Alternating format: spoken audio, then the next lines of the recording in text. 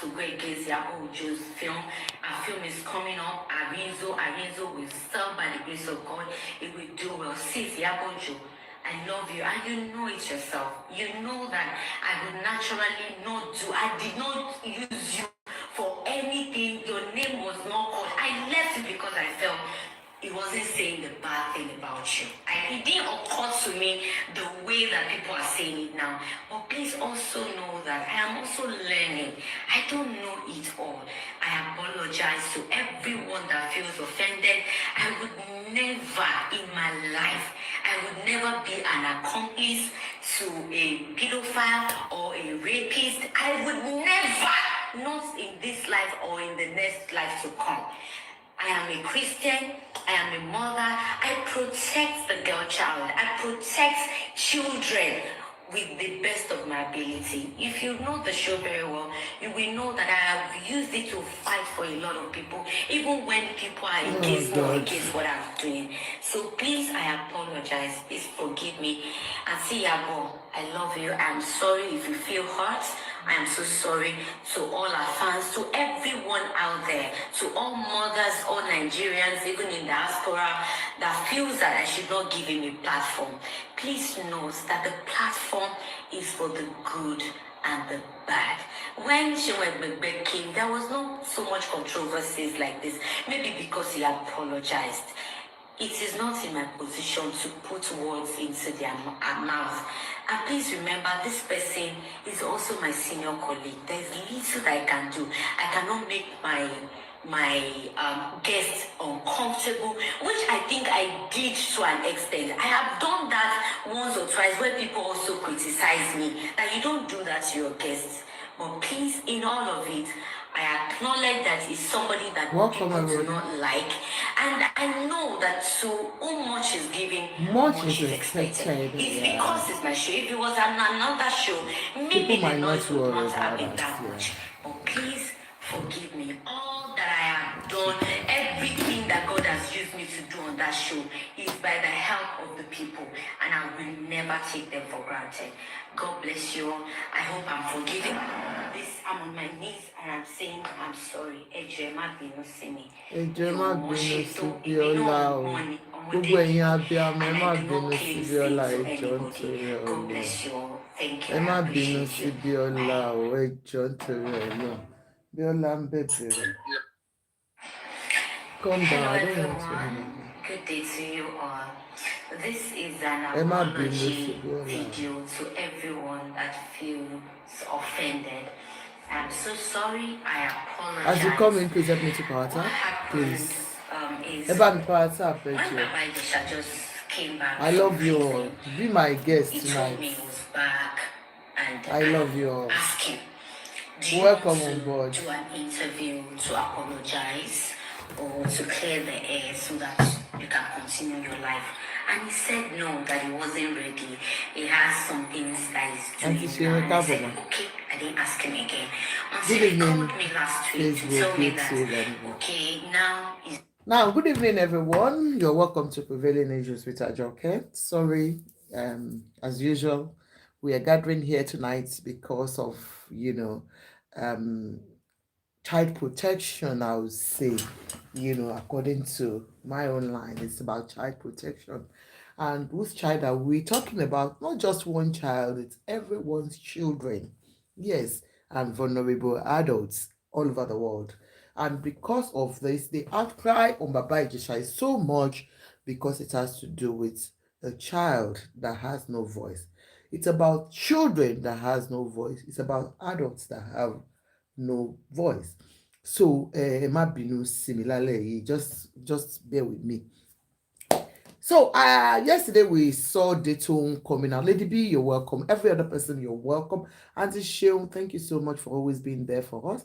Ambuza D, welcome. And every other person, Label, and my YouTube people, Oluwakemi, Luyomade, you're welcome. Facebook, I can't see your names. I can't see anything, So you're all welcome as usual. So my people, tonight I want us to be unbiased as usual, the way we do it here. Yesterday we saw Princess, Eshamo Princess, she came out to what be over Sorolano, just to, hear her own voice out and make people understand what really happened at that scene where Baba Ijesha is claiming that it was a movie, it was a movie location. Somebody said Oprah interviews sex offenders. My darling people, let's just be open-minded tonight. I understand your point, and I don't watch Oprah's show, so I don't know much. If you watch my first show on this Biola's case, I said maybe because she's just an interviewer, she's just a presenter, and our platform will bring everybody. You understand? Um, according to my own way of doing things, I want to hear from this, I want to hear from that. You are right. Balance and both dish. Okay. And balance equation, right. But people felt that she shouldn't have done that because he's a convicted person, that we're talking about somebody that has been convicted. If you're talking about Oprah bringing in somebody, I'm sure Oprah will not bring anybody that wants to justify why he did it or try to make it look as if the court of law did a bad job by convicting him. Trying to place yourself where you do not belong to is what Baba Idesha did on that program. I'm very sure Oprah will have redirected him to why he was actually invited onto that platform. In most of these shows that you see offenders coming online, is to educate others on the heels of what they have done. Yes, if he had come on that platform that day, shared his experience as an ex-convict, and accepted his fault, and try as much as possible to reintegrate himself into the society, I'm sure the outcry will not be as much as this. Most of us feel bad because of the way he has come back. Yes, Baba Ijesha ti ṣe. Ó ti lọ jẹ̀yà iṣẹ́ ewé jì mí ẹjọ́ ẹ bá mi. Once you come to this platform tonight, please help me to mute. Mi ò lágbára àti rojọ́ lẹ́nu ẹjọ́ nítorí Ọlọ́run. I'm just very, very tired, and I just need to do this because I know people are just shouting out there without any. Anyway, he came out. Instead of him coming out and feeling, remorseful about what he has done, he first came out, released a song. I'm answering this man that says Oprah interviews sex offenders. And most of you that you are RAPE apologists, I've seen your shows online. Some of you, ayé yín ti pọ̀ kúlùmùṣù already. So I'm not going to talk about those ones. Some of you, you stand for nothing most of the time. So I'm not surprised at what you stand for. Because when you understand what it means to have gone through that as a mother, you will understand what is going on. Most of àwọn tẹ́ bá rí ẹni tó bá dúró lẹ́yìn Baba Ijesha, even as educated as you can tell me you are, there are certain things that I expect you kẹ́ gbé orí yín sílẹ̀ kẹ́ ronú sí. Yes. So let's talk about Biola's case first. Why? I know, Biola, you have apologized, and I'm going to play everything. I'll leave everybody. I'll play both sides. That's Biola's own and Princess's own. And I will ask you your take on those too. Do you get me? So, like my own perspective about this. Yeah, Biola, you're right to have interviewed him. It's your platform, and your reason that you gave was because you wanted him to come and apologize. Definitely, he wasn't there to apologize because this is somebody that you have seen coming online to justify what he has done by singing and saying, "Be you understand that he didn't do it." You understand? And when he came onto your platform, the first thing he said, "I am not a pedo and I will never be. I am not a rapist and I will never be."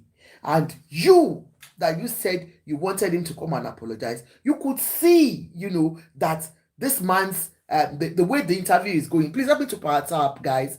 Please massively power tap for me. The way this interview is going doesn't seem right. Like I said, Biola has every right to interview him if he is there to educate us on what it means to be in the prison, if he's remorseful, if it was about what happened and he feels sorry about it, that's fine. But he has not come to do that. So for Biola, no excuse for you. For Princess today, I've seen you coming out.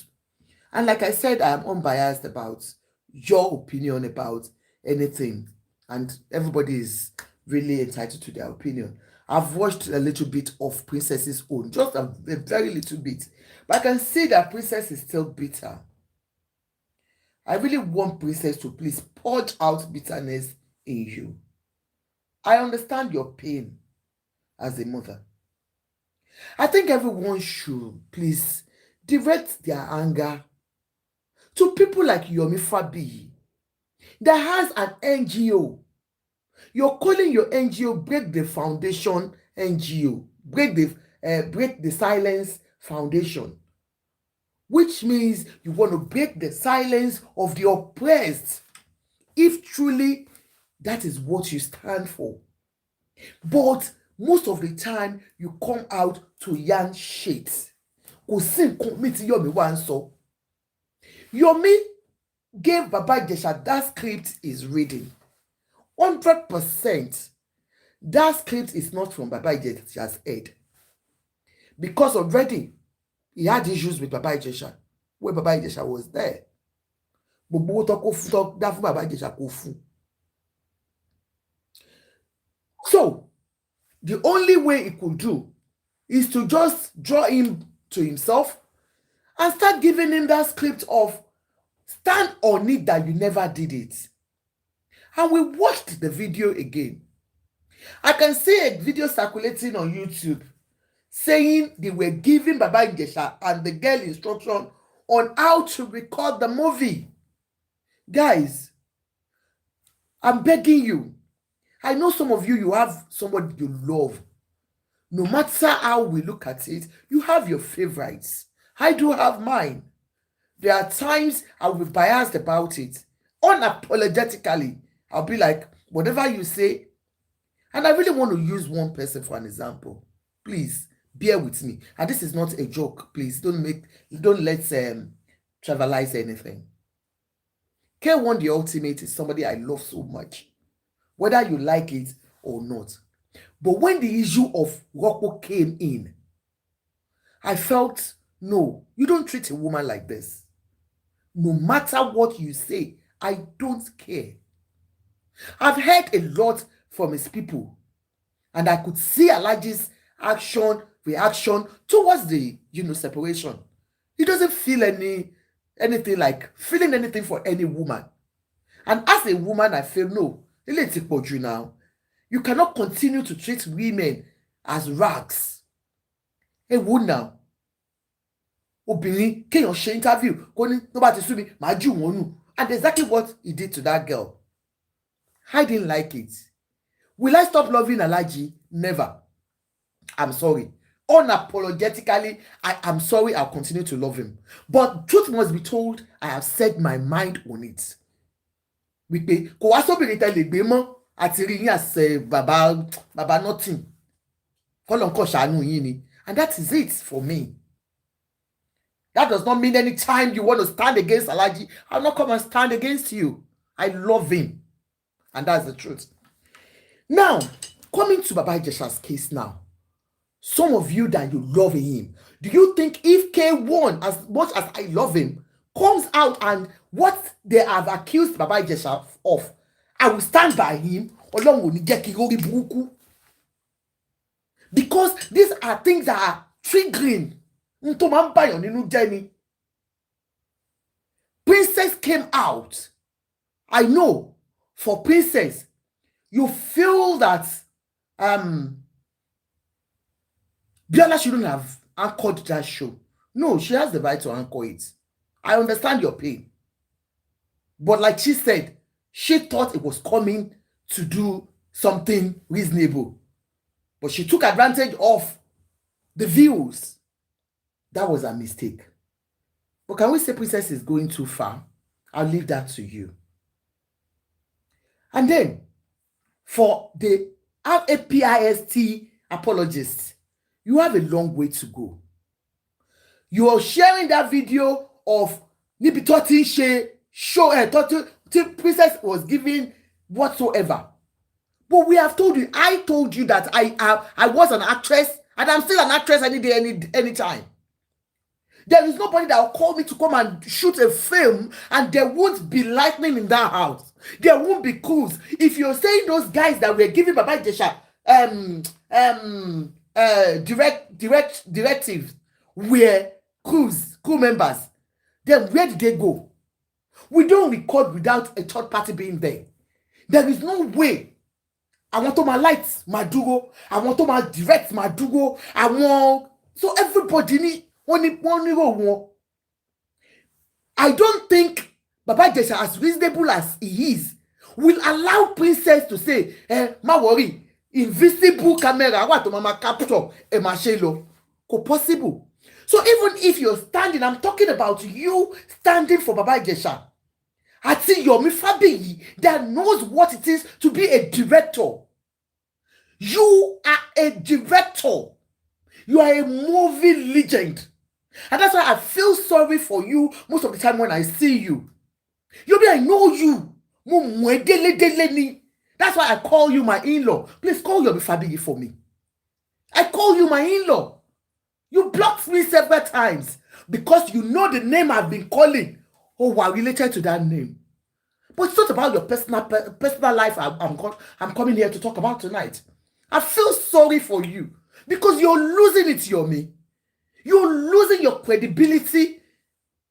And for everyone that is out there in Canada, Yomi is there in Canada and he's standing for a rapist.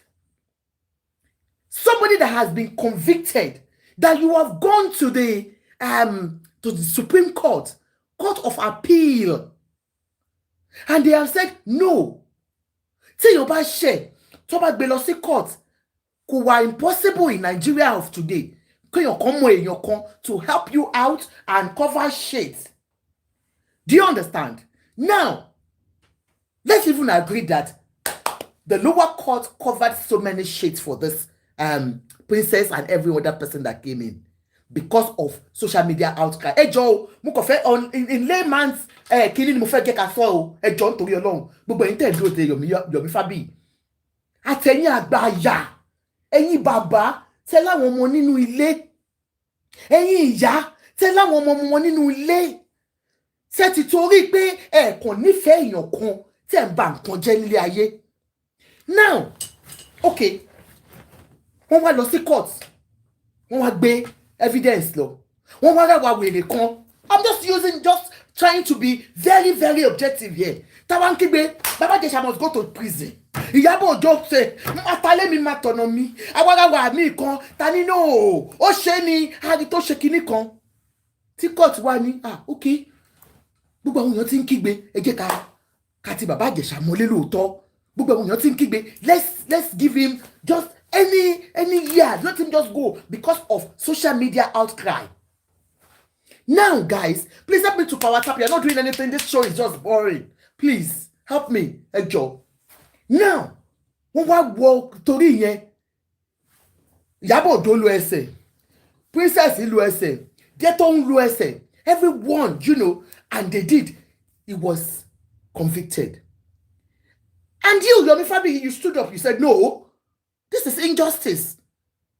Tobalo will show me by I said it. I said Yomi has the right to come out when he came out. When they were holding Baba Ijesha, the police station, that Princess the big placard, we no go green. He has his own fundamental human right to be allowed to go.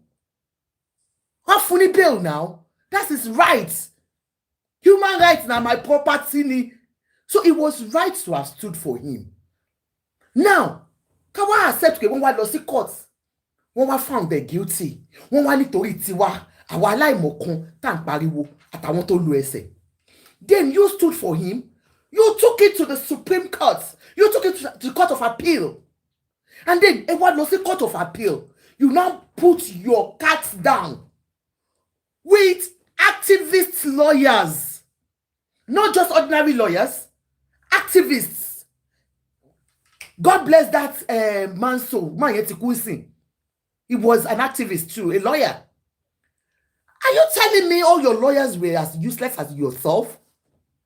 Because if they went there with everything they had, and Baba Jesha was right, ṣebí wọ́n sọ pé wọ́n ní wọ́n yọ grape kúrò ńbẹ̀. Why did they remove grape and penetration? Because there was nothing. Ronki, where is the update? Can you please let me see it? Okay, there was nothing. There was no evidence to show that Baba Jesha actually penetrated that girl. Maybe they did their interviews, they did their, the investigation into the past. There was nothing seen. And you're still saying the Court of Justice did not do it well. You heard Dayton yesterday. She said they brought experts from abroad. Did Yomi come and tell us that? What Yomi came out to tell us, Nipe? You know what Yomi came out to say? That somebody that calls himself break the stupid silence foundation. It's a sensitive issue. I know when we are cruising, we cruise. But there are certain things you don't cruise about, Yomi. You came out to talk about your gatoi, gatoi, non pe lomode. Mo ti sọ fún ẹ, that means pé tó bá rí ọmọ Láìdé Bákàrè bọ́mọ yẹn ṣe gàtó. Sorry Láìdé, I'm not attacking your child. She has all the goods. God bless her. Ọlọ́run á dẹ̀ fún lọ́kọ rẹ̀. Á ṣoríire lórúkọ Jésù àti gbogbo àwọn ọmọ wa. That means when you see Láìdé Bákàrè's daughter, because she has everything every woman will have.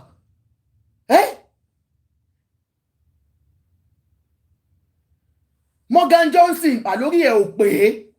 You need to be arrested because the Court of Appeal judgment did not convict him on rape. Did you not hear me? Some of you are just daft. I said if he could not be convicted, they removed all those ones from the conviction. I think you're stupid. Now, you guys, okay, all you could see was Onyo Etoga, Idi Etoga, Tebatidi Eba me mute. That was all you could see. Kò sí nǹkan mi tó mú ẹ lára ọmọ yẹn tó tiẹ̀ lè ronú sí. Okay, ẹ wá wo nǹkan tó wá kọ sílẹ̀ tí wọ́n tó fi sílẹ̀ because there was nothing that he was found guilty of on rape, penetration or any other thing of the past. Princess because Princess said he used something on the child when she was only 7 years old. But there was no evidence to it. And that was why it was thrown away. That means the Court of Appeal did the right thing. Wọ́n gbọ́rọ̀ sí yín lẹ́nu. Àbí wọ́n gbọ́rọ̀ sí yín lẹ́nu, Yomi. Why are you still coming out to talk about that? Tí ó bá yẹ pé ó jẹ́ ìkà èèyàn. Ó jẹ́ n tó lè hùwà tí Bàbá Ìjẹ̀ṣà ń hù. I stand to be corrected, Yomi. If truly you're a human rights activist, you stand for the right of a child, no matter what. What are you talking about? Okay, the judgment is clear. Baba Jesha 7 years ago. There was nothing we could hold on him. Wọ́n fi lẹ̀ now. But what they saw was that video we all saw, but the video we were not privy to even have the voice. How Baba Jesha was discussing with that child. They listened to it. They used all that in that judgment. These are experts. They will have social workers, they will have doctors, they will have psychologists. Every one of them will be there to interview that child. Show child play, no call grape or money. You'll be fabi. But you're so quick because you use your English to bamboozle them on social media. Wawade, Wamaso, you were hijacked, you were bekano, you were begigini. Could make sense. If you're truly doing justice for something, then do it right. It is not right, Yomi. You're leading a lot of people astray. Because you think you're abroad now, so many things you say do not make sense. And I'm surprised that people, where you are, if you're in the UK, Yomi, I am saying it, and I do say it every time because of what I do. I will report you. I will report you as a great apologist. I will report you, and whether it is just they will investigate you. They will go into your social media handles and see what you say. You can't keep doing this to our children. It's not fair.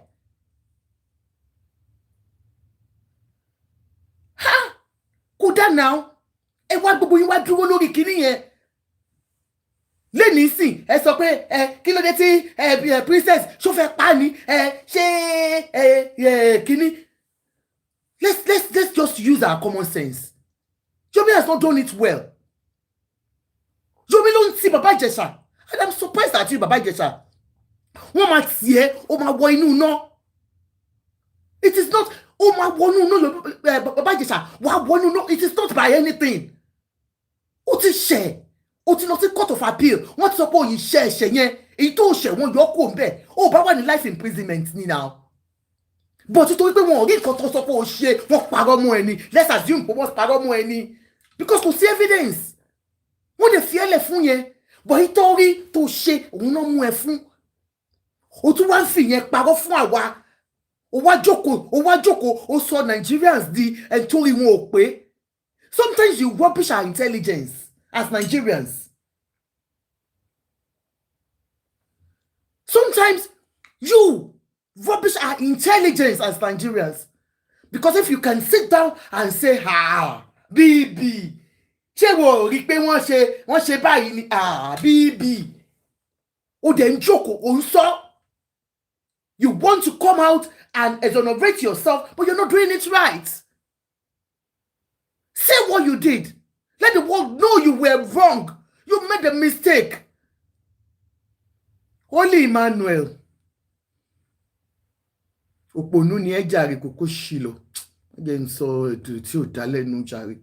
Ẹ má bá mi máa wo kíní yẹn jọ. Ẹ má bá wọn jù wọ́n sódò. Àwọn tó bá ti jẹ́ apologist ẹ bá mi jù wọ́n sódò. Bójọ́kùnrin ni apologist ẹ jù wọ́n sódò. Bójọ́kùnrin ni ẹ jù wọ́n sódò. Májídùn ni ẹ bá mi jù wọ́n. Thames àtúní Thames ń bí báyìí àbí kí náà pè. Kódà.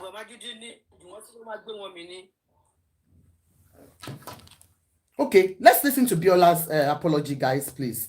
Emma binu ejo. And I really want us to understand our own plight too. I know we are all pained. Only Baba Yawo, ni fans money, madam. Hello everyone. Good day to you all. This is an apology video to everyone that feels offended. I'm so sorry. I apologize. What happened is when Baba Ìjẹ̀ṣà just came back from prison, he told me he was back, and I asked him, do you want to do an interview to apologize or to clear the air so that you can continue your life? And he said no, that he wasn't ready. He has some things that he's doing now. And I said, okay, I didn't ask him again. Until he called me last week to tell me that, okay, now he's ready for an interview, that he wants to go to Judy's place, Kololawuyi, Oriyomi and Sat, Ayifele, that these people have been calling him that. But he has decided that he wanted to do it with me first. And I said, oh, thank you for the honor. No problem, sir. So I had the interview, and that was it. I thought I was just an interviewer. My role is to interview him, hear what he has to say. I thought he would apologize, but he did not do so. But it is not in my place to condemn him as an interviewer. The platform is for the good and the bad. It's for both saints and sinners. The platform is not for only the people that you like.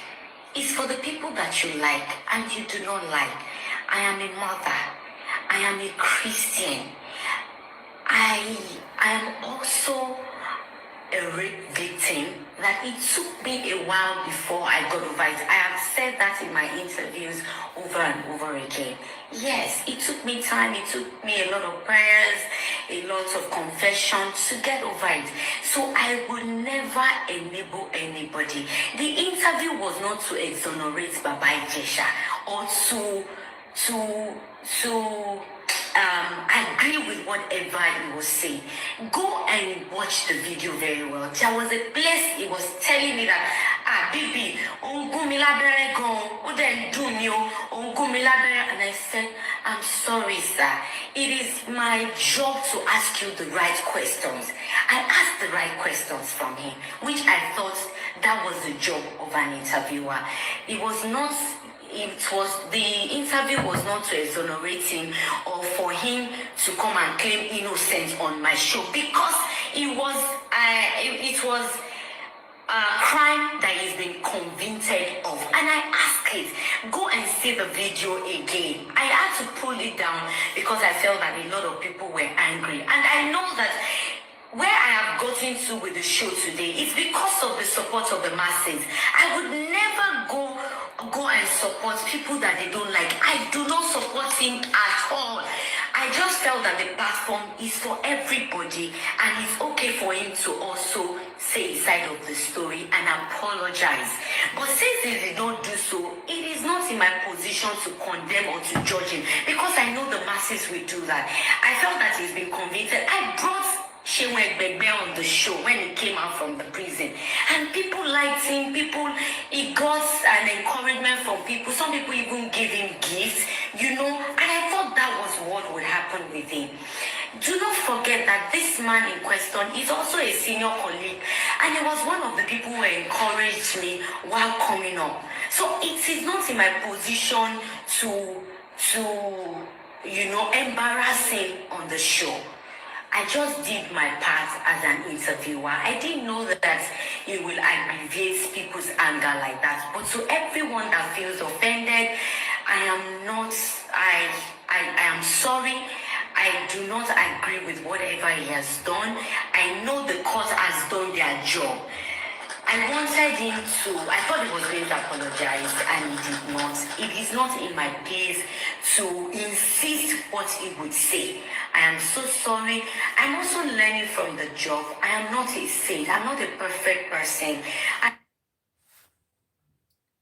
have tried as much as possible to bring joy to people. And a lot of people are insinuating that the video is to tí wọ́n bá ti kọ́ ti èèyàn tó bá pè yẹn máa mọ̀. Image. Biola, Adebayo, I would never do that. If you know me, you know me very well. Especially when it comes to my colleagues or anyone else.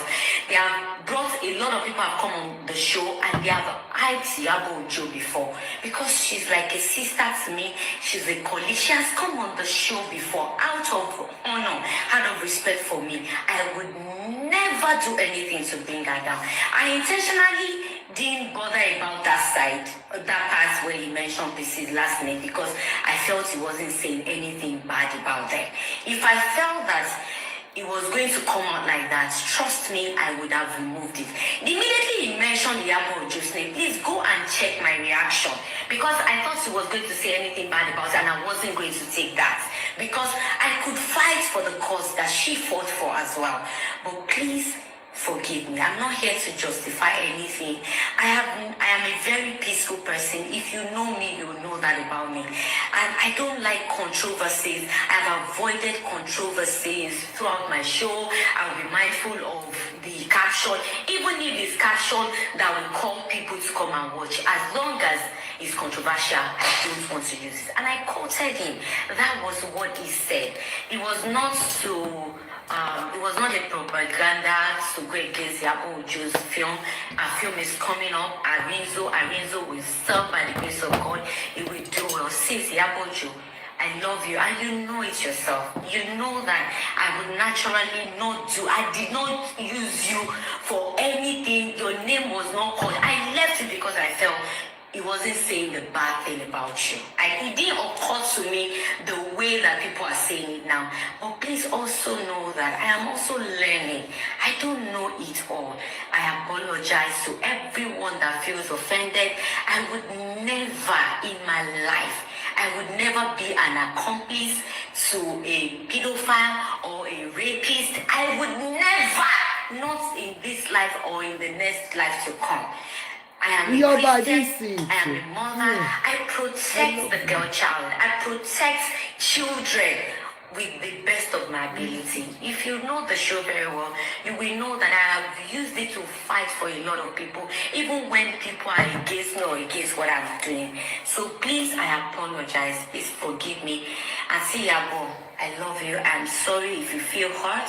I'm so sorry to all our fans, to everyone out there, to all mothers, all Nigerians, even in diaspora, that feels that I should not give him a platform. Please know that the platform is for the good and the bad. When Shewebebe came, there was not so much controversies like this. Maybe because he apologized. It is not in my position to put words into their mouth. And please remember, this person is also my senior colleague. There's little that I can do. I cannot make my guests uncomfortable, which I think I did to an extent. I have done that once or twice where people also criticize me that you don't do that to your guests. But please, in all of it, I acknowledge that he's somebody that people do not like. And I know that so much. Biola is not because people do not like him. It's because he's been convicted of child molestation. It's a different thing to Sheun's own. I want to appeal to all Nigerians. My platform is very small, but I'm begging you, please forgive Biola. She knows she has goofed in every way. I'm begging you. I've seen a lot of comments about her not having a child of her own, and that's why she's feeling like that. She did surrogacy. Nigerians, surrogacy is still motherhood. Please, let's get that out of the way. Kẹ́ máa sọ pé èèyàn ò bímọ, kò sí àgàn láyé. Ẹ jọ̀ọ́, ẹ má fi bú, mo fọlọ́run bá bẹ̀ yín. I know you are pained. Ẹ ń fi òkè kó fi inú ara ẹ̀ bímọ ni kò ní ṣe bẹ́ẹ̀. Ẹ jọ̀ọ́ nítorí Ọlọ́run. At least princess ò bímọ, ẹ dẹ̀ ní bó ṣe ń ṣe bára ṣe ń ta. A ṣe máa ń tara yàtọ̀ síra wa. Do you understand? Ẹ jọ̀ọ́ nítorí Ọlọ́run. And then secondly, Biola has apologized. What else do we want her to do? She made a mistake. That very day, Biola, Auntie Ashabi came to your inbox to speak with you. She spoke to you. Do you understand? She actually called you and spoke to you. Emma Shea, don't be too stubborn at times to listen to people. Because at times, if you are too stubborn, people will just take it to be something else. If you had come out that day immediately, Auntie Ashabi and others called you, you understand? You should have taken it down immediately. But you kept it till today. Until ìgbà tó pé gbàgbós yẹn pọ̀ bí ìgbà tó pé nani, and even because you did not remove it on time, that shows that you still believe in what he said. That's just it, nothing else. Because why pé o feel remorseful about the show itself, pé ó dà pé nǹkan tá à ń tí Àṣàbí sọ tí most people pè mí sọ yìí ó dùn, it's not something that is reasonable. You should have taken it down immediately. But maybe your own conviction is that I've done it, and what has he done that's bad? But because of Gbasgbos, that's why you took it down. It's not right. Nigerians, please forgive her. She has said she's sorry, whether it is from her heart or from. But I'm sure next time she will use Okolo to pay dada láti fi ṣe interview. I have said it for most of you that says, why can't she bring him to the platform? Yes, she has the right to bring that person to the platform, but what is he coming to do? Is it to talk about, to exonerate himself, ni? It's called whitewashing. ó wá ṣe PR fún ni now bí ìgbà tí wọ́n wá ṣe PR ẹ máa lo common sense yín. It's not because gbogbo wá sí platform. I can bring somebody to platform today. Tí bá gbé Alhaji wá sí platform pé kí ló tẹ máa ń ṣe obìnrin yàmàyàmà tó bá dé tó ní mo ṣe máa ń ṣe wọ́n nìyẹn kí ló kàn mí tí bá rí eléyìí gan tó bá fall fún mi tí ẹ bá ẹ nìyẹn. Am I doing justice to bóbìnrin ṣe bó ṣe ń treat obìnrin? No. Just like if he came to that platform and he apologized for what he did, talked about prison experience and how he intends to move forward, people will not condemn our action for bringing him. But instead, ó jókòó síbẹ̀, òun gbọ́ tó ń sọ, òun ò ṣe é. No, it is wrong. Totally wrong. A journalist will not take that from him. He's a convicted fellow. She made a mistake on that and she has accepted. Please, Nigerians, let's move on with this. On this particular Biola's own, Oti lo yokwo. She big mistake. There's no excuse for all this rubbish you're saying, Biola. Because big batepe momo. I know you are not against Yabodo. There's no way you can be against her because I know your sisters. And for you to say he's a senior colleague too, that's why they always say that industry, you guys, you live with emotions. That's why we could see mothers in that industry saying, "Pay, eje ka lo fọwọ́ later," because that has always been the way.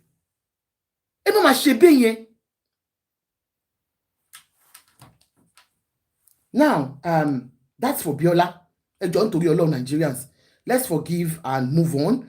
What else do you want her to do? I don't know. Ó ti ṣe. Gbogbo pa ń bu à ń pè ní àgàn yẹn kò make sense. John nítorí Ọlọ́run. Ọlọ́run ò ṣe anybody lágàn. Bọ́lọ́run ṣe pé tí ẹ̀ nìyẹn. Ó ti yé yín. Ìwà ẹ̀ ní ò dá. Ẹni tí ò bá dẹ̀ níwà tí ò dá. Anyway, òun náà ló kọ́sẹ̀ fún ẹ. Kí ló kọ àǹtí? Kí lẹ sọ? Ẹ fẹ́ sọ̀rọ̀ ẹ sọ̀rọ̀.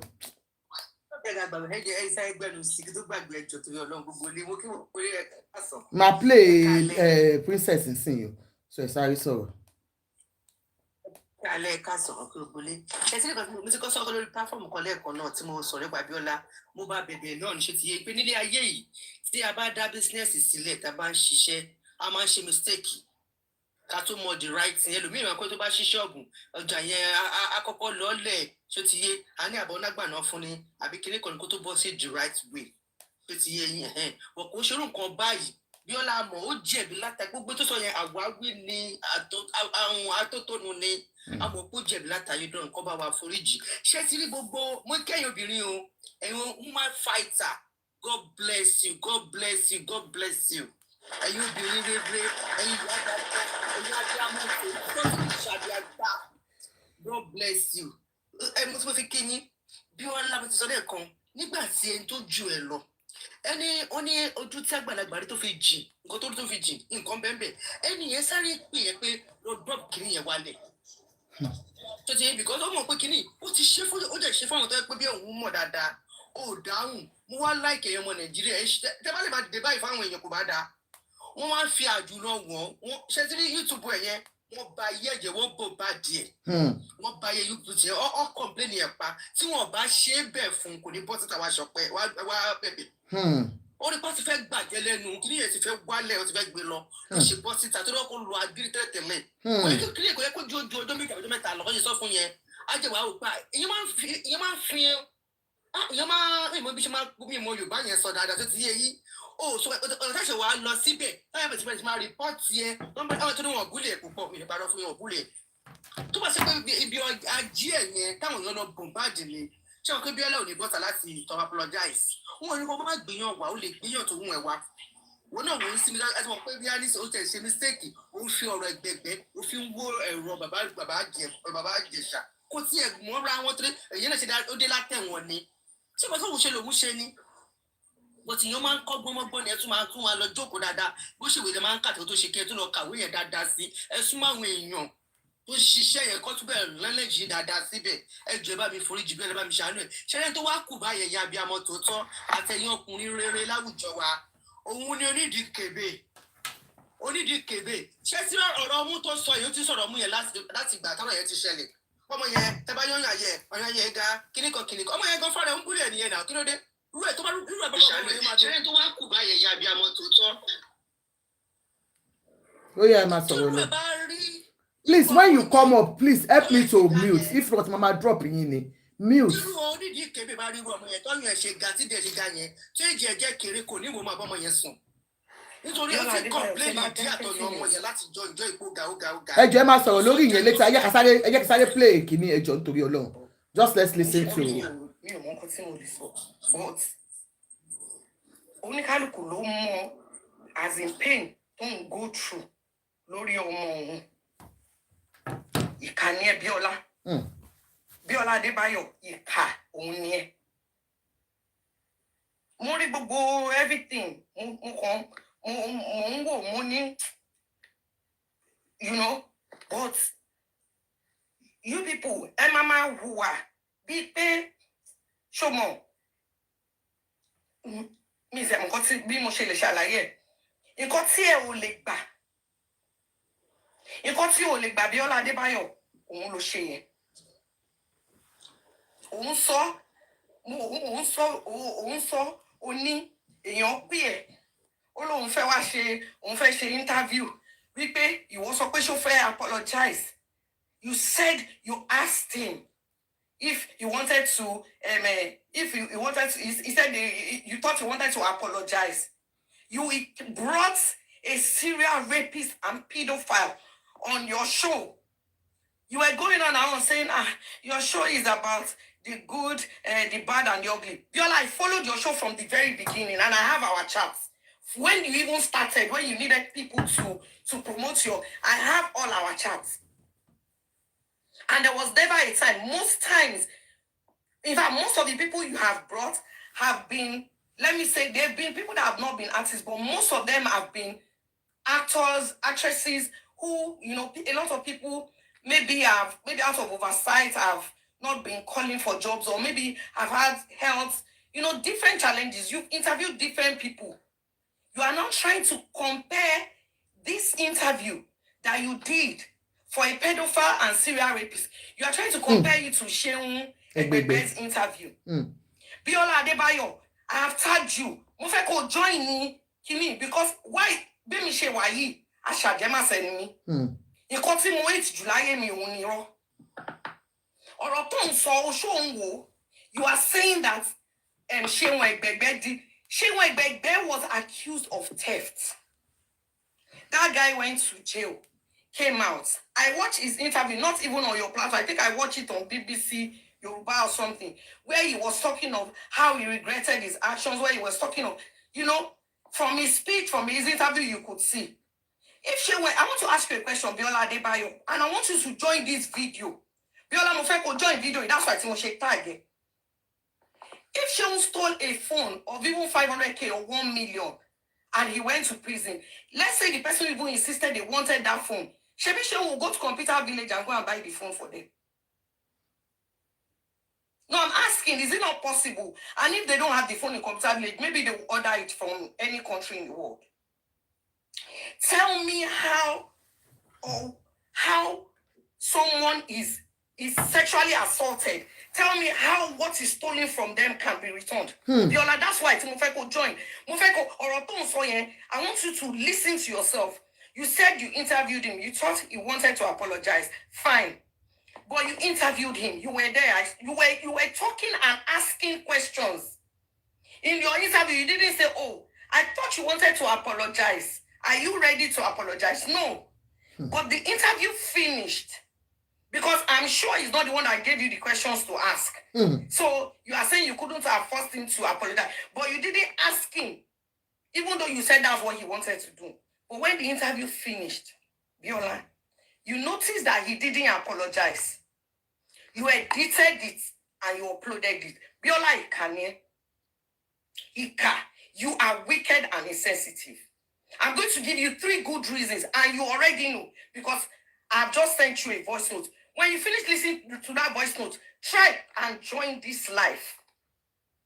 Biola, number 1, since this incident, before this incident happened, You and I have been chatting before this incident ever happened. When this incident happened 2021, we're in 2026.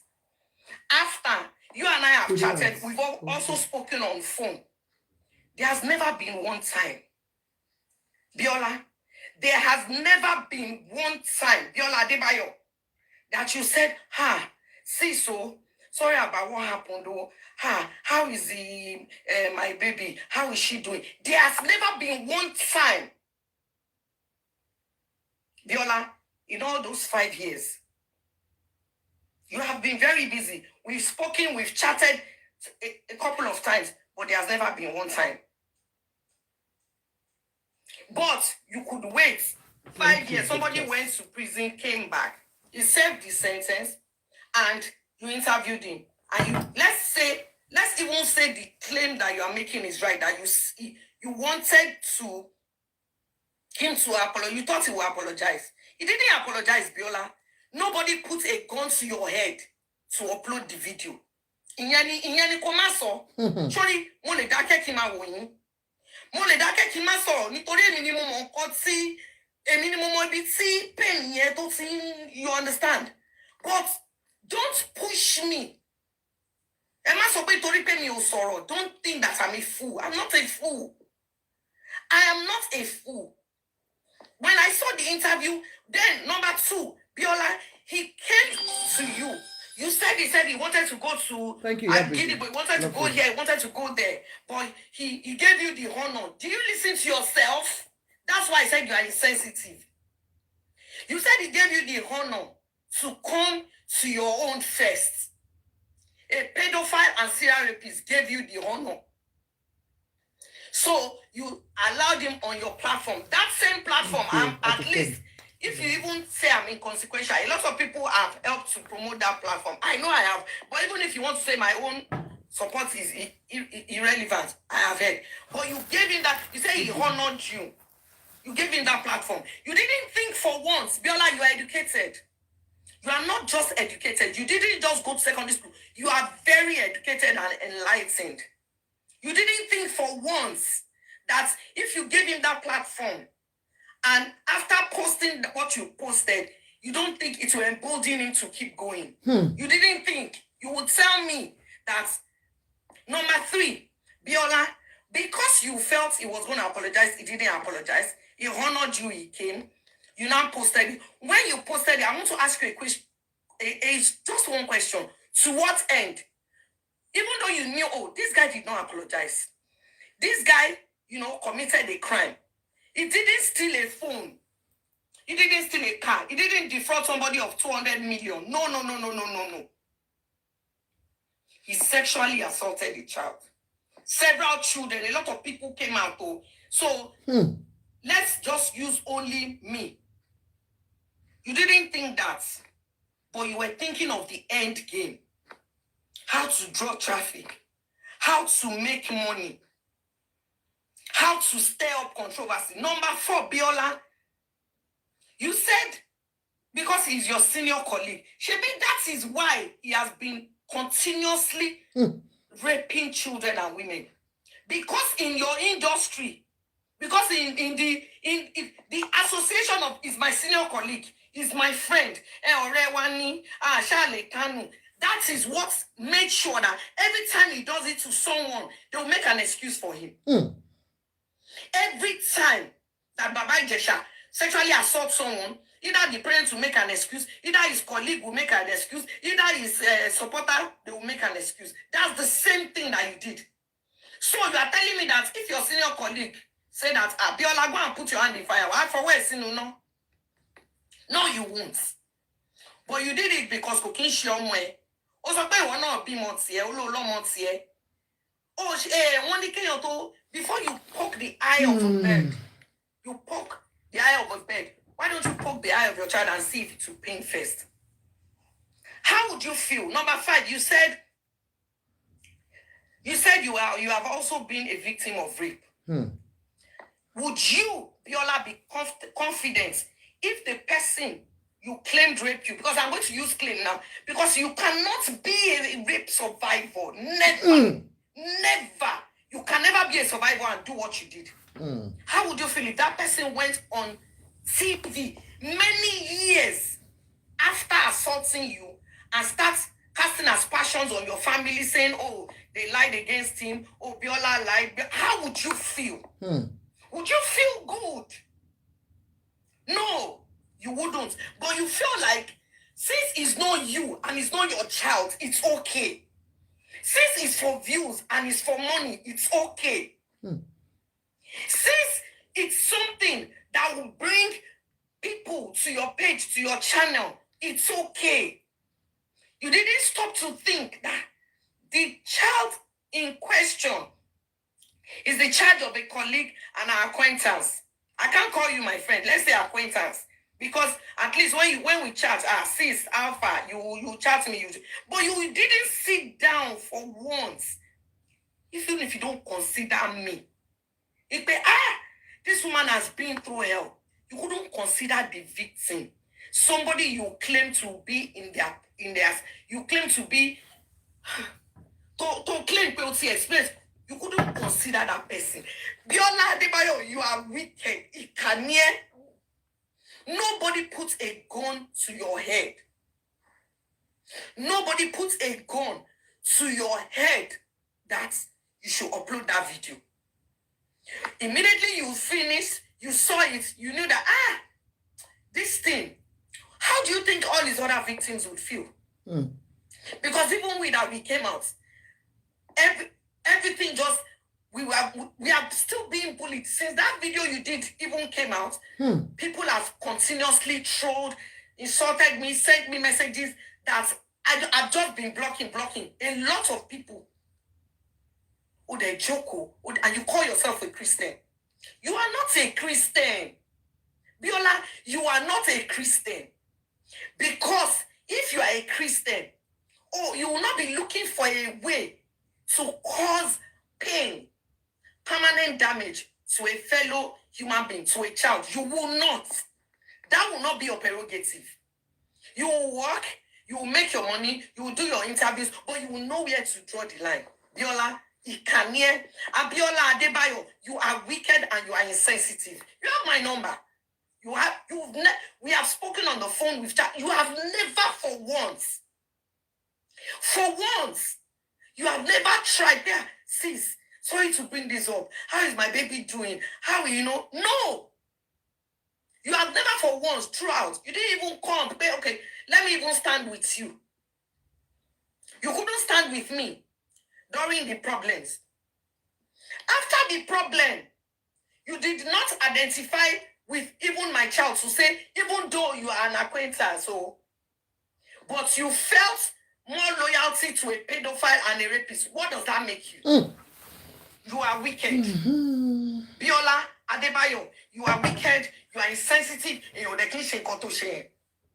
I said, when I saw his interview, people were sending it to me. When I saw it, I couldn't even watch it.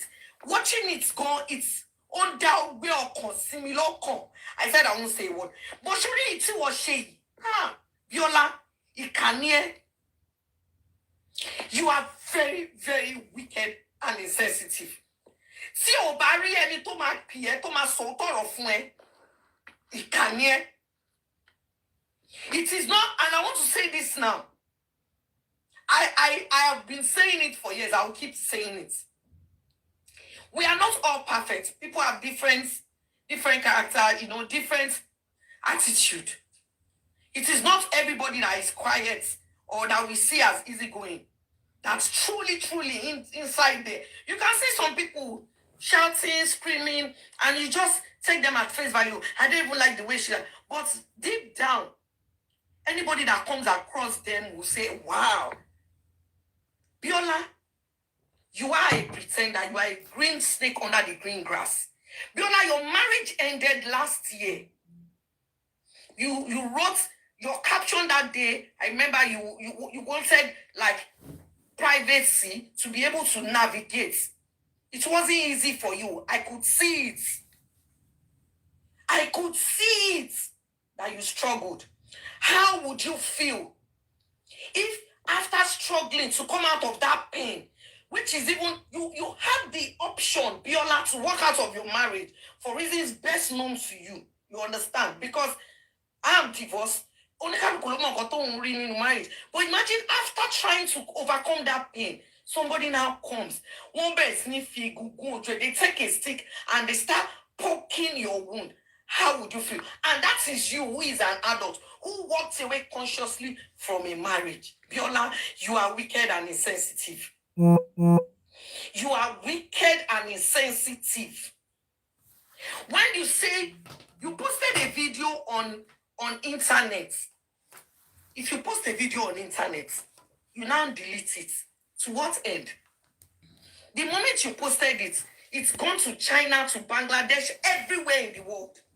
Your aim with what you said, it's in your apology.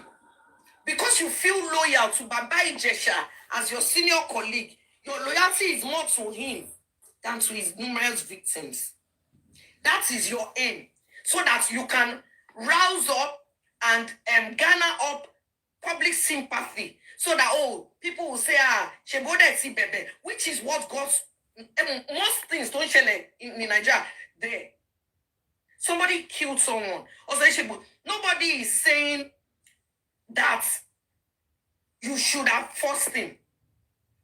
But any sane thinking human being, no, any sane thinking Christian, because that's what you call yourself. You say you are a Christian. I'm telling you for a fact, if you were a Christian, or if you are really a Christian, you would never have posted that video. He would have called you and said, Biola, I did the interview. You would say, when we spoke, I believed you were coming to apologize. And it's not Makes sense. He went and said, Yabo keeps her children with me. Yabo this, Yabo that. You sat down there. You were asking the questions. You were the prompter. You were asking the questions. There's nobody that knows Olaiwaju James Omiyinka that knows him. There's none of his victims that will come out and say, everybody toba mo Ijesha mo bo se man se once he commits a crime, and this is not the first one. But this is just the first time anybody has stood up and said, if I die, I die. Biola, you are wicked. You are wicked. Because you took those videos, you took the rushes, you went through it, it was edited, you saw it, but still you posted it. If you had integrity, or if you had human feelings, let's say you don't have integrity. Biola Adebayo, let us assume that you don't have integrity. Let us assume that you never went to school, Thank you not for the even gift. educated. But you did. So we can't say that. We can't say Biola Adebayo, she is not educated. Waduru we Good place, thank see you. how many people you have brought to help on your program. See how did you feel? You were here crying. Did there one girl? She said she was going to kill herself, blah, blah, blah. You were running around. I know how crestfallen you were. Something that didn't even affect you directly. Thank you. But Biola Ofombu. Ofombu. Simbada kept him your sorrow. Is because if he goes to 50 different stations and he keeps talking rubbish, lying, well, whoever enters his trap next, I did my best. But you, Biola, Biola Adebayo, you are insensitive, you are wicked, you are not a Christian. And the claim that you were once a rape victim, I can tell you one-on-one now that it's a lie. You lied about it. You were never. If you join this video, somebody should, I want you to join this video. Biola ko so fún mi mo fẹ́ kó sọ date and time mo ẹni yẹn so that we will add the person. Can you ever deny lójú wa? And then let's see how you will feel. You are wicked. You are wicked. Ẹ kò fẹ́ kí n sọ̀rọ̀ ni. Ẹ fẹ́ kí n sọ̀rọ̀. Ẹ mọ̀ pépé ni ẹ pọ̀. Ṣé o gbàdúrà irú ẹ̀ fúnra ẹ, Biola? Ṣé o gbàdúrà irú ẹ̀ fúnra ẹ? Ṣé o gbàdúrà irú ẹ̀ fún ara ẹ? Mo bèrè wò. Kó tó sọ̀rọ̀ méjì, ó ti ní Ìyábọ̀ Òjó eléyìí, Ìyábọ̀ Òjó dà. Because of this case, I know how many things that lady, that she lost. People are still hounding her, still trolling her till tomorrow. Oh, they joko. Do you know the meaning of friend? You say Iyabo is not your friend. I kept quiet because mo wo pe mo fa yin lọ́lọ́run lọ́wọ́. Tó bá yẹ pé bó ṣe ń ṣe lẹ ṣe yẹn. That's why I kept quiet when it started going on, because I know him. Mo ti gbọ́ ẹ̀kẹ́ni. I know him. Somebody who came and said, oh, he was dating Princess, blah, blah, blah, and all of you were smearing my name. And I kept saying, no, I never had. Now he has come to your show to say, oh, he never touched her, he never kissed her, she was one that, and you don't think, well, you saw all the videos, you know he's lying, but you still went ahead. Mo wish pé mo lè rí ẹ one-on-one, Biola, kí n rí ẹ níwájú mi báyìí. Ìkànnì ẹ. Mo fà ẹ́ lẹ́kọ̀ọ́ tọ́lọ́run lọ́wọ́. Biola Adebayo. Because kò ń ṣe ẹni tó jalè. It is not the person who stole something alone that is a thief. The person who collected what he stole, who patronized him, is also a thief. This pain that I feel, that my daughter feels, that the other victims feel right now, it's not Ijesha that caused this pain, no. It is you, Biola Adebayo. It is you that caused this pain for me. To my ẹgbẹ́ bẹ́ẹ̀ ṣe mo fa ilé Ọlọ́run lọ́wọ́, Biola Adebayo. Mo lo ọlá àwẹ̀ tí àwọn Muslims ṣẹ̀ṣẹ̀ gbà tán yìí. Àti ọlá àwẹ̀ tí àwọn Christians gbà lọ́wọ́lọ́wọ́. Mo pe ẹlẹ́dàá mi, mo pe ẹlẹ́dàá ọmọ mi àti gbogbo àwọn victims tí Ìjẹ̀ṣà tó ti abuse. Biola, ní agbára Ọlọ́run á dá ilé ẹjọ́ tó tó.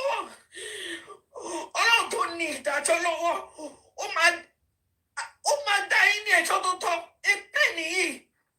Ìjẹ̀ṣà kọ́ ló kọ́ fún mi ní bẹ́ẹ̀ nù. Ìjẹ̀ṣà kọ́ ló. Biola Adebayo, ó fi igi, ó fi gún ojú ọgbẹ́ mi. Mo fẹ́ kó lọ kọ́ sílẹ̀ o. Ó fi igi, ó fi gún ojú ọgbẹ́ mi. Ó fi gún ojú ọgbẹ́ ọmọ mi. Gbogbo àwọn ọmọ yòókù náà tí wọn ò lè sọ̀rọ̀. Gbogbo yìí nísìn. Ẹ ń bẹ̀rù ńjọ́ yẹn lẹ́ẹ̀lì jáde ẹ̀ lè sọ̀rọ̀. Èmi ni wọ́n drag. Èmi ni wọ́n ṣe. They are still bullying me till tomorrow. Àwọn ọmọ mi ni wọ́n.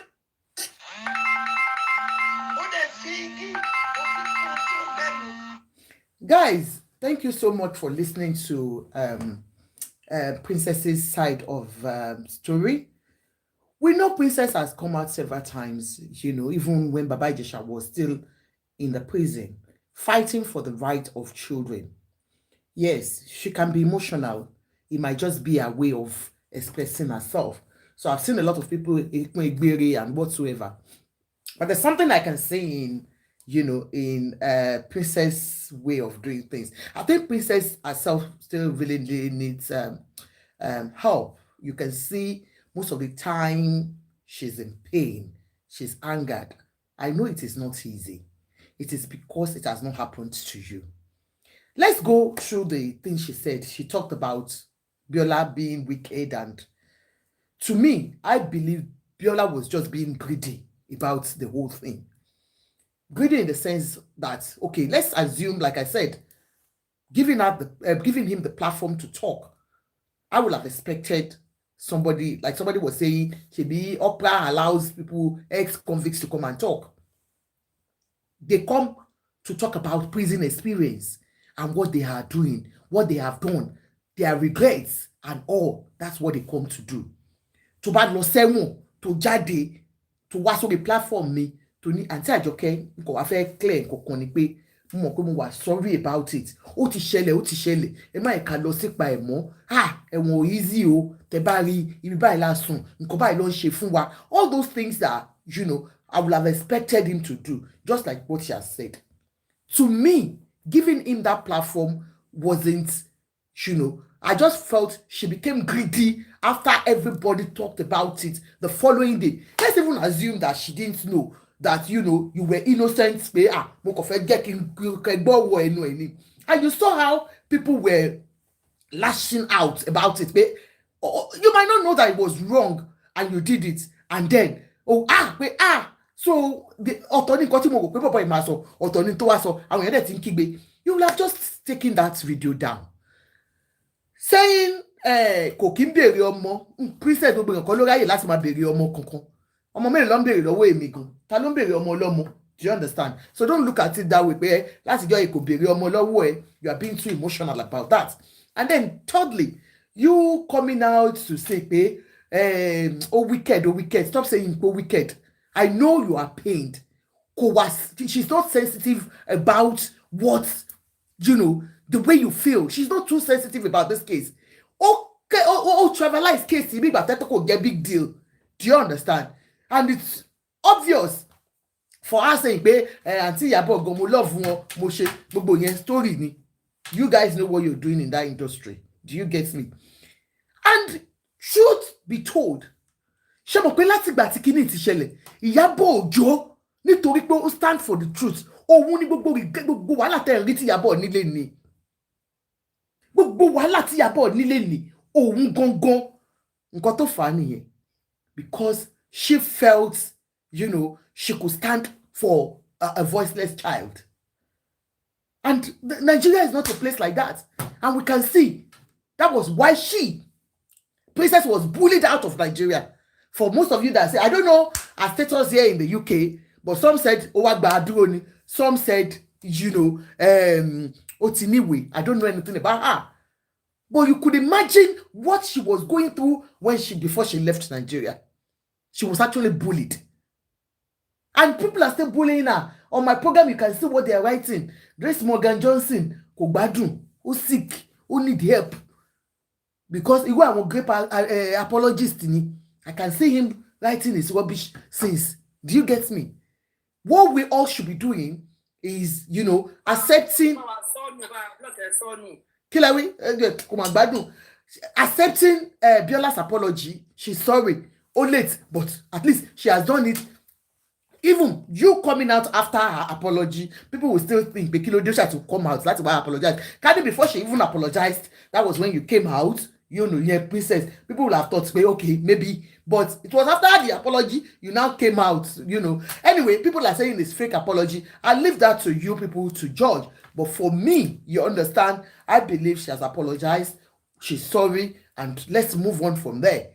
But let's keep hammering on this grape apologist Yomi Fabiyi and his people, all the people in support of Baba Ijesha, saying that Baba Ijesha is innocent of this after the courts convicted him. A jẹ́ pé gbádùn, a jẹ́ pé Morgan Johnson yìí ó need help because ó ti lọ sí court of appeal. Oshubumbe. Let me leave you guys and let me allow you to talk.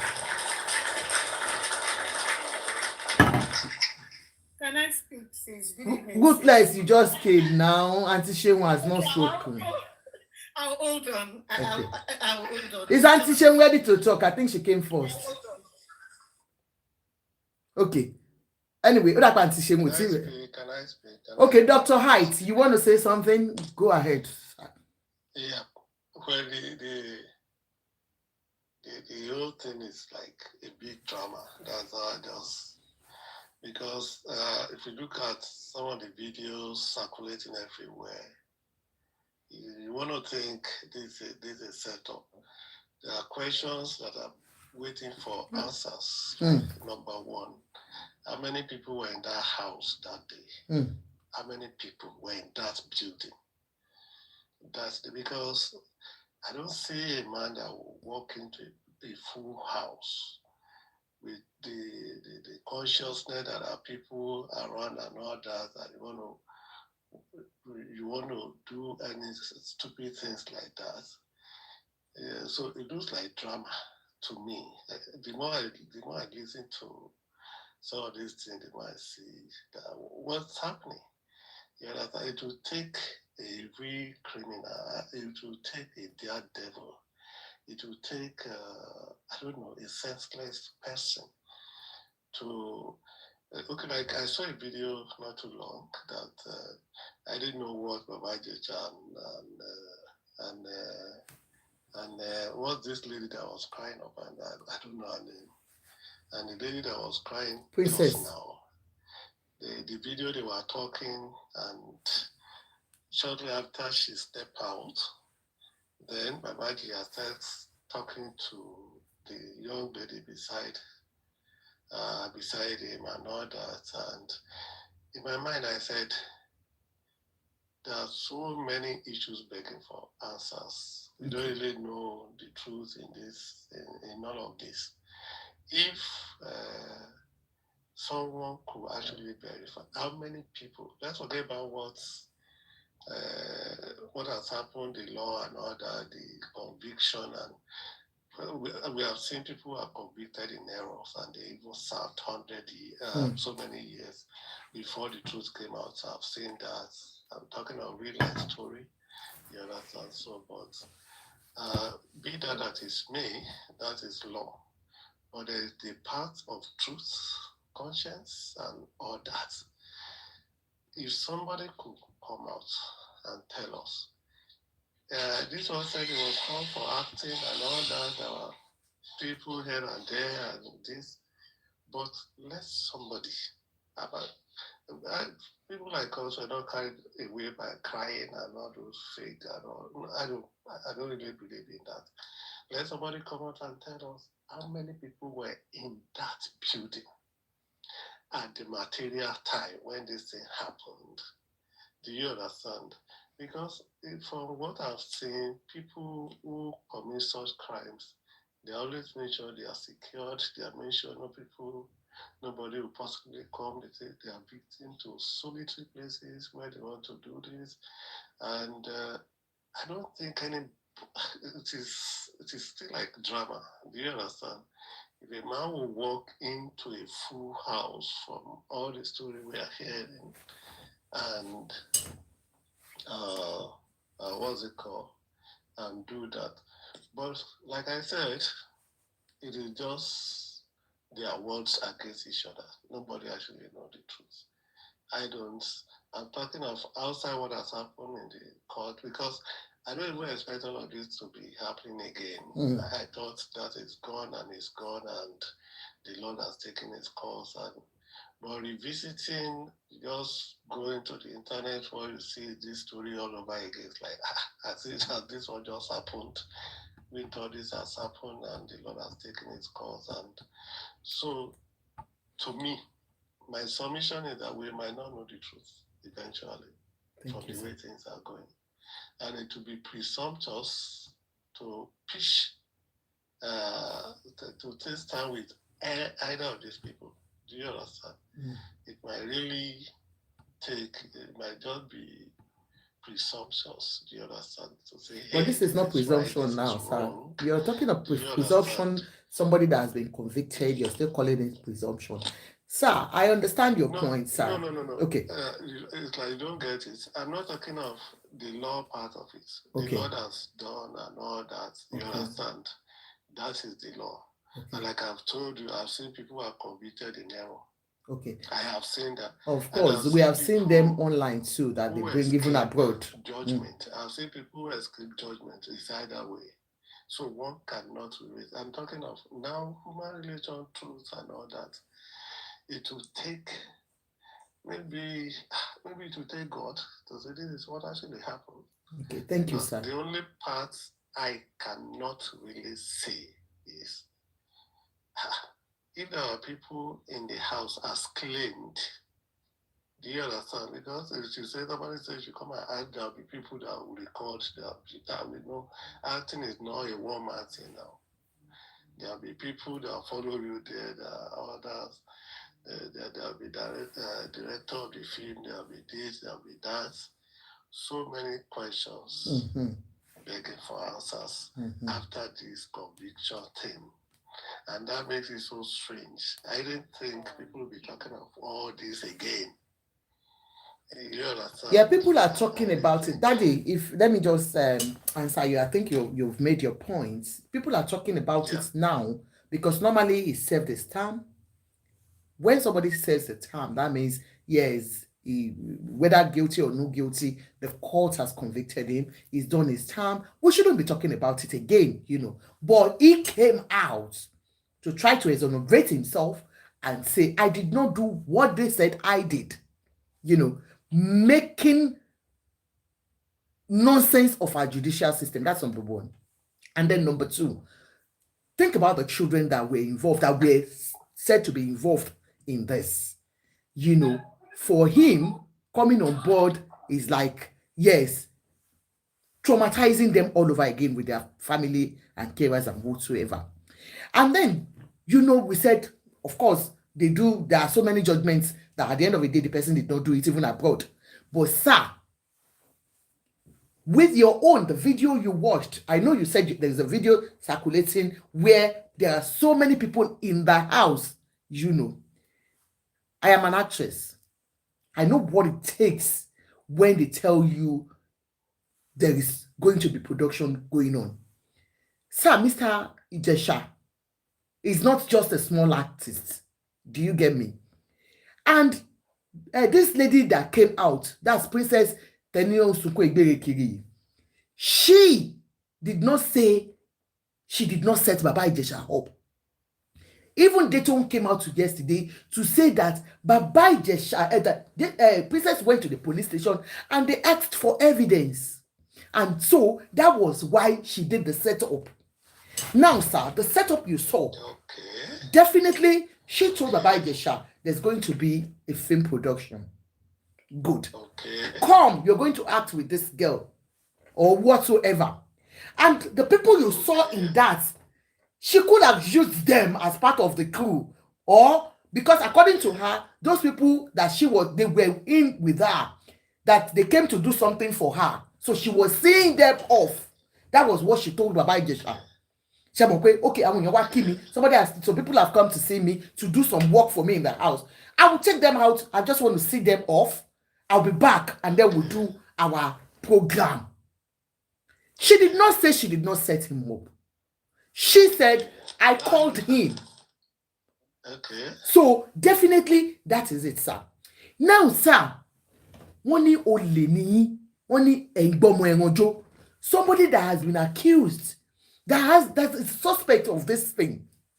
And I'm using a child as a bait for you. Because I know you have done it to her 7 years ago. And she purposely left that child with him. Do you get me, sir? And then next thing, with the video we saw, if Baba Ijesha is claiming that was a movie scene, and like you said, sir, you said it all looks like drama. That is not drama. That place is not location, daddy. Maybe because you are not an artist.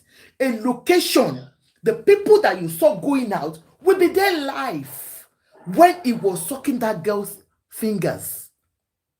Wow. They will be there with lights.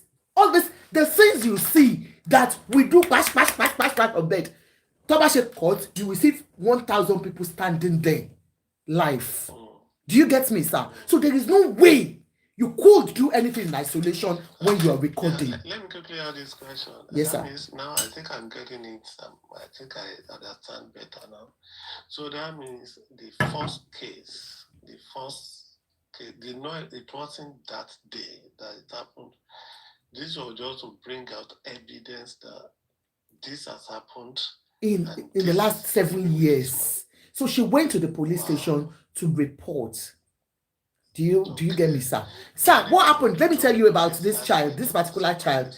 According to Princess, the child has been having withdrawal syndrome from school. She's been failing. She's been putting out. I don't know what you do, sir. I'm a social worker. And so there are some things you see.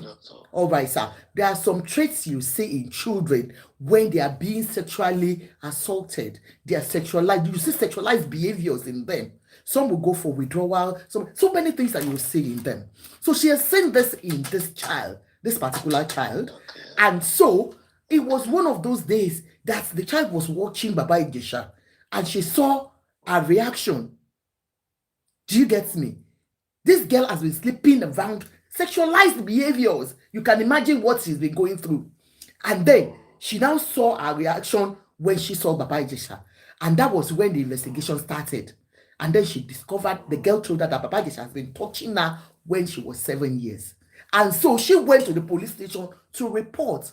It was when she got to the police station, instead of police to do their job, if it were to be here, it's the police that will do the investigation.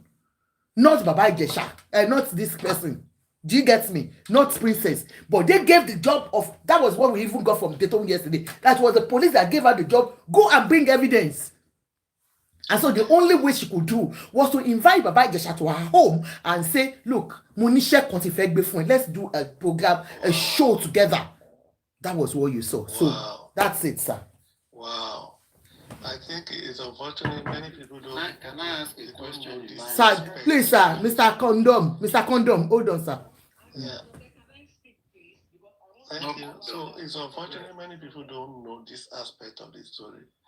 All we're just saying was the aftermath, the real evidence bringing part. Most of us don't know about what has happened before, and that's why it looks so unreal. I was like, is it possible? Yes, sir. But now I think I understand better. God will help us. Thank you so much, sir. Thank you. Thank you, sir. Thank you, sir. Now go ahead. This person that wanted to talk.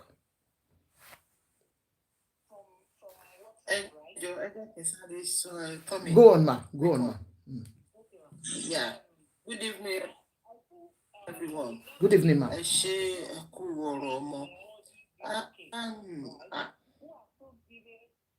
Where is that coming from? I don't know. Who is talking? I want to blame a Nigerian guilty of the 2 offenses and one of the 3 offenses. One is honorated with graping. Yes, sir. It's child molestation. One shafu. I don't want to know. Personally, we've seen the evidence. Please hold on. Let me call you back. Okay, go on. Let somebody else talk. Okay. Mr. Condom, you want to talk? Hello, sir. Yeah, please give me a minute. Okay, you're not ready. All right. Who else wants to talk? That person should go on. Hello, ma. Ruthless. How are you, ma? Can I speak? Yeah, go on, Ruthless. Okay. Unique way. Let's Ruthless just finish, please, ma. Can I speak, please? Ruthless, go on. I'm really sorry, like I'm jumping because it's so triggering.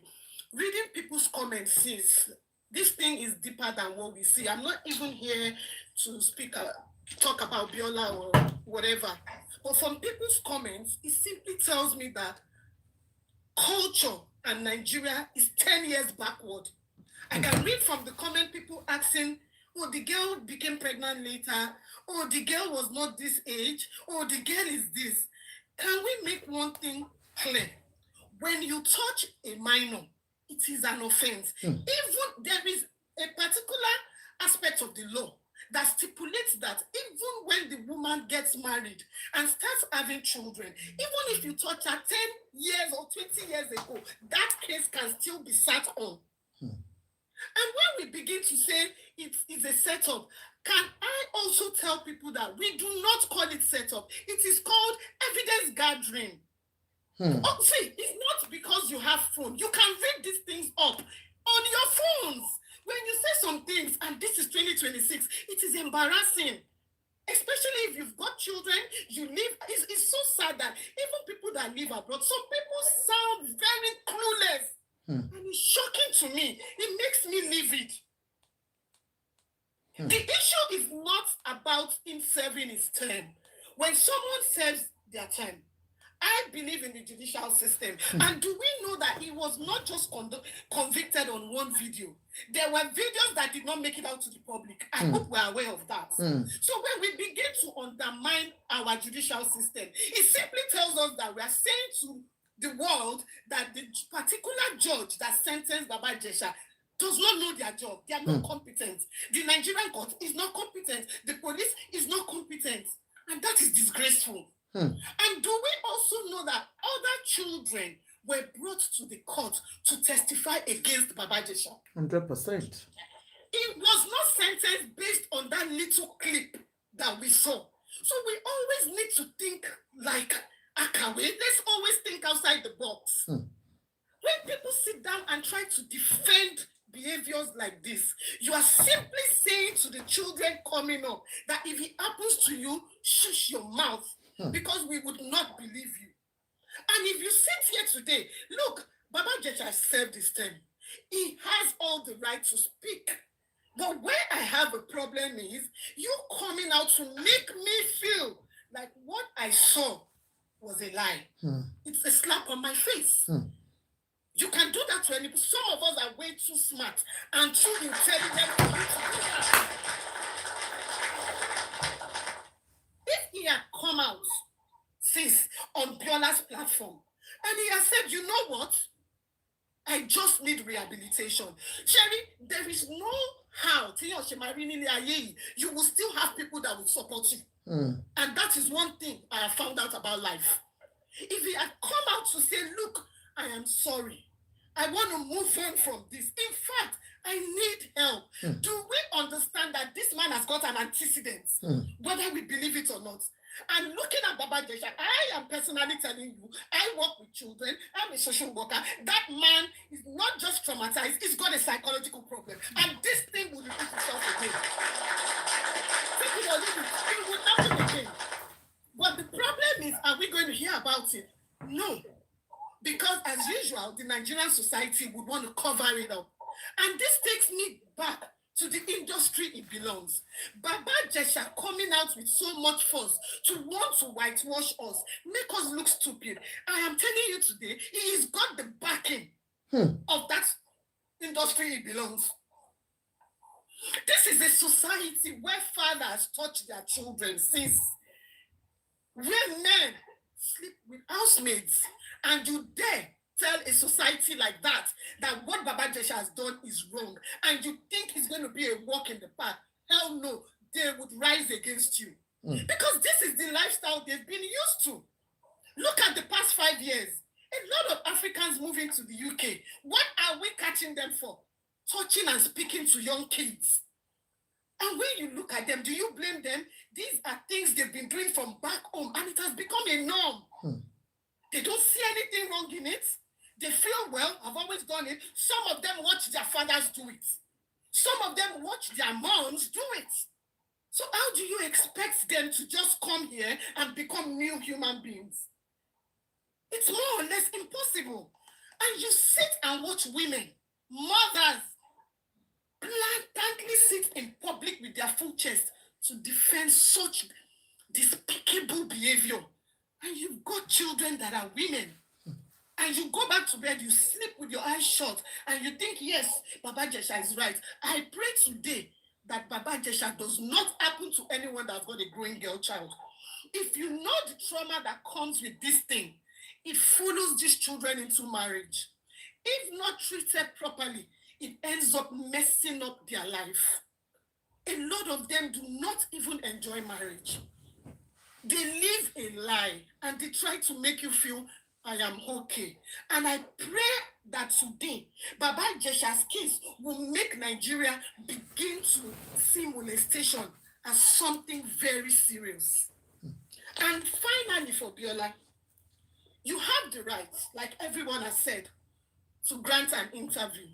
But where I have a problem with you, one, Biola, you are very educated. And that interview, you did not ask the right and constructive questions. I expected an open-ended question. I expected Baba Jesha's answer to bring out another question. Trigger his brain. Put your fingers in his brain. Make him feel uncomfortable to answer some questions at least. And Biola, your body language on that interview made me feel like you were agreeing with him. You were carrying a face like, oh, I feel so sorry for you. Oh, I'm sorry you went through that.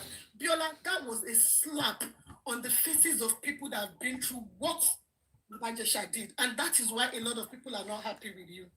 And finally, coming out to make an apology, Biola, I'm going to correct one thing today. When Nigerians speak and say, oh, I'm a Christian, I really don't care.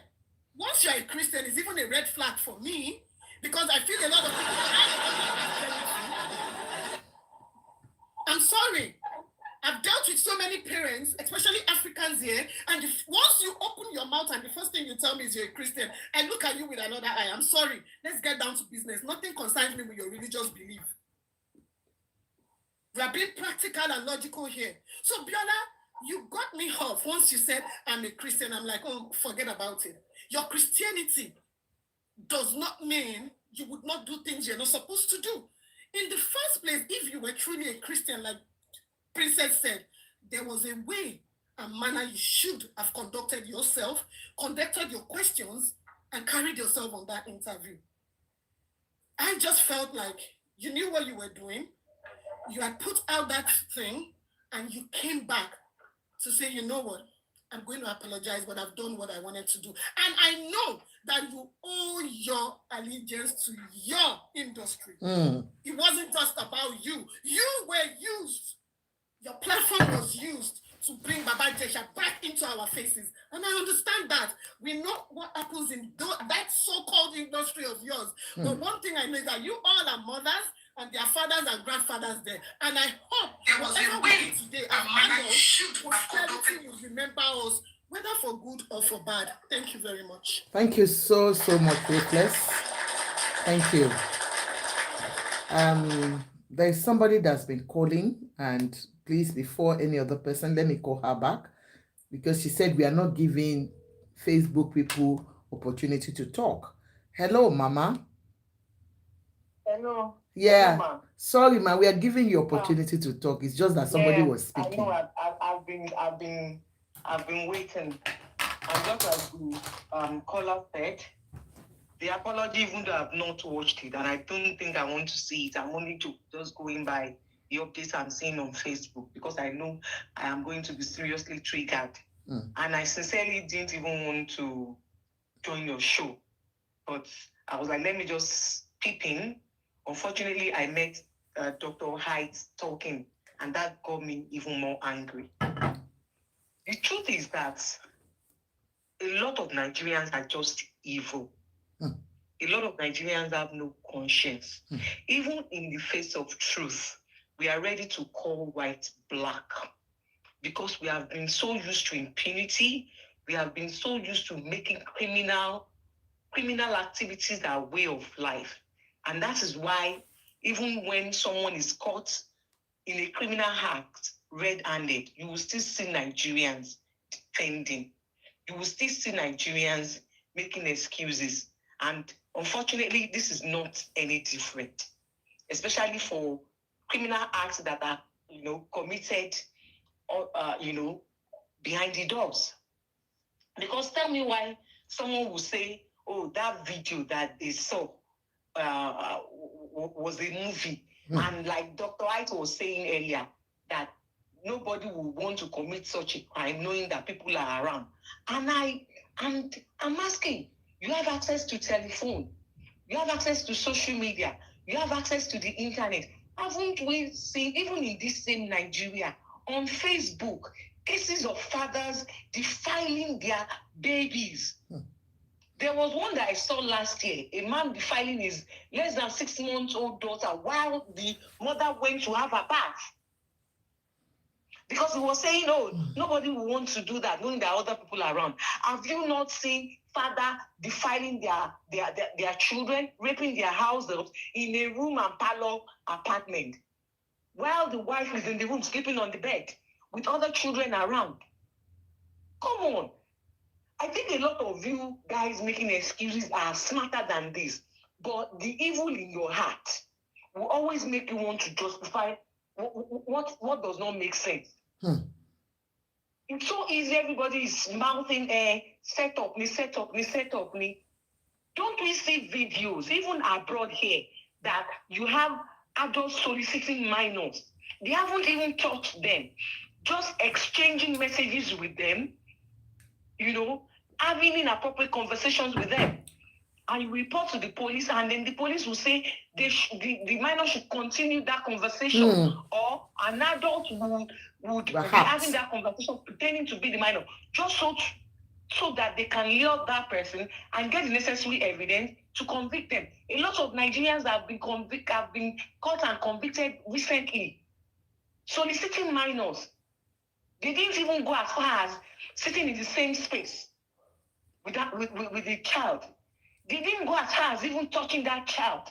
They never even saw that child, but they were convicted. But Nigerians will tell you, oh, what did they kill him? Even if a minor walks up to you naked in your bedroom, you have no right to touch him or her. I think people need to understand. It's like you can block brain. I want you Nigerian. Nigerian. I do not understand. Because you want to say, okay, maybe people don't know this. But when, you now tell them, they still keep arguing. I'm like, how does it sit right with anybody? A step-up is necessary when you want to gather evidence. Thank you so much. Because Timo backing a criminal. Toba set it up, you will not have fallen for it. You would have been disgusted, you would have walked away. Examples are a lot of crazy scenarios are online. And unfortunately, in our environment, this is not going to stop. Because we are not talking about uneducated people making excuses and justifying these things. But you see people that are supposedly educated. They come online spewing rubbish. They come online speaking crazy English just to justify nonsense. How does it make sense? How will a sane mind? You don't even need to see all the evidences that were presented in the court. You do not need to see everything. That video that was shared in public was more than enough for anybody to read about the right thinking human being. What are we saying? Thank you. And I'm making it bold to say that for as many of you that are justifying this and still, making excuses for Obadisha, I'm sure if we check very well, this is an act a lot of you are engaged in. That is why, you are not bothered. It is so easy for you. You are not ashamed to come out to say such in public. Thank you. Because it makes sense to you. Because it is simply something that you are doing or something you can do. And unfortunately, because this is Nigeria, 99.9% of you will do it and go in and get away with it. Because when we continue in this line, it means, as we are speaking now, we don't know in many homes it is happening, but will they be able to come out? Yeah. And like you said earlier, this Babajisha was not convicted simply because of Princess's daughter. But that was. A lot of other victims came, but this happened several years ago, and unfortunately, they do not have physical evidence to give. And Nigeria, we are still so pedestrian with the way and manner we do things. I've seen instances where even victims run into the police station, and then the police will be blaming them. They will be victim blaming. If not for the uproar that greeted this issue, nothing would have been done. Auntie Jimmy, okay. And it's not new. It happens every day. It's just crazy. No crime is ever statute bad. Whether the victims get the courage to speak up 10, 15, 20 years ago. Because of anyone, I see people saying, Auntie Jimmy, I can't find it. Can you send it to the TikTok DM? I don't know. Sorry, ma. Crimes are never statute bad. People get jailed for even doing lesser crime abroad. But here we are. Ìjọ́ wo la fẹ́ move forward?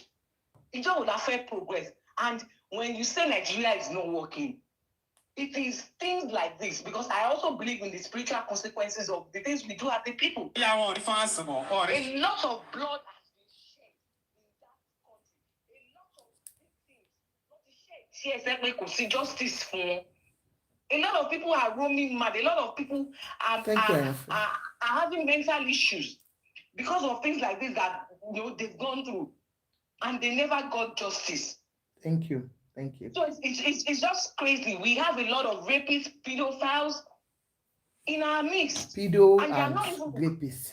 Everything that is happening now is only going to embolden them the more. I'm telling you. And for Biola, me, I'm still saying it too. You knew what you were doing. You knew the kind of reactions that was going to follow what you did, but you did not care. You are nothing but a green snake under the green grass. Any of that of popular go. I'm really saying, I really wish had not, dignified her with any response. I would have loved that she didn't do that, but unfortunately she did. But Nkotonika Lukuba she alone whether publicly or in secret. Thank you, ma. Etibinu. Thank you so much for your. She said in your column, look. Next person. Thank you. Auntie Jimmy, please, can you put that in the DM for TikTok so that I can see what you're talking about? Please, help me to tap and buy gifts, please. Go on. Ekalema, you're welcome, man. So, like I was saying the other time, I'm going to blame Nigerian system because I just saw Oroyi at the team Bible. Yes, ma'am.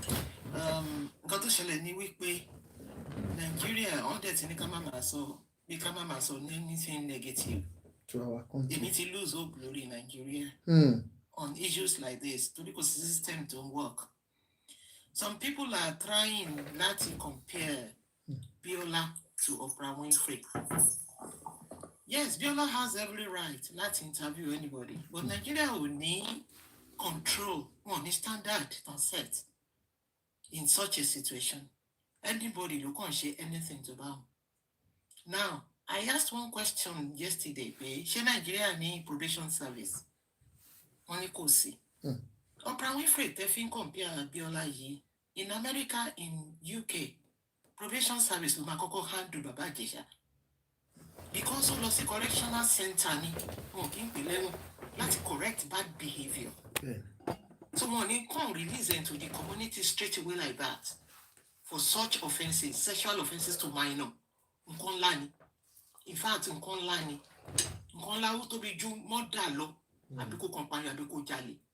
in fact, in prisons here in UK, fellow inmates don't back get to know when to be one prison here, only my brother alive. They will attack you. No, they will stand go attack minor because pedo or graping logewa. So it's a big offense in the face of the society. The society is not about one by ye. The probation service no matter handle any, but unfortunately, we sink to job in Nigeria. 2, once a quick princess lower evidence work, can she duty princess let the lower evidence? If it's your button to fail 1 year. I will not handle case lately or my investigate. In fact, to bash share. The system that one by can forgive. How do I say that? Oh, Letitia 20-30 years ago, just evidence bad dad they want be the same way. You won't get away with it. What was surprising for Nigeria today, even this case, Nigerian voices are divided. Lori pay in your share with evidence. Won't play evidence now. Don't like in your call like a mommy. You will read again and 1 year. It's enough evidence. I need me or Baba Geshari Kosheni, me or anybody worry, but I'm trying to be objective in this situation. And between system Nigeria to fail one, I'm going to blame the system. Me, they want to hope we are on my put in right. When you go news, when you go and reach a very house or no. the Senate president, one man harass obìnrin, you know that kind of a thing. It was sad. Go. Thank you. So for Biola, tó bá jẹ́ wípé Oprah Winfrey ò lè ṣe that kind of interview. I only interview èèyàn, but ó máa act within control, within standard ni. Ó máa questions tó máa béèrè kò ní béèrè question like ẹni yẹn gan ò ní feel comfortable láti máa deny nǹkan tó ṣe. Question tó máa lead to confession and remorse Oprah Winfrey ló máa lead ló máa fún. Kò sẹ́ni tó sọ wípé kí bàbá Ìjẹ̀ṣà kó lọ kú. And ó gbọ́dọ̀ kó because even from Christian perspective kéèyàn ronú pìwàdà lọ́lọ́run fẹ́ kò sẹ́ni tó lọ́run fẹ́ kó kú sínú ẹ̀ṣẹ̀.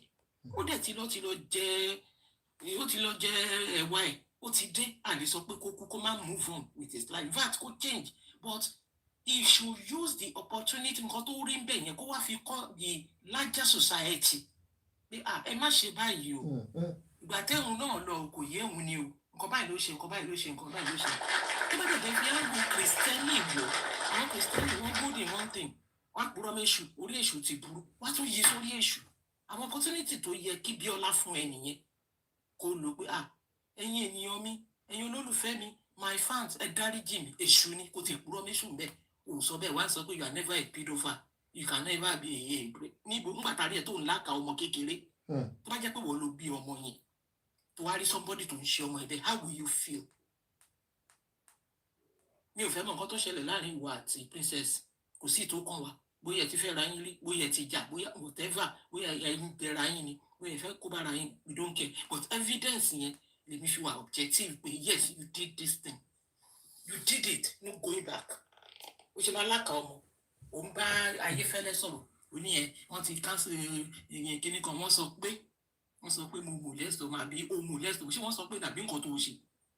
In the sense of remorse and you are not fit to come to our society. It means pé tó bá dẹ̀ ṣe ń defend that is the thing táwọn òyìnbó ṣe fi forgive tó bá ṣe ń defend wọ́n believe pé o ò tí ì learn yẹn you have to go back. You are still a danger to the society. 100%. Thanks, ma. That's my submission. A shade, mama. Thank you so much. Thank you. Next person. Ekalema Label. Aunty Unique ni o lábẹ́ lẹ́yìn kọ́ Aunty Unique ẹ̀yẹ́ bí wọ́n ti Unique sọ ẹ̀ Aunty Unique yóò náà. Jẹ́rí nǹkan tó mi fẹ́ sọ sí ọ̀rọ̀ yìí ni pé tí Nàìjíríà ò tí ì rẹ́dí. Hello? Ẹgbẹ́ wa sọ̀rọ̀ náà. Ok, ṣe rí ó ní nǹkan tó ṣẹlẹ̀ ní next street to my house ní bíbáyìí. Mo ṣàrí pé ọlọ́pàá everywhere kún bẹ́ẹ̀ kí ló ń ṣẹlẹ̀? The same issue tá à ń sọ yìí ló ṣẹlẹ̀ but another way round. Ọkùnrin yẹn òun ló gbéyàwó ẹ̀ wá Ghana ni wọ́n Ghanaians ni wọ́n òun ló gbéyàwó ẹ̀ wá but òun àti ìyàwó ẹ̀ ti ní issue wọn ìyàwó ò fẹ́ ṣe mọ́ ìyàwó dẹ̀ ti máa sọ fún pé rọ́ bó ṣe fẹ́ fi ipá tó fẹ́ fi balò ìyẹn ò fẹ́ gbà bó ṣàṣe ṣe àwọn neighbor ibi tí woman yẹn ti ń pariwo ní neighbor ó dẹ̀ ti bímọ fún oní neighbor ọlọ́pàá dẹ̀ dé wọ́n hàn straight ni nǹkan tí mò ń sọ yìí 6 years ló lò ní prison. That's his wife o. 6 years wọ́n dẹ̀ tún fún yí pé distance ibi tó gbọ́dọ̀ tún dé tí ò gbọ́dọ̀ rí pàdé ẹni tó tún gbé wáyé tó tún lọ́mọ pẹ̀lú ẹ̀ tó kí wọ́n wá sọ Nàìjíríà ò tí ì rẹ́dì àwọn kan wá ń wá ṣé múvì ni ṣé kìnnì kan ni kò tiẹ̀ dàbí real ìgbà wo Nàìjíríà máa wake up tí èèyàn kan bá lọ sí police station lẹ́yìn eléyìí pé wọ́n rèpò ní àwọn ọlọ́pàá yẹn ló máa kọ́kọ́ máa fi èèyàn náà ṣe yẹ̀yẹ́ that is the reason why táwọn èèyàn kì í fi ń dìde tí wọn kì í fi voice out. Ok ẹ ti wá rí nǹkan èèyàn tó tún nǹkan tó ṣẹlẹ̀ ṣé rí gbogbo eléyìí tí wọ́n fi ń ṣe wọ́n fi ń bò just because of pé bàbá Ìjẹ̀ṣà jẹ́ wọ́n stupid famous tó kí ni mo fẹ́ pè yẹn náà wọ́n wá fi ń bò ẹ wá fi ẹ fi irú nǹkan báyìí ẹ fi ń bò tóun náà dẹ̀ mọ̀ fúnra rẹ̀ lọ́kàn rẹ̀ bóun ṣe kò dẹ̀ feel remote ó fẹ́ rò bóyá tóun bá ṣe nǹkan tóun ṣe yìí òun máa tún come back to people's society wọ́n máa gbàgbé ẹ̀ wọ́n bá fẹ́ ṣe fíìmù lọ́la sí wàá máa dáhùn ọmọ kékeré ilé tó máa ya yín pé kẹ́ ẹ lò bóyá ó fẹ́ lọ tọ̀ ni wàá kàn sáré wọlé wàá kàn lọ́dọ̀ ọmọ ọlọ́mọ tó sùn sórí bẹ́ẹ̀dì yín náà. tí Nàìjíríà bá ti wake up kókó rí nǹkan tó ń ṣẹlẹ̀ yìí pé kíní yìí ó yẹ kí Nigerian government mójútó, kò ní ṣe pé irú nǹkan bẹ́ẹ̀ máa ṣẹlẹ̀ ẹ máa sọ pé ṣọmọ yẹn náà ṣe wá gbọ́yàn lọ ṣọmọ yẹn náà ṣe wá tóbi ṣédi ọmọ yẹn náà wá tóbi bí òpònú idiot ìdí oníkébé super tó ń sọ yẹn ṣébi bẹ̀yẹn ló yẹ ká ẹ máa wò ni àbí nǹkan téèyàn náà ṣe èèyàn yẹn tún wá jáde lóòótọ́ ni princess máa sunkún náà pé because ojú egbò níṣẹ́ yìí ò rí bọ́n ṣe búlì ẹ̀ ni gbogbo nǹkan ti wá die down ó ti lọ ó dẹ̀ dé láti prison kò séèyàn tó ní kó o mórí wá kó o mọ́rùn wá pé wọ́n fẹ́ lù ẹ́ pa but people were just saying that ó ti ṣe wọ́n dẹ̀ tiẹ̀ ti mójú kúrò ó kọ́kọ́ gbórin wèrè jáde orí pé orin yẹn ò tà wá rò pé the next thing tó máa ṣe ó máa grant interview kiri ni àwọn èèyàn dẹ̀ máa jókòó gullible people like you wọ́n máa jókòó wọ́n máa fi ti gbọ́ nǹkan tó ṣe wọ́n dẹ̀ máa fọwọ́ pa ẹ́ lórí kí ló dé táwa Nàìjíríà àṣe lọ́kàn àṣe ní ẹ̀rí ọkàn kì í jẹ́ àwọn ẹlòmíì mo dẹ̀ mọ̀ pé gbogbo àwọn mọ̀ọ́sà àwọn ọkùnrin tó ń support bàbá Ìjẹ̀ṣà lẹ́yìn they are doing the same thing and nobody can hold them for it. wọ́n ṣe nǹkan kan láti wá jẹ́ pé òkè tí ìbá kí ń ṣe pé eléyìí wọ́n fẹjú sí jáde wọ́n ṣe gbogbo ẹ̀kọ́ wá tún go away with it wọ́n máa dẹ̀ tún máa ṣe káàkiri lọ. ó wá ṣe pé wọ́n rí ẹ mú pé nǹkan báyìí ló ṣe ó wá jáde ọgbọ́nrin ṣé ò ti rí pé orin ẹ̀ ń rùn ní àwọn ayé ò fẹ́ bẹ́ẹ̀ gbọ́ because this thing is so disgusting mi ń lè wo fídíò yẹn. I'm ready now, madam. ẹ jẹ́ kẹ́ni tó sọ̀rọ̀ tán sir then you can speak okay go on ma Ladwell I'm sorry ṣe Ladwell.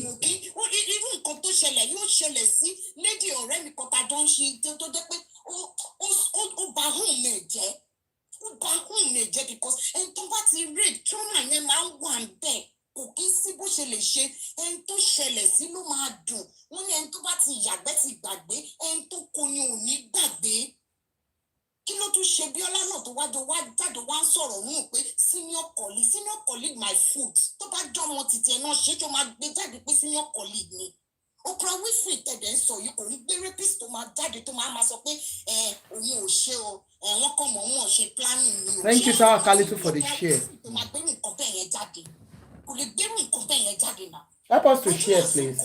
kí ló dé ìkàlà àwọn èèyàn adé ìbẹ̀lẹ̀ láti rí àwọn obìnrin abiyamọ tí wọ́n jókòó tó máa sọ nọ́ńsẹ̀sì jáde pé ẹ ṣe ká pa ni ó ṣáà ti ṣe ó ti lọ sẹ́wọ̀n ó ti ní pé kò ṣe pé ó ti lọ sẹ́wọ̀n pé kán pa but kó wá máa brand interview ó ń fi igi gún egbò àdáàjìnà àwọn tó ṣẹlẹ̀ sí ni mà it's so painful ta ló lè gbà kó lè wo pé ọmọ tiẹ̀ lèèyàn yẹn ṣe irú ẹ̀ fún bẹ́ẹ̀ yẹn kó wá rò bóyá inú ẹ̀ máa dùn kó dáa àwọn bí a máa kó dáa ìka tẹ̀ ń ṣe yóò dáa ẹ wá wí tẹ wá ní princess sunkún kò ṣe ní sunkún egbò tó ti jiná èèyàn kan wá mú di ó wá fi ń rò padà she will cry.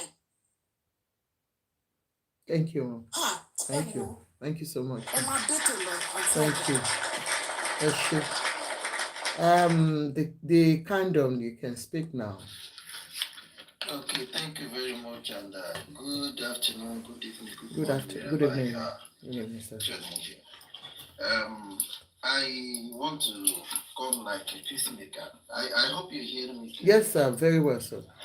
Yes, so I'm trying to be a kind of an advocate because I agree with what most people are saying, and I have reservation to some aspect of the point raised by almost everyone as well, especially when it comes to issue of condemning Nigeria. Some of these problems, we know there are problems that we don't want in our society, regardless of where we are. And the so-called abroad, UK, US, there are anomalies, whether within the system or by the authorities, that might not be open to some people. And for some of us that are trying to be an advocate, we probably talk from experience. Before I continue, I want to have a standpoint, which is my condition for a pedophile or a rapist, if I were to judge. It's not even to give them a second chance, if I'm allowed. That's being emotional. Castrate them. Do all sorts of things that so that it will be a deterrent for others. Yes. At least you know when this person has been treated this way, you know you don't go near it. And we already know the country. I mean, our country, Nigeria, we know the challenges, which involves all of us. I know people are emotional now, but God forbid bad thing. Recently, I heard about a case. The mother still went to police to go and beg when the son raped another person's daughter. So some people that are still being emotional here, if it happens to their, God forbid bad thing, but you understand what I'm trying to say. Sir. It is the way they brought us up. And we should not go abroad and turn to an angel overnight. So when we want to strike a balance, we should try and do that. And I will try and give an example of why some people are sounding the way they sounded in terms of trying to establish the truth. In US, for instance, it is a place where somebody can wake up and say, this person raped me 10 years ago, and they will come and pick you up. No explanation, nothing. The only evidence they want is from you, not from the person that reported you. If you don't have any evidence to prove otherwise, you are gone. Is that also right? I was in US for years, and I could not even ask a woman out. Why? Because some of them, you talk to them, they ask you for money, you don't give, they report you to police. We have friends that are suffering from that, even up to now. I have a friend currently who is in US Army and is currently in prison. The lady asked for money, and they were not even sleeping. He never touched her. And she was the one that approached him. Yet, he's serving a sentence that he never committed. And we've seen a lot of people that come out of prison 50 years later, and the system will say they were sorry. They made the wrong judgment. We see it all the time. So the position some of us are, because I can see myself in that light. If Baba Jecha committed this offense and it was clearly established, if they want to castrate him, I don't give a damn about that. But the problem was that at the time the case was going on, the way people were emotional about it were not giving some of us that will take our time to establish the fact because of what we know people can do all over the world to clearly say that this is the direction in which the situation was. I don't know if Yomi Fabiyi was saying rubbish, but a few times that I have seen different clips, he continued to say that Baba Jesha was never convicted for rape. But it's right. I'm not saying he said rubbish on that aspect. He was convicted for child molestation. I think just harassment, so child harassment. Which is also a bad thing, and it should also face the wrath of the law. But you know, this is where some of us are coming from. So when the pastor misinformation, sir, you know the Yomi side that I talked about is about the rubbish I am saying is said. He talked about is the fact that looking at a child saying she has breast, she has yash. Do you understand what I'm saying? I have not listened to the recent conversation. Not recent. He's been saying that rubbish for a long time. I am trying to be careful so that in the end I will not be seen as someone that is also supporting anomalies in any society. Don't also let us forget that, like I used to say, I mean, this may not be probably welcomed, in its entirety, but I would still like to chip it in that exactly. The crisis we're having when it comes to molestation of young girls started from some of these men that were also molested when they were young. So it is a child molestation for me, not only girl child molestation. And we should look deeply into that. If we have a lot of adults, we are men. You know, when you have 3 women raping a man, you are most likely not going to hear about it. But when it happens, and that same guy that they raped at his young age, they've already turned him to an animal. Those are the ones that mostly behave. It's not about just a girl child we're talking about. We're talking about all children here, the right of children. Do you understand? So we should always look for a way forward, especially when it comes to Nigeria, because those places we talk about that things are working, even though we know it's far better than Nigeria, it's never perfect there. It is individual like you and I that made it work also. It is individual like you and I. we cannot condemn our home because all of us still find a way to go back there. So the only submission for me is if anybody is convicted and is well established that they have committed this offense, molestation, rape, as a pedophile, whatever adjective they use for it, they should be dealt with, even higher than what we are experiencing. I don't support all these 3-4 years because I've seen some videos in the past, all those old men 60 years sleeping with 3-4 years old children. They should not give those ones second chance. In my own opinion, that is me being emotional. But we should not also forget that people are evil. When they see this so-called lacuna in any system, injustice in law, they tap into it and they destroy other people's life. It is also what we have seen. And that is why some of us are trying to make sure that we are able to establish I don't know how to. I understand your point, sir, that of course there are people that have been. That is our position. I'm very sure the doctor that spoke. Gbogbo alábímọ náà tí ó dẹ̀ bímọ fẹ́ bí kò sẹ́ni tó fẹ́ kán ṣe irú ẹ̀ fọmọ ọ̀hún kán ra mọ́mọ́ mi kí n gbọ́ pé nìkan molest gbogbo tí princess ń ṣe yẹn kéré náà. Thank you, sir. Bóyá kankan máa fi lọ fọ́ orí ẹ̀ ni, so we are just trying not to be emotional, and we know that this thing could go the other way around, and that is the job leaders are doing that we don't often see. We don't see it because if they go in that one direction, a lot of other people's life can be destroyed too. And I'm sure you understand what I'm saying. I do get you, sir. We're getting you. We're definitely getting you. People didn't do nothing, but because they just hate you, they know the system will favor them. Yeah, and then they use that opportunity to get you into trouble. But with this one, yes, sir, I understand your point 100%, sir. You are against rapists, you're against child molester. But one thing you're saying is that Baba Jesha too might have gotten into the trap because he's being hated by one person or the other, or they might not have done the the proper investigation. I won't put it directly like that. What I will say is some of us we were not able to establish the fact. And the system, I don't want to also condemn Nigerian system. If I may chip in the issue of Mohbad, from like a year or two, they said they have done some investigation, they've done autopsy and all of that. A year or two later, they said they did nothing.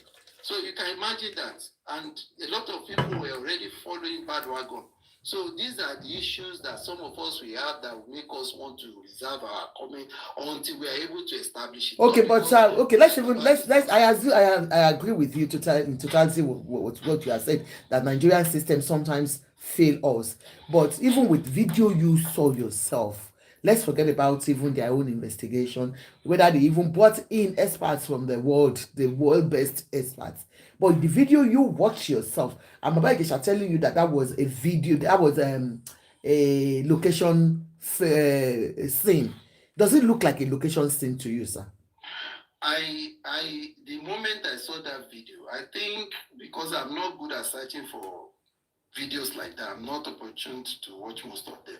But I saw one when the case was still on, when it was fresh, where Baba Jesha and the girl were left after some people left the room, and the girl moved close to Baba Jesha, and whatever, all other things that we saw happened.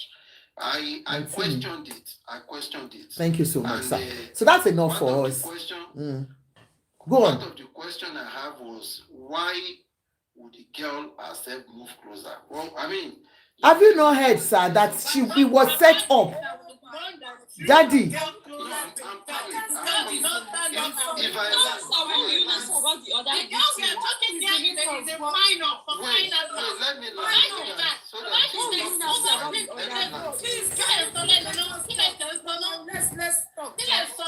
Let's talk. What kind of word is that? So that now my point here.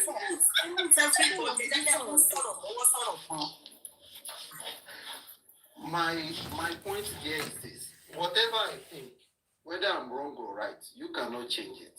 Like I said, so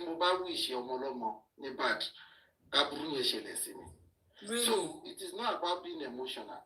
We are talking about I'm not supporting anybody. I've said that. And I'm not sure everybody can say what I just said now.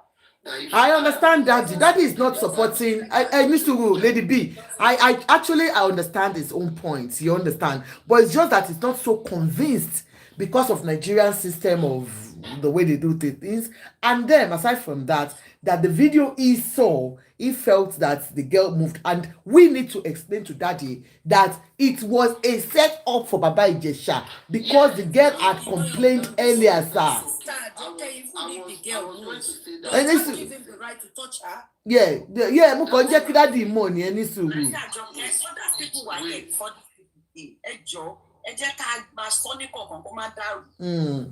Ẹni sùúrù. Okay, go on, sir. Like what I think Ajoke was saying, I was getting to that. I said before I listened to her explaining to the doctor. Okay, sir.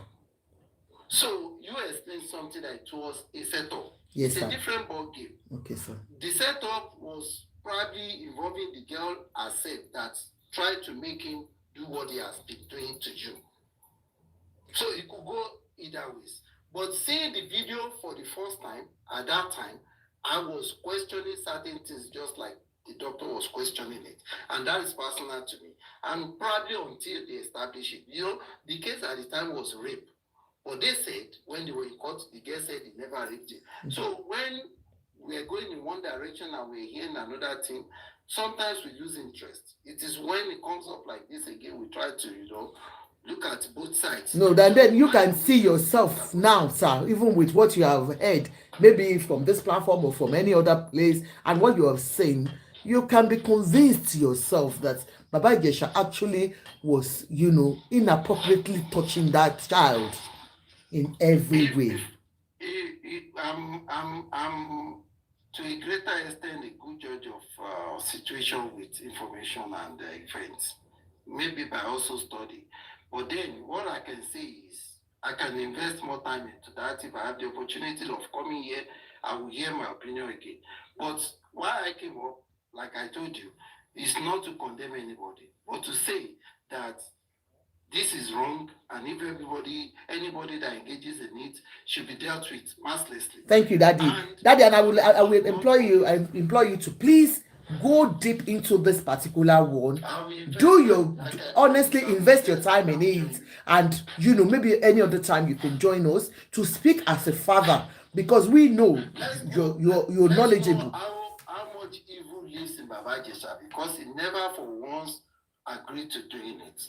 Do you know that, Daddy? Do you know that some people have come out to say that he tried to do it? Life, like Auntie Shabi said that he came to our house and he wanted to do it. She is in the industry. She came with her eyes, her face out here. You understand? And if 2 people, 3 people are coming out against one particular person, who in the industry, sir, she understand. So I just want you to go into that and please help us to establish the fact and come and speak to people. All right, sir. Unique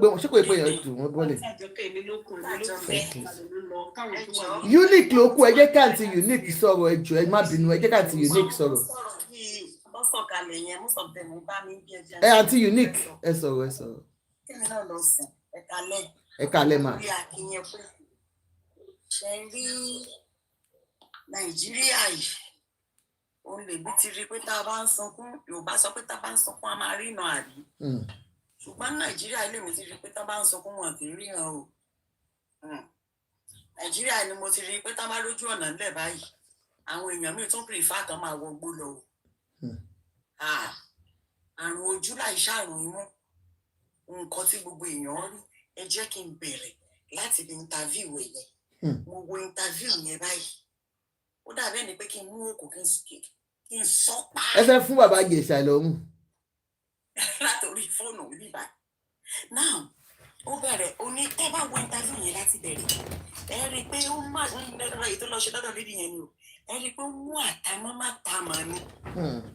Rédèrèdè ránran ló ń sọ̀rọ̀, even gan tẹ́ bá farabalẹ̀ wo interview yẹn. Ẹ máa rí wípé lédi yẹn ń béèrè àwọn question kọ̀ọ̀kan lọ́wọ́ ẹ̀ tí ò dáhùn, tó ń sọ̀rọ̀ ó bò mọ́lẹ̀. Tó ti yé yín. Now ó ní pé obìnrin yẹn ló pè é pé Lagos State government fóun ní script on minor or child molestation pé kẹjọ wá àtẹ. Okay, ó wá débi tán ti ní kó wá àtì ìwọ ọ̀gá àtọ̀ o. Tí ìṣe pé ọjọ́ yẹn ló ṣe fẹ́ bẹ̀rẹ̀ iṣẹ́ tábà lóun mọ́ bó ṣe ń ṣe ń bẹ́ o. Ó dé ibẹ̀, ó wọlé, ó rí àwọn crew kankan nílẹ̀ tó ti rẹ́dí orí wọn ti sẹ́ẹ̀tì kámẹ́rà, wọn sẹ́ẹ̀tì stage, wọn sẹ́ẹ̀tì anything fún ẹ̀. The lady was even asking him that day pé gbàtọ́ ní kẹ́ wá àt àtẹ̀débẹ̀ rí nànà wọn tán náà wọn tán anything ó ní bẹ́ẹ̀ ni ó fọ̀rọ̀ bò mọ́lẹ̀ tẹ́ bá wo apàdé yẹn dáadáa. Ó wọlé ìwọ nìkan ṣoṣo gí o kò rí kámẹ́rà mọ́rin bẹ́ẹ̀ kò sí dàrẹ́tọ̀ níbẹ̀ kò sáwọn tó ń kọ̀ǹtrólù editing níbẹ̀ wọ́n dẹ̀ ó dẹ̀ jókòó ó wá lóhùn áàtì ẹ̀ máa gbọ́ o torí tí wèrè bá rojọ́ òde kọ́ ló máa dá o. Lagos State kìíní tí gbogbo wọn dẹ̀ táwọn tán jáde táwọn wọlé lórí yẹn wọ́n máa ń tán ṣe o. Esma bí gbogbo wa ṣe wà ń bíbà a lè sọ pé inú kọ́ọ̀pù tá a bá fẹ́ bu omi pé inú kọ́ọ̀pù la máa da omi sí tí ìjọba bá dé bí àbọ̀ ọlọ́pàá lè jẹ́ kó yé wa pé kò ń ṣe inú kọ́ọ̀pù náà ń domi sí ẹ̀yìn ẹ̀ náà ń domi sí o. Tá bá dẹ̀ proof ẹ̀ fún wa tá bá farabalẹ̀ á dẹ̀ rí wípé omi tí gbogbo wa rò pé inú kọ́ọ̀pù ni wọ́n ń dà á sí ẹ̀ dẹ̀ rí pé kò bá ń tẹ̀ ṣe inú kọ́ọ̀pù o. Tí ìjọba bá fẹ́ ṣiṣẹ́ wọ́n máa ṣiṣẹ́ wọn kárakára tó máa mú ọpọlọ lọ́wọ́ ó wá dé bẹ́ẹ̀ ìléwọ́ tó bá ní kéèsì yẹn. Tó bá jẹ́ pé kéèsì yẹn ń ṣe kéèsì àgbájọwọ́ ṣe táwọn èèyàn ò dìde sí kéèsì yẹn gbà yẹn wà láì àwọn ọmọ Nàìjíríà tó ń sọ pé wọ́n sẹ̀tì ẹ̀ ọ̀pẹ̀ àwọn ni wọ́n máa ṣe tí wọ́n máa fi bẹ́ẹ̀rì kéèsì yẹn mọ́lẹ̀. Náà mo wá padà síbi tó ti sọ pé òun àti script ni òwà àti tán wọn àti sọ pé start àbí ó ti bẹ̀rẹ̀ sí ní àti fún rẹ̀ because princess ní òun sin àwọn tó wá mount camera yìí bẹ́ẹ̀ni ó lóun sìn wọ́n lọ. We saw it now. Ó tó dé ní director tó sọ fún ẹ pé ọ̀gá iṣẹ́ yá ìwọ ti bẹ̀rẹ̀ iṣẹ́ fún rẹ̀ ó ti bẹ̀rẹ̀ sí ní lá ọmọ ọlọ́mọ lọ́wọ́ lẹ́sẹ̀ lẹ́nu ní gbogbo ẹ̀. Okay, àwọn kan sọ pé ọmọ yẹn ló move closer to him bó ọmọ bá tiẹ̀ move closer sí ẹ bí ìbá ṣe tó o ti ń ṣe tẹ́lẹ̀ aládà lè sáré yá ẹ kó dẹ̀ ti sáré máa gbọ́wọ́ ẹ̀ sí ẹnu gbọ́wọ́ ẹ̀ sí ibi lá ọwọ́ ẹ̀ nǹkan tó fẹ́ sáré ṣe ń bẹ̀ yẹn mọ̀ ó fẹ́ sáré ṣe nonsense pẹ̀lú ọmọ yẹn kẹ́ni tó sì yàn lọ tó dé ká tó wá bẹ̀rẹ̀ iṣẹ́ gidi tán pé òun fún. wọ́n ní pé kó tó dé princess just dey tó ń sọ náà ó ní torí pé princess ò lè hold them mọ́ ni ó ti fẹ́ yọ okó. ó náà ni tẹ́ bá rántí nígbà yẹn náà princess sọ̀rọ̀ yẹn náà wípé ìgbà tí òun rí wípé ó dìde ṣé máa pé kámẹ́rà yẹn wà lórí fídíò princess tó ń wò níta pé ìgbà tó ń rí pé ọmọ yẹn dìde wọ kíṣìn náà ó dìde tẹ̀lé ọmọ yẹn meanwhile wọn àdẹ mount kámẹ́rà sí kíṣìn lòun fi já wọlé kókó ìjáfara léwu tẹ́ bá dẹ̀ rí mi tó ti dìde yẹn náà ẹ̀rí kó ti tú belt bẹ́ẹ̀ ni.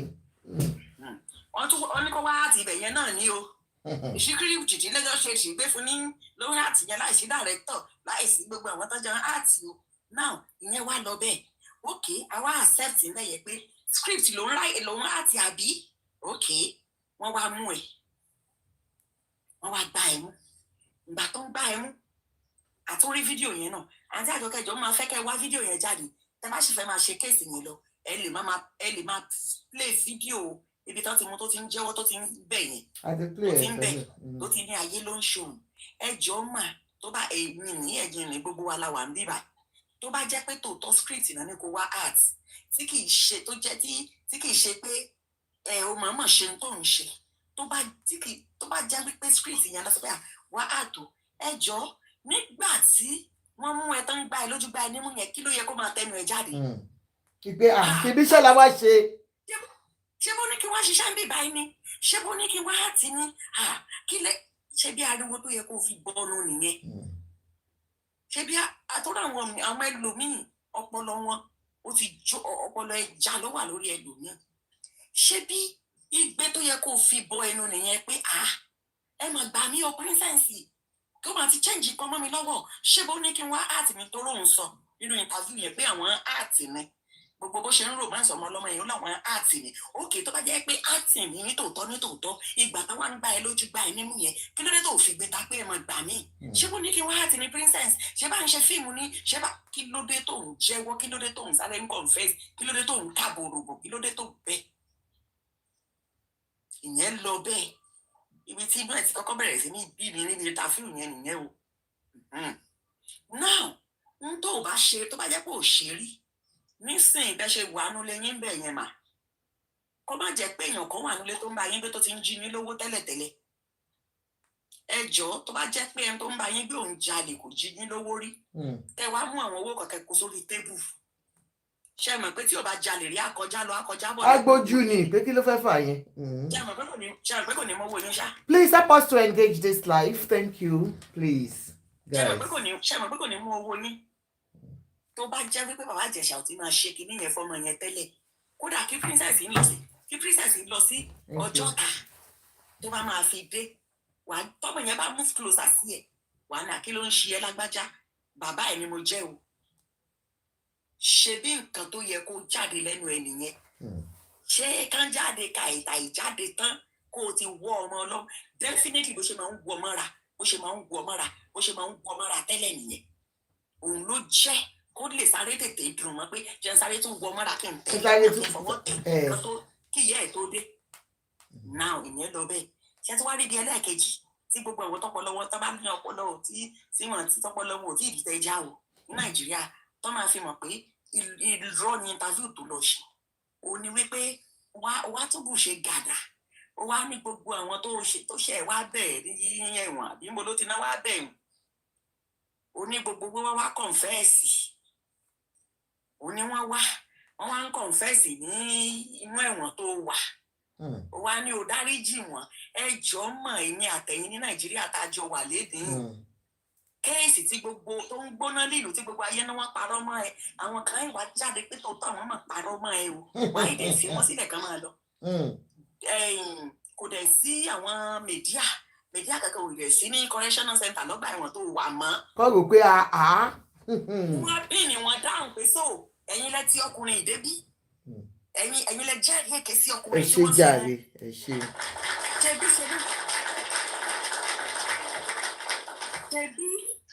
ṣebí ṣe náà dẹ̀ máa kó àwọn wọ̀nyẹn láti ibẹ̀ lẹ́yìn máa kó wọn lọ sí kóòtù pé ẹni tó ojú aṣebí ti hàn wọ́n ìdẹ̀ wá tóró ó náà pọ̀ tán wá kọ̀ǹfẹ́ẹ̀sì wọ́n ìdẹ̀ lọ bẹ́ẹ̀ pépà ò dẹ̀ gbé níwùsì ò gbé gbogbo ẹ̀dá ìlọ bẹ́ẹ̀ ibi tí mo ti wò pé tó bá jẹ́ pé tẹ fóònù ṣe wọnú ẹ̀ ni ó yẹ kéèyàn sáré wọnú bí ìjáde kó dùn má ní strong team kó mú ẹnu ẹ̀yẹ kó lọ sẹ́gbẹ̀ẹ́ ẹ ṣe mà bóyá a lè pè wálé ẹ ṣe gan now èyí tẹ̀mí tún wá rí tó tún yà mí lẹ́nu bàbá ìtẹ̀ sọ pé òun wà lọ́gbà ẹ̀wọ̀n lásìkò gbà yẹn mi ò dẹ̀ rò pé ó ti ṣẹ̀wọ̀n gan gbà yẹn nígbà tí ọkùnrin tán pa nífẹ̀ẹ́ yẹn dàbẹ́ ẹni kó ṣì wà ní àràǹdì kò tí ì lọ ẹ̀wọ̀n tí gbogbo ayé gbọ́ kéèsì yẹn tí kéèsì yẹn wà obvious tó wà clear to everybody. ti Timothy. ó ìdẹ̀ ni wọ́n mú ọkùnrin yẹn wá lálẹ́ ọjọ́ yẹn ó ní lọ́ba ìdẹ̀ bọ́ṣọ ẹ̀ paragada ló bá fẹ́ pè bọ́nu pé ló ń bá mọ̀ nípa kínní nǹkan báyìí ṣe òun ní iná tún rún mi wá bẹ̀yẹn mú ní ọkùnrin yìí ibi tó lọ ó lọ kọ́ ìrọ́mọ ìrọ́dé kò change o kò sí ìyípadà kankan níbi tó lọ yẹn o now ẹ tún wá wọ ilé tí mo tún wá tún rí nílẹ̀ Yorùbá mo ti rí ok kí bá tẹ̀ pàtó kọ́kọ́ kí ní dúró lórí tiẹ̀ nílẹ̀ Yorùbá ó ní wọ́n mú ẹ máa gbọ́ o ó ní wọ́n mú òun ó nígbà wọn á mú òun tóun wà ní ẹ̀wọ̀n ó lóun wá ní Ọlọ́run tóun bá mọ̀ nípa lóun wá ń búra kóun ó jáde ìjọ sáà ti mọ̀ pé tó wà lẹ̀wọ̀n ó jáde ni ṣé bí ìgbà tán ti mú ẹ̀yẹ ṣé bí ìgbà tán ti mú ẹ tó ti ń fa kéèsì rẹ lọ́wọ́ tó bá jẹ́ pé kò fẹ́ búra ń tòótọ́ ṣé ní ìgbà yẹn ló yẹ kó ti máa búra kó ti máa bá ẹlẹ́dàá ẹ̀ sọ pé ẹlẹ́dàá mi àdàbí tó bá jẹ́ pé mo ṣe kinní àdàbí tó bá jẹ́ pé mo mọ̀ pa kinní tó bá jẹ́ pé mi máa ń pa kinní wá kó mi yọ lóríṣiríṣi ọ̀nà má jẹ́ ń dèrò ẹ̀wọ̀n ẹ̀yà ìbádùn àti mo mọ̀ téèyàn máa ń gbà nìyẹn nígbà tó ń wá dọ̀hún tán ló wá ní bóun bá ṣe bóun kò bá ṣe kóun ó lọ láyọ̀ kóun ó bọ̀ láyọ̀ àṣà ìtìmọ̀ kó lọ láyọ̀ ó bọ̀ láyọ̀ tẹ́lẹ̀tẹ́lẹ̀ ìwọ̀n pa ẹ́ sọ̀hún ni. So therefore, Jerry, mọ́mì kan sọ̀rọ̀ lẹ́ẹ̀kan wọ́n ti sọ̀kalẹ̀. Wọ́n ní pé tó bá jẹ́ ìlú òyìnbó ni pé interview tó ṣe yìí pé ṣe ni wọ́n á tún lọ náwó mu ṣọ́ọ́rọ́ṣọ́ wípé eléyìí ò tí ì yí padà. Ó bá jẹ́ 5 tẹ́lẹ̀ bá wa fi bíi 5 sí. Bá jẹ́ 5 bíi thank you for the gift. Tó bá jẹ́ bẹ́ẹ̀ wà ti tẹ́lẹ̀ bá wa fi bíi 10 kù. Láti ó bá fi lórí 20 níbẹ̀. Orí ẹ̀ á pé n tó yẹ ká ṣe fún mi o. Náà nǹkan tí mo wá fẹ́ kẹ́yìn bloggers yìí kẹ́ ṣe. Kí lè báwo lẹ ṣe lè ṣe fẹ́ máa petition Lagos State kí wọ́n rí físíìtì kéèsì kí ni yóò tí ì ká lára kò tí máa yìí ò tí ì kẹ́kọ̀ọ́ kí wọ́n rí físíìtì kéèsì kó wá lọ fi ẹnu ara ẹ̀ náà sọ níwájú adájọ́ interview tó ṣe bí àwọn adájọ́ yẹn bá ń ṣe mọṣẹ́ táyìn ṣe mọ́ táwọn ọlọ́pàá ò mọṣẹ́ wọn níṣẹ́ mọ́ tó ìfìjẹ́ wípé gbogbo ń tán rí yẹn ṣe ló yẹ ká lọ dà sómi ká ní kì í ṣòun ló ṣe another one tó bá tiẹ̀ tó bá jáde lẹ́yìn tó bá ní anything tó wá dá ẹ lójú ṣe bí evidence ni obìnrin yẹn lò fún ìwọ náà kó evidence ti tiẹ̀ jáde náà voice note oríṣiríṣi tẹjọ ṣe ìgbà tó wọlé àwọn crew member tó wà bí tó ti fẹ́ lọ láti child molestation tán lé jáde fún ẹ tó fi wá kú wọ nìkan tó ń dá àti láìsí kámẹ́rà nínú ilé onílé kó gbogbo evidence yẹn jáde náà wàá dẹ̀ lọ wàá kó lọ sí court wàá sùn Ìyábọ̀ wàá sùn gbogbo àwọn tó wà nídìí kéèsì yẹn wàá proof innocence ẹ wàá dẹ̀ lè yọ orúkọ ẹ kúrò nínú Lagos State record àwọn sex offenders kíní yes àtàwọn ex-convict ó ṣe yẹn wàá bọ́ sí orí kíní òǹkọrin kiri ó bọ́ sórí mo pé nǹkan tó ń ṣe yìí gangan ó try láti tún parọ́ mọ́ Lagos State judiciary nìyẹn wípé wọn àmọ́ṣẹ́ wọn níṣẹ́ bẹ́ẹ̀ ló yẹ ká tún sùn correctional center ibi tó wà yẹn tí gbogbo àwọn èèyàn fi wá kọ̀ǹfẹ́ẹ̀sì táì dẹ̀ mú wọn sílẹ̀ ó yẹ ká ìjọ àti àbí òṣìṣẹ́ aṣáwà ń bẹ̀ lọ́jọ́ yẹn ó yẹ ká mú wọn kalẹ̀ ó yẹ ká sùn gbogbo ká sùn ibi tó lòun wà yẹn ibi tá ń gbé wọn lọ ká má fi gbogbo ẹnu dárúkọ ẹ̀ tó bá wà jẹ́pọ̀ nìkan ló wà nínú gbogbo ọgbà yẹn lọ́jọ́ yẹn tí gbogbo àwọn tó ló wá kọ̀ǹfẹ́ẹ̀sì tí wọ́n yìí fi wá táwọn wá rí anybody lè mú wọn lẹ̀ pé sọ ìpínlẹ̀ kọ́ bá bàbá yìí ṣe rí i pé ó tún parọ́ mọ́ wọn níbẹ̀ yẹn ó yẹ kí Lagos State government kí wọ́n sọ̀rọ̀ lórí interview tó ṣe yẹ if care is not taken bóyá kan jà ní warning kan fún ní warning pé táwọn bá tún gbọ́ tó bá lọ grant interview kò ṣe kan tó o bá lè kó evidence yẹn wá kó wá fi sún àwọn people yìí kó gba damages in billions lọ́wọ́ wọn. So ṣùgbọ́n nítorí pé ṣàwárí tàwọn tó ń sọ pé wọ́n fẹ́ di ẹ̀ ọ̀pù ni wọ́n ṣe ni tàbí àgbàlagbà nínú wọn wọ́n ní àgbàlagbà ni ẹ̀jẹ̀ àfọ̀rọ̀ lọ ẹ̀jọ̀ ẹ̀ mà bóyá ládàradà ló ṣe dàgbà ni ẹ̀ mà bóyá orí burúkú ló ẹni bẹ́ẹ̀ ṣe dàgbà ni. àwọn ọkùnrin tó ń sọ pé àtàwọn obìnrin náà tó tún sọ pé ojú ṣáàtì ni ókè ó da ẹ jẹ́ ká gbà ládùúrà fún wọn pé irú tó lọ set up yẹn kó ṣẹlẹ̀ sọ́mọ tiwọn náà kọ́mọ tiwọn kó má wà jẹ́ kó láta ẹ̀ nìkan o ká wá fi nǹkan yẹn ká fi fàáyà pẹ́rẹpẹ̀rẹ fún wọn ká wá wo bó ṣe máa rí lára wọn. Thank you, ma. nǹkan tí ojú gbogbo ènìyàn rí afọ́jú gan rí kìíní yà á mọ̀ pé ìwà ń bọ́ síta àwọn gangan ni wọ́n kì í jẹ́ kí àwọn èèyàn tó bá wà nírú ipò bẹ́ẹ̀ yẹn tí wọ́n kì í jẹ́ kó rí justice. Kó lè sọ̀rọ̀ síta. Wọ́n kì í jẹ́ kó rí justice wọ́n kì í jẹ́ kó lè sọ̀rọ̀ síta mò ń sọ ní ẹ̀kan tó bá yẹ pé kéèsì yẹn ò gba ibi tó gbà wá mà táwọn èèyàn dúró gbágbágbágbá sí di kéèsì wà láì ṣẹ́rí the rate tí àwọn èèyàn tán fi kú ti massive support fún bàbá jẹranjẹgùn wà láì wọn máa bẹ́rì kéèsì yẹn ṣùgbọ́n torí pé ibi tí kéèsì yẹn gbà wá ó ti gbóná jù àwọn èèyàn ti bọ́ṣẹ́ ń gba bí àwọn èèyàn ń gba bí pẹ́sẹ̀ arẹ́dì lórí kéèsì òun ló jẹ́ kí ẹnìyẹn rí justice o if not so. gbọ́ ni dé tó ń ní àwọn governor's wife kan wọ́n ti lọ bẹ̀bẹ̀ wọ́n ti gbé kúrò ní police station at that time làwọn ṣe lọ síbẹ̀ lọ ṣe gbogbo wèrè yẹn níjọ́ yìí. ṣe tún wá rí ṣe rí ilé ayé yìí ẹ̀dá tọ́lọ́run bá ti fún ní oní lóòótọ́ wọn sọ pé wọn àwọn ọ̀nà Iléṣà Oǹdó Èkìtì jẹ́ pé a máa ń lágídí lóòótọ́ ni ṣùgbọ́n téèyàn bá tún wá ní agídí ẹ̀dá kágídí tó bá ti bá tiẹ̀ jẹ́ nílé ayé yìí orí burúkú ni ṣẹlẹ̀ nígbà tí ọ̀rọ̀ yẹn ṣẹlẹ̀ tí wọ́n gbé yẹn jáde tán ṣe mọ̀ pé wọ́n tètè gbé mítọ̀ pẹ̀lú bẹ́ẹ̀lì ìgbà tí wọ́n ti mítọ̀ pẹ̀lú bẹ́ẹ̀lì tó jáde yẹn tó bá jẹ́ pé kì í ṣe àwọn olórí èèyàn bí onídìí bàǹbà tó ń tì lẹ́yìn ṣe rí tó bá jẹ́ wípé ènìyàn tí ò fẹ́ lọ sẹ́wọ̀n ni ṣe ló yẹ kó lọ máa bẹ gbogbo àwọn tó wà ń di kéèsì yẹn káàkiri pé ẹ jọ̀ọ́ ẹ forí jì mí ẹ ṣe gba ẹ ṣàwó wá gbé ẹ̀wù gbéraga wọ̀ lẹ́yìn ìgbà tán bẹ́ẹ̀lì ẹ̀yìn gbogbo wọn ṣe irọ́ ni ó wá ń gbọ́ kọ́mẹ́ǹtì lórí social media. inú òun náà bá ń dùn lórí ẹ̀ bá ń wú.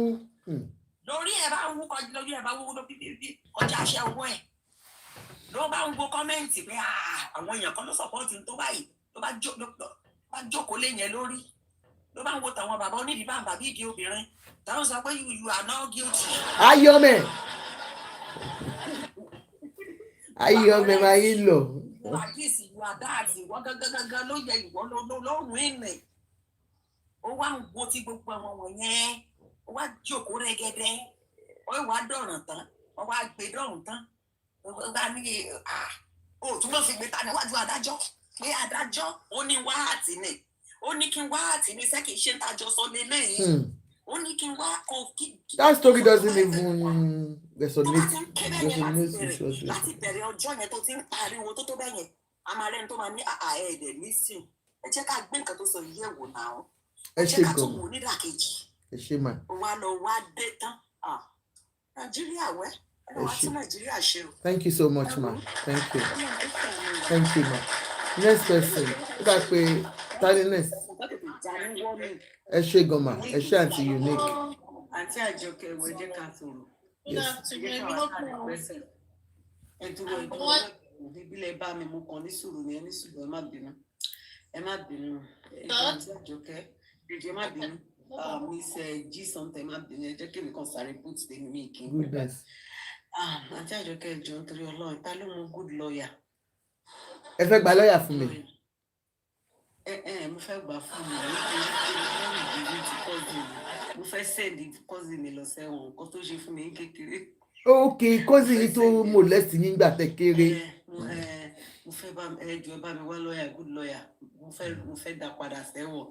anyways it's a joke àǹtí Àjọkẹ́ ní tí mo send sí nítorí ẹ̀ lèmi ṣe pè wọlé pé ẹ lọ wò ó yẹ kán fún Bíọ́lá gan Bíọ́lá mo fẹ́ kó tètè máa ṣe àtúnṣe kíákíákíá ẹ rí ní ìsìnfẹ́mi Johnson wọ́n fún ní àwọ̀dà ọmọ Nàìjíríà ò dá wọ́n ti sá lé gidi gan wọ́n á gbé àwọ̀dì yẹn sí lọ́wọ́ òun mo ní kẹwù lẹ́ẹ̀kan wọ́n wá ní the best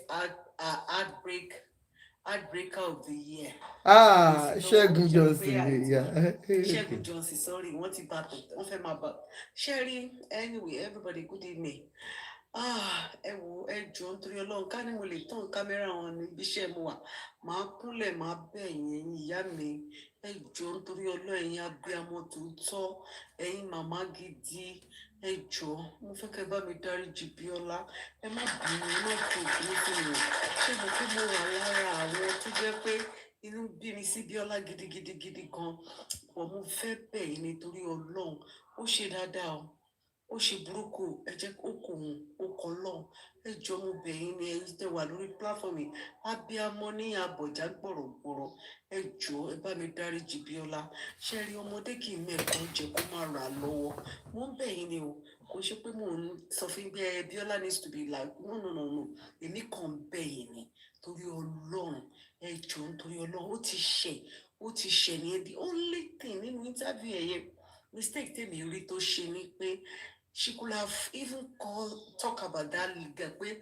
ọmọ yẹn tó ní òun ṣe kankan I'm sorry tó ń bá hot ẹ àbí princess nǹkan tó bí princess inú tí princess fi jáde nìyẹn pé you just talk like àǹtí Ìyábọ̀ pé even what about the late girl the little kìíní yẹn tó ẹ pé kankan ṣe mọ nǹkan táwọn èèyàn sọ ni pé you don't even mention about this girl you are just talking about àǹtí Ìyábọ̀ I think that is the part of tèmi rí pé ó ṣe mistake tèmi náà dẹ̀ ṣe ń rò pé kéèyàn send sí díẹ̀ rẹ̀ pé you need to talk about this girl òun ní nǹkan tó ṣe Ìyábọ̀ ti ẹ̀fẹ́ gbúdọ̀lá ìyẹn ò ní ó ti dá sí gbogbo wọn lára but ẹ jọ̀ọ́ nítorí Ọlọ́run ẹ bá mi dáríjì ẹ jọ̀ọ́ nítorí Ọlọ́run nǹkan tẹ̀mí fẹ́ kọ́kọ́ sọ ni ẹ bá mi dáríjì ẹ jọ̀ọ́ nítorí Ọlọ́run ẹ má bínú èmi kan ti post ẹ pé ẹ jọ̀ọ́ mo bẹ̀ ni pé ẹ bá wa dáríjì iye àtúnṣe iṣẹ́ wá rí bàbá Ìjẹ̀ṣà yẹn ẹ fi sílẹ̀ ṣe bó mọ interview ṣe ní ẹ ṣàjẹká fi sílẹ̀ Bíọ́lá lèmi kan fẹ́ sọ nípa ẹ pé kẹ́ ẹ jọ̀ọ́ ẹ bá mi dáríjì ẹ jẹ́ kẹ́lòmíì sọ̀rọ̀. Ẹ ṣé. For that interview, I will say, Baba Jesha, you can continue to do your interview.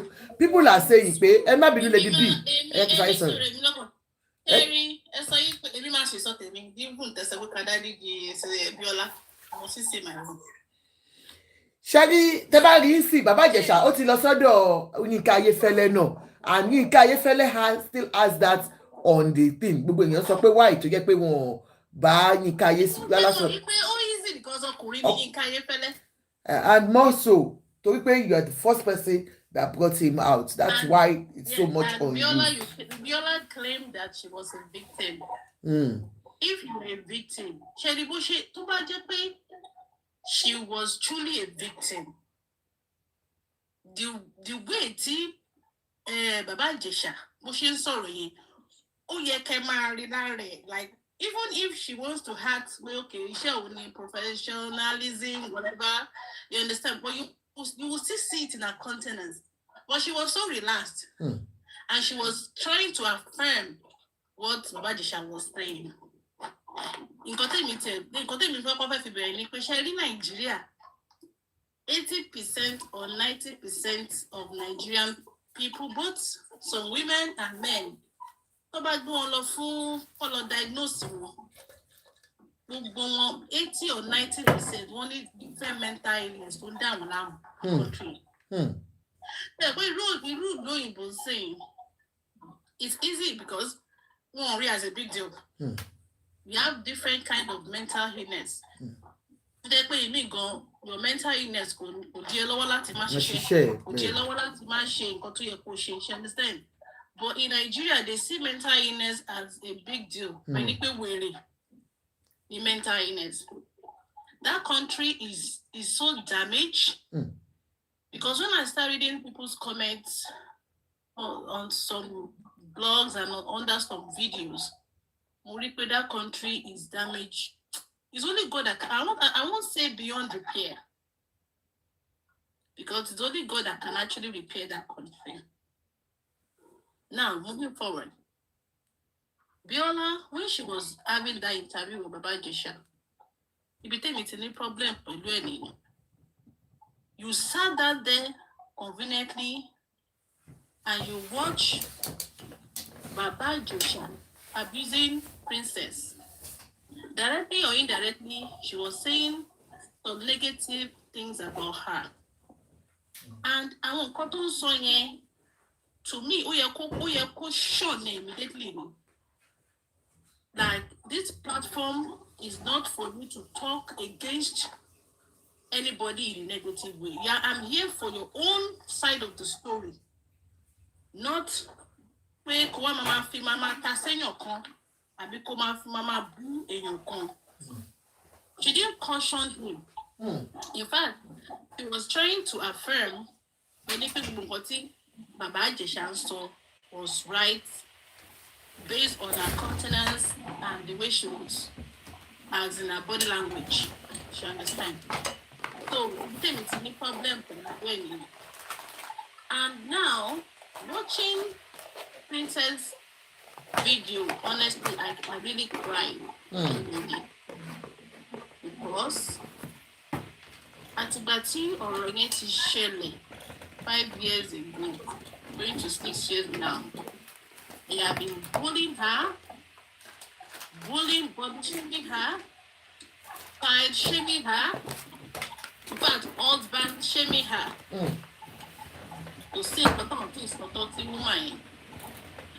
Now, nígbà tó ọ̀rọ̀ yẹn wá ń die down, that she's trying to pick up the pieces of her life up again. Thank you, Goodness. Thank you so much. Appreciate your contribution. We now went to reopen that wound. So So I don't want to say she's not doing too much. Because ọmọ bí nǹkan tó ṣẹlẹ̀ sí lákàtà ọmọ afúniṣọ́ lọmọ yẹn not a biological child ọmọ tó jẹ́ pé ó lọ gbà lókè olóògùn máa fi ẹnì kejì rẹ́ni kejì lọ́mọ yẹn. So that's why it was so painful to her.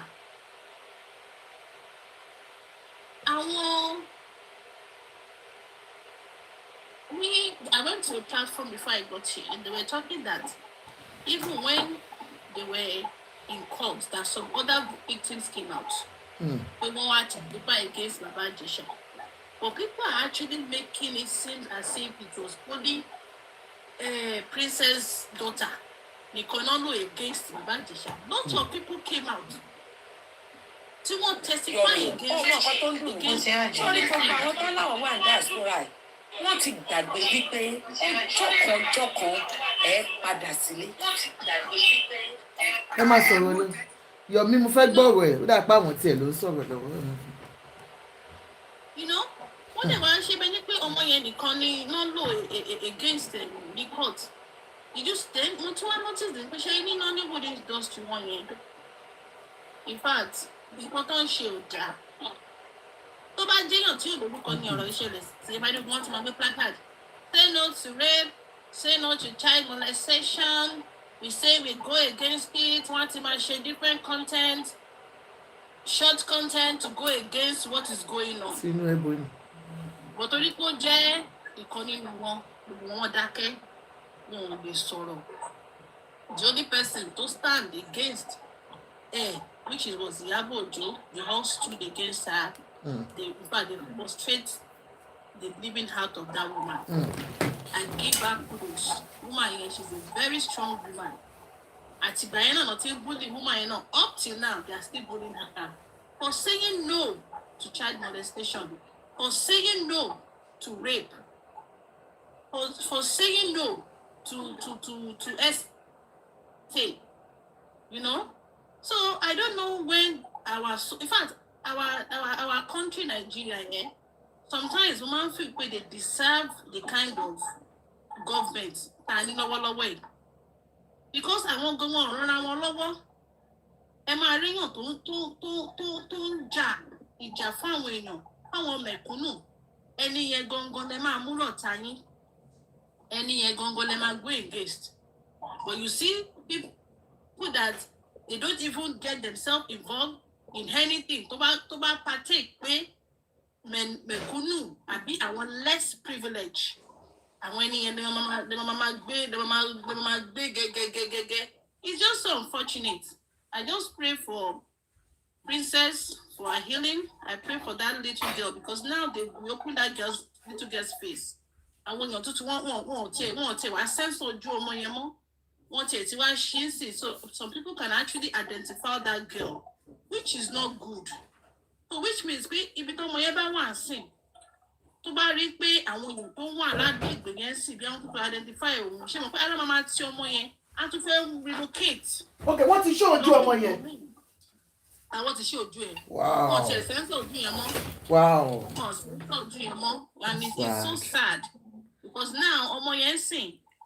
Ibi tó bá wà tí tó bá rí pé wọ́n mọ̀ pé òun ló wà nínú fídíò yìí ṣe mọ̀ ara ò ní bá wọn á fẹ́ tún move. A tún fẹ́ lọ bòmí lọ tún lọ to start a life afresh. Ìfà ìrọ̀ ọmọ yẹn tó bá lè mọ̀ pé ìmọ̀ bí wà nínú òyìnbó pẹ̀lú princess ọ̀bọ̀ṣù wà Nàìjíríà. Tó bá yẹ kó wà Nàìjíríà if they can just help that little girl to just travel out of the country, it will be good. It will be good. Me more position to Moyewa because this one wanted to show you Moye. You can actually see the face now. Wow. And that is the kind of country that we have.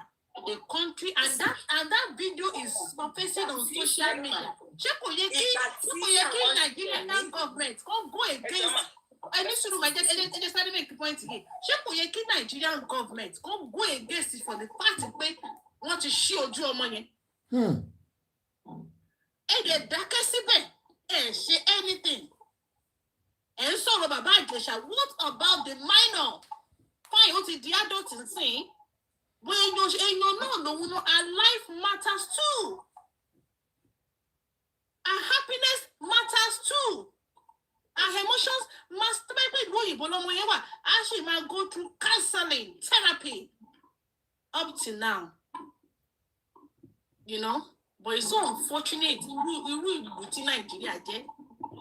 I pray for that girl's healing. I pray for her. Thank you.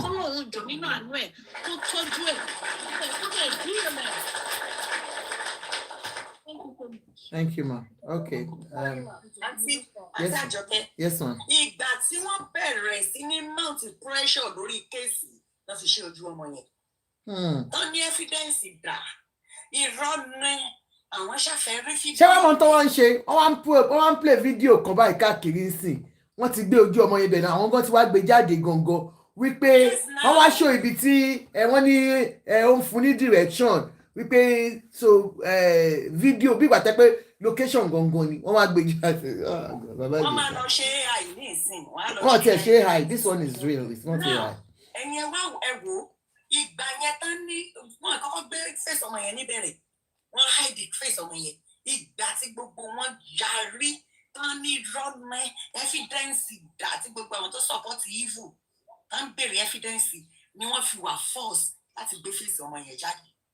Ó yẹ kí wọ́n gbé ọmọ yẹn kúrò Nàìjíríà ní if care is not taken. I don't think she's in Nigeria. Àti ní marriage ọmọ yẹn lọ́jọ́ iwájú. Temitayo Ogedengbe, you said the girl has been having sex before Baba Ijesa. And you're a woman. It's well. Yes, so, Auntie Ashabi, Ekalema. Ẹ̀kalẹ̀ o gbogbo lé. Wọ́n máa ṣe mo lè sọ̀rọ̀. Torí ọ̀rọ̀ man tó ń sọ̀rọ̀ lẹ́ẹ̀kan yẹn ẹ̀kalẹ̀ gbogbo lé. This is my first time of speaking on. Senik, ẹ má bínú ma, ẹ jẹ́ kí Lady B sọ̀rọ̀ wọ́n ti wà níbi ti pẹ́ ẹjọ́. Then àǹtí mi máa ń fún wọn láyè kó sáré sọ̀rọ̀ ní ìṣe mọ̀ pé àwọn gangan ni àwọn náà ní platform. Àǹtí Àjàní, ẹ má bínú Senik, ẹ yẹ ká sáré jẹ́ kí Lady B sọ̀rọ̀. Lady B, wọ́n ti wà níbi ti pẹ́. Ẹ kálẹ́ everybody. Ẹ kálẹ́ mà. Yes ma. Ṣé mo nǹkan tó ti ẹ̀ kọ́kọ́ yà mí lẹ́nu tó jọ mí lójú jù ni àwọn ọkùnrin tó ń gun òkè wá síbí báyìí tí wọ́n sọ wípé especially man tó kọjá tó ṣe last wọ́n indicate pé kí ló dé nígbà tí ọmọ yẹn lọ kalẹ̀ pẹ̀lú kí ló dé tó ṣe súnmọ́ bàbá Ìjẹ̀ṣà. You understand? Sherry, one thing I know is this. Àwọn èèyàn wa mi rò pé conscience wà ń bẹ ẹ̀rọ mọ́ rárá. Ẹni wọ́n expose ọmọ yẹn. Wọn ò care. Ìgbà tí ọmọ yìí fi lè jáde, ọmọ tó take years. Wọ́n sọ wípé láti ìgbà tó ti wà 7 years ló ti ń molested, ló ti ń bá sùn. Kó tó di wípé princess wa ó notice changes lára ọmọ yẹn. This could be anybody. Just èmi kàn mí lè pé as a mother, just put yourself in that in princess situation. Èèyàn bímọ ò ní pé kéèyàn máa lè wò náà. Àmì èèyàn kan ló bímọ, ìyẹn ní pé kéèyàn máa lè wò. Ọmọ tó wà lákàtà ẹ̀ tó dẹ̀ ṣe wípé ọmọ tó ń rí bí ọmọ ẹ̀ ni. I understand. Wọ́n bully àwọn people yìí débi pé princess kúrò Nàìjíríà. Yeah? Bí mo ṣe gbọ́ o, Ìyábọ̀ sọ̀rọ̀, wọ́n ní kí Ìyábọ̀ gbórí wá. Wọ́n ṣépè fún àwọn ọmọ tuntun náà wọ́n tún ṣe pé ó dọ̀tá everybody. Kí ló ń ṣẹlẹ̀ ní Nàìjíríà? Ìlú wa ń sìn, ìlú tó ṣe wípé àwọn èèyàn wọ́n sọ pé àwọn kan wà tó ń parọ́ mọ́yàn. Ẹ jọ̀ọ́, we are not talking about cases àwọn òótọ́ àwọn kan wà tó ń parọ́. But this is not the case here. A case tá à ń treat ni case tá a rí fídíò ẹ̀.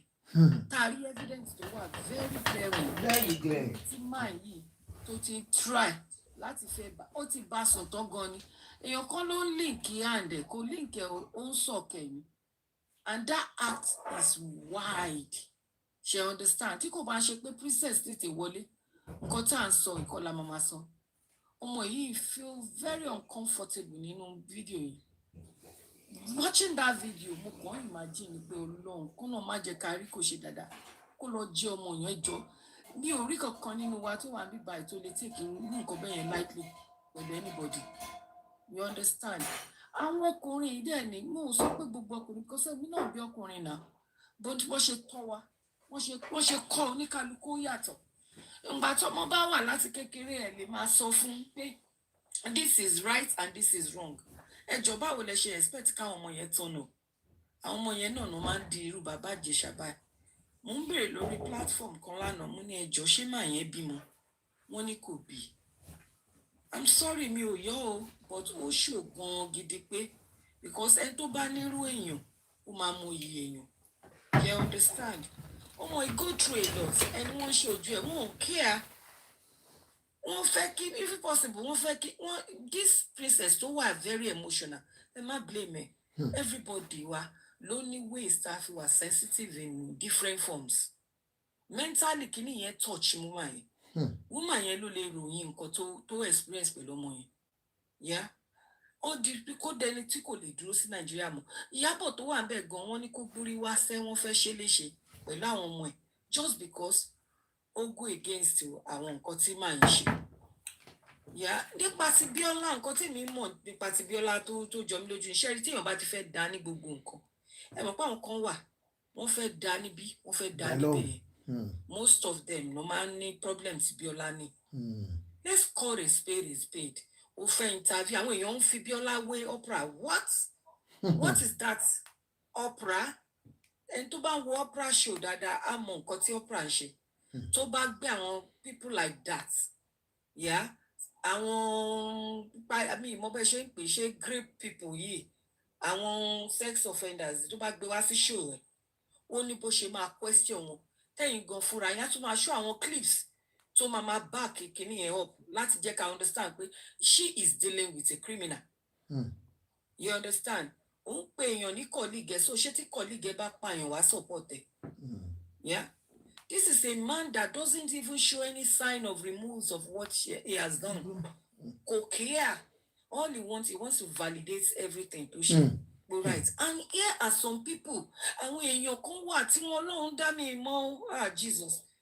Tó ṣe ń support ẹ̀ tí wọ́n tún rí ẹwà wọn tó gùn kéna tó ń láti máa sọ pé why tí gẹ́yẹn náà ṣe súnmọ́. So to underage àbí ọmọ yín bá ṣe tó bá ṣe aláwòkù irú àwọn èèyàn bẹ́ẹ̀ yẹn. Jésù kí ló ń ṣẹlẹ̀? Àwọn èèyàn ní mental health ní Nàìjíríà o. Mo ń gbọ́ bí fídíò kan tẹ play sí ọjọ́ kẹtẹ ń sọ pé àwa tá a wà ní diaspora. Wọ́n ní ìwà bẹ́ẹ̀ Yomi sọ̀rọ̀. The only reason why he suffered was because of that trap the princess set him to ambush him into misfortune. He overstretched his sexual feelings by placing a girl that has the features of an adult who is actively having sex to ensure that they pushed him until he touched the girl. And that is what they did, and that is what evil people do. And no police officer was part of the plot. Princess plotted everything by herself. But unfortunately, we have a government that gave her a pat in the back and she ran to UK. That is the truth. Because that interview could have been one breakthrough for him when I watched that interview. But when I go to social media and see the backlash and everything, wow. I saw this man. Ìlú òyìnbó ni Yomi wà presently. Country wo ni Yomi wà presently. One country wo ni Yomi wà presently. Ṣé UK ni wà presently or America ni wà? Ẹni sùúrù. Uncle Yomi ẹ káàárọ̀ sir. I've met you before during NSAS ní side Ìkẹjà and I can see. So kí lẹ sọ any country ló wà Canada ló wà. Canada ló wà bí. Sherry man yẹn ṣe mọ nǹkan tí mi. Ó lo overstretch sexual feelings and sexual desire. Describe nǹkan tó ń ṣẹlẹ̀. Ẹ̀yin náà rí bó ṣe ń sọ. That guy is sick. What do you expect from a man? Don't go against a Mohbad case. Ó wà lára àwọn tó ní case understand. What I would just say, Sherry, gbogbo àwa abiyamọ tó wà níbí. Don't entrust your children with anybody. Be he a male or female. Ẹ jẹ́ kí n sọ fún yín àwọn tó sick pọ̀ tó ń wọṣọ o. Àwọn tó sick tí wọ́n sick mentally pọ̀ tó ń wọṣọ. Because mi ò mọ báwo ni ẹni tí ó wà sane tó máa rí fídíò yẹn tó máa rí wípé ó wà okay tó ń dẹ̀ tún máa justify ẹ̀ láti support àṣẹ offender ní ká pé kíní ni ní ìlú wa ni mo ti rí ẹni tó jẹ́ pé offender òun ló wá máa di kí la máa ń pe ẹni tó jẹ̀bi, you understand, ẹni tó jẹ̀bi ń sìn àwa dé ni ó wá máa di ẹni tí ẹ̀ ń dá láre. I don't understand what is going on in Nigeria, and they are not ready to change. The government and government. But before government, no, ṣe bá àwọn ará, nígbà tí society, community wa tó wà biased, tó wà dirty like this. What do you even expect that our government to care about whatever we are going through? There is no atom of love, no consideration, no empathy. Empathy, they don't care about anybody. And that is the problem we are facing in Nigeria. Thank you, man. Ẹ jẹ́ ká sáré gbọ́ from Aunty Ashabi. Ó dà pọ́n tí wọ́n fẹ́ sọ̀rọ̀ kan. Kò sí problem, ma. Ẹ kálẹ́ mà, Aunty Ashabi, ẹ káàbọ̀ mà.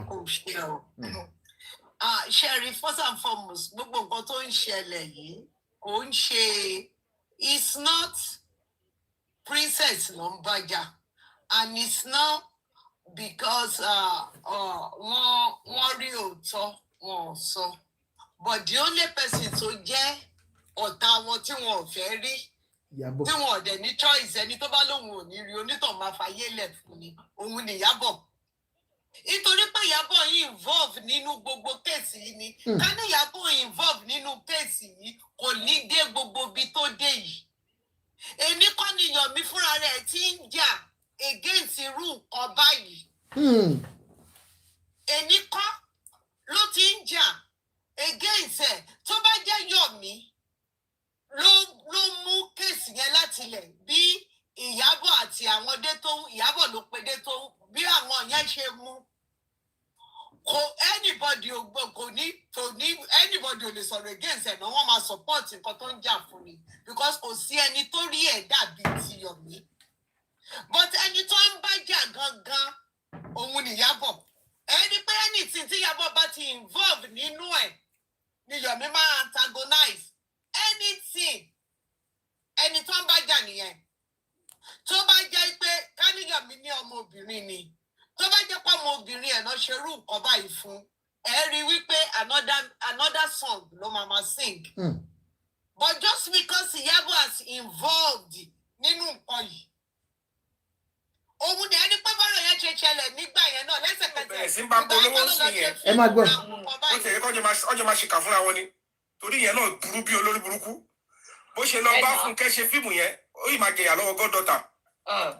Bí goddaughter náà ṣe gbé kiri ẹ̀ sórí kó máa ẹ̀rọ pé yẹn ti lọ ṣe fídíò kan. Ó mọ̀ mọ̀ fẹ́ rún pa ni o, ó rún pa ni o. Tó sọ fáwọn bọ́ì tìmí nìyẹn pé òun ò ṣe kíní kan pẹ̀lú olóṣèlú mọ́ yẹn. Gbogbo bí tó ti rìn tó ti ẹ̀pù ẹ̀ bá búlọ́ọ̀kì kéèsì ìyàwó Mohbad yẹn, ó ti sáré máa bẹ̀gẹ́ lẹ́sẹ̀kẹsẹ̀. Ìyẹn náà, òun ló ń sọ pé. Kò yẹ yín sórí, kò yẹ yín gbogbo, mò ń sọ̀rọ̀ parable but ẹni tó bá yé ló yé o. Amọ̀ra wa àgbàrá òbí yìí. Because now, orí tẹ̀ wọ́n bá ti gé yẹn gé lọ nìyẹn. Àǹtí mi máa sọ̀rọ̀ lọ. So, nǹkan tó ń ṣe Yomi nìyẹn, the hatred tó ní fún Ìyábọ̀, òun ló ṣe ń go against kéèsì tó máa pọ̀ òun gan fúnra rẹ̀. Ó kàn jẹ́ pé a ní àwọn èèyàn tó lè sign petition against ẹ̀ ni. Ní gbogbo ìlú tó bá wọ̀, ẹni tó bá ti jẹ́ enabler irú àwọn bàbá Ìjẹ̀ṣà yẹn, kò jẹ́ kó allow wọn níbi tí kò bá àjọkùnrin, nítorí ó lè ti kíní bọkùnrin látẹ̀yìn, kò bá àjọbìnrin, kò jẹ́ kó allow wọn níbi tí ẹlẹ́mìí wà, kò jẹ́ kó allow wọn. Ìyẹn nítorí Yomi ṣẹ́rí ti princess, èmi ò mọ̀ tó wá jẹ́ pé nígbà ìsìn princess wá sọ pé òun tún jáde lórí ọ̀rọ̀ kéèsì yẹn. Ṣebí princess fúnra rẹ̀ ti bá Ìyábọ̀. Abẹ́ ti gbàgbé ni, ó bá Ìyábọ̀ bá ṣìdé tó ohun. Ṣebí nǹkan tó yẹ tó ṣe jáde nínú kéèsì yẹn nìyẹn. Ṣebí Ìyábọ̀ náà ti jáde nínú kéèsì yẹn. But nítorí pé wọ́n ṣì ń bá Ìyábọ̀ lọ, nítorí Ìyábọ̀ jẹ́ Ìyábọ̀ tí wọ́n ò lè ogún ẹ̀ ó ń jẹ́ ìnilára fún wọn, ó dẹ̀ máa ní gbogbo wọn lára pa ni.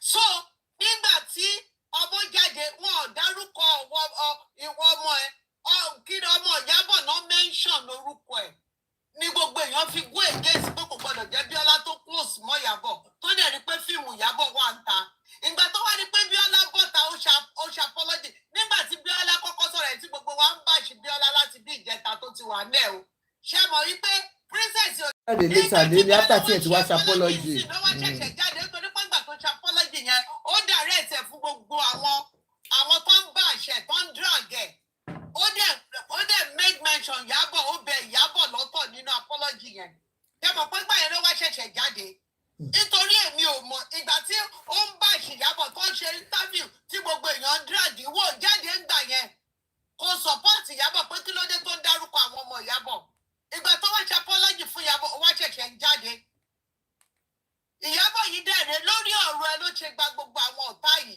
ìwọ náà ti jáde fún rí tó ní ò pè wọ́n sí kéèsì ẹ ò pè wọ́n sí kinní gbogbo nǹkan tí gbogbo yín jọ ń ṣe níkọ̀rọ̀ tó ti bọ́ta tó ti wá sọ tó fi di pé dé tó ń sá sẹ́yìn ṣe mọ̀ pé Larissa náà bá wọn jáde nígbà tọ́rọ̀ yẹn kọ́kọ́ ṣẹlẹ̀ gbaragbara gbogbo wọn sá oníkálukú yọra wọn sẹ́yìn bẹ́ẹ̀ nítorí ó ti fi sún gbogbo wọn.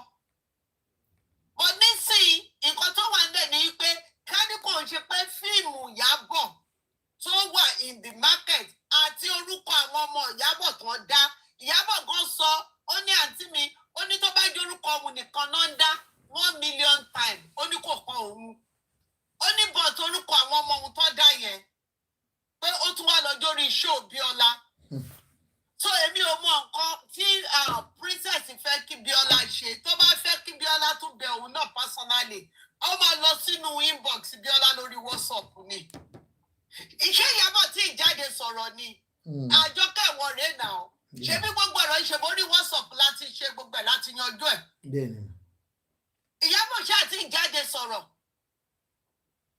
ọ̀tá yanjú ẹ̀ bíi pé a yanjú ẹ̀ nínú kọ̀rọ̀ yàrá pé sòkò lè tètè bọ́ síta nítorí àwọn tó ń jà fún Ìyábọ̀ ń pọ̀ ju àwọn tó ń bá Ìyábọ̀ jà lọ. A majority ni Ọlọ́run tẹ̀lé kò sí pé tàbí ṣùgbọ́n ọmọ yẹn dẹ̀ mọ̀ ó ṣe àtúnṣe bẹ́ẹ̀ náà làwọn kan ń sọ̀rọ̀ lórí Facebook wípé wọ́n ṣe máa ní kí Bíọ́lá bẹ́ẹ̀ nígbà tẹ́rí tí gbogbo èèyàn ń ṣe èpè ńláńlá fún Bíọ́lá àtọmọ olóríire tí Bíọ́lá gbé dání tẹ́yìn kan tún wá jáde tẹ́tún wá ń sọ pé wọ́n ṣe máa ní Bíọ́lá ṣe máa tender apology kò ń ṣe professional ló ṣe ń tender apology irú ayé wo la wà náà. Àwọn Yorùbá burú o. Orí ẹ̀ pé ni. Àwọn Yorùbá aburú gan. Aburú gan. Wọ́n sọ pé tẹ bá léèyàn títí tí ẹ bá báyàn ẹ máa padà tó èmi ò mọ nǹkan tá à ń wá ọ̀tẹ̀ fún. Ìjà oníjàdẹ̀ la máa ń inherit. Ìjà oníjà la máa ń inherit. Tí èèyàn méjì bá ń jà. A máa inherit ìjà oníjà. Àwọn méjì tó ń jà yẹn eventually tó bá wá parí ìjà ẹ̀yin tẹ́ ń gbèjà ń bo lẹ fẹ́ fojú sí. Ibo lẹ fẹ́ fojú sí. Tẹ́ bá ṣe àtúnṣe láàrin èèyàn méjì tó bá ń jà tí wọn ò bá gbọ́ ẹ má bọ́ tún jà ẹ má bọ́ sí ìjà tí ò bá ti ṣe wípé wọ́n bá yín jà direct ẹ kọ̀ wá lọ́wọ́ ara yín nǹkan tẹ́mi máa gbọ́ ègé sí gbogbo ọjọ́ ayé mi ni pé gbogbo ẹni tó bá ti ń ṣépè fún ọmọ ọlọ́mọ tó bá ti ń ṣépè fún ọmọ ọlọ́mọ ikú Jésíbẹ́ẹ̀lì ló máa kú láyé ọkùnrin tó bá ń ṣépè fún ọmọ ọlọ́mọ ikú Áhábù ló máa kú láyé torí àwọn ọmọ wa Ọlọ́run ló ní wọn ọmọ kékeré ò nẹ́ṣẹ̀ gbogbo àwọn tó ń ṣépè fún ọmọ Bíọ́lá náà abiyamọ olóríire kò ní ṣépè fún ọmọ. So we don't even talk about surrogacy as if it's a taboo. Ẹ jọ̀ọ́ nítorí Ọlọ́run èèyàn ń gbọ́ wọ́n bá yàn gbọ́ ọmọ yẹn ó ṣe big deal kò dáa ẹ jọ̀ọ́. Ó ti finú ṣoyún láìmọye ìgbà. Ọlọ́run ò dẹ̀ ní pọmọ fún. Àkọlẹ́ni tí ò finú ṣoyún rárá rí. Ẹ tẹ̀ obìnrin ṣe máa pín obìnrin ẹgbẹ́ ẹ̀ lágàn. Ti ẹ̀ dá ẹ má bínú wọn ní pé wọn lágàn. A ti sọ fún gbogbo èèyàn lórí program wa even talking against surrogacy is against my own principle here. Why? Is surrogacy not a good thing? I don't understand. Àṣebáwo èèyàn náà adopt. Is surrogacy not a good thing? Ṣé bóun ló ní ẹ̀gẹ́? Ṣé bóun ló na ọmọ ẹ̀? Of course, 100%. Wọ́n bá ṣe DNA pẹ̀lú ọmọ ẹ̀ ń sìn òun ní ẹlòmíì gan kò ṣe pé ó tiẹ̀ ní problem pẹ̀lú òun fẹ́ bímọ kò fẹ́ ba bọ́ọ̀dì ẹ̀ jẹ́ ni a ní kó bá òun gbọ́ ọmọ yẹn àwọn òyìnbó ń ṣe àwọn dúdú wa gan ti ń ṣe. àwọn òyìnbó ń ṣe dáadáa okay nígbà slavery ṣáwọn èèyàn kì í ka ìtàn ní ìgbà slavery nílùú yìí òyìnbó ó máa fún àwọn slave àwọn ló máa fún lóyún tó àbí tó bá fún ìyàwó ẹ̀ lóyún àwọn slave náà máa gbé fún pápá máa bá wọn fún wọn lọ́yàn pé nítorí àwọn ò fẹ́ kí ọ̀yàn ìyàwó àwọn kó pẹlẹbẹ. so kí wá ní big thing nínú pé èèyàn mú ẹ̀gì èèyàn wọ́n gbé pamọ́ fún yàn. ẹ má bù Bíọ́lá ẹjọ́ kí ló dé irú ayé wo làwọn èèyàn wá yìí. ẹ ṣe gan. ó máa dá o àwọn obìnrin náà dẹ̀ ni ó máa dá ó máa ń ṣe nǹkan tó dáa. ẹ pé kò lè wá sọ ti yín pé òun ò ṣe nǹkan tó tẹ sọ pé ó ṣe ẹ pé kò lè jáde sọ. àkọ́kọ́ jáde kó sọ tèmi àti ìyá Esabod ṣé mi parọ́ mọ́ ṣé ìyá Esabod parọ́ bébè kúkú mọ̀ gbà tí ìyá Esabod sọ àwọn èèyàn náà ń sọ lánàá gbà tí ṣe show náà sọ pé ó ṣe bẹ́ẹ̀ fún wọn ní island náà ó ṣe gbogbo ẹ̀ kó jáde. ẹ ṣe mà ẹ ṣe gan mà ẹ ṣe safe. Unique ẹnì kan ti lọ wọ́n dẹ̀ fẹ́ sọ̀rọ̀ látẹ̀kan. Aunty Àyànfẹ́, how are you my sweetheart? Aunty Enik, where are you? mo ti jí. Okay, Senik mi rí mọ́ àwọn ló kù. Aunty Àyànfẹ́ mọ̀ pé lélẹ̀ ìgbà ẹ jẹ́ kí Senik sọ̀rọ̀ ìjọ wọ́n ti dé ti pẹ́. ẹ má bínú ẹ ká lára ilé. ẹ kalẹ̀ mà ara lé. Aunty Àyànfẹ́ ara lé. kí ló dé tó jẹ́ pé ní Nàìjíríà ń sìn good is evil and evil is good ní Nàìjíríà why is everything torí kodò ń bẹ̀ yẹn mi ò lè understand yẹn mi ò lè python ẹ̀ because each time tí máa lọlé tó bá tẹ̀mọ̀ tó bá hùwà tí ò dáa tẹ́ bá sọ tẹ́ bá tún àti correct wọ́n máa wò bí àpẹ́ ẹ̀yin gangan ní evil person ẹ̀yin lẹ̀ mọ̀ kún tẹ̀ ń sọ wọ́n ní èèyàn rèpù èèyàn ó rèpù under age ó ẹ̀dẹ̀ rí gbogbo ẹjọ́ script tó ní ọkọ̀ fún bàbá àbẹ̀yẹ bàbá ìjìṣà ní script ni ẹjọ́ script yẹn kó provide ẹ̀ ó ṣà máa ń wà tó máa ní blue cover bí nǹkan kan tó torí mo ti àti long time ago script yẹn kó provide ẹ̀ bí wọ́n máa ń fún ọ ní script kó provide evidence script yẹn náà àríbí tó ti ń ṣe tape pro tó ṣe action àrí gbogbo nǹkan báyìí ó yẹ kó gbé jáde nítorí mi ìmọ̀ wá tó gbà wọn máa rí nǹkan tí wọ́n ẹ̀rí nǹkan pé ìkíní yìí is wrong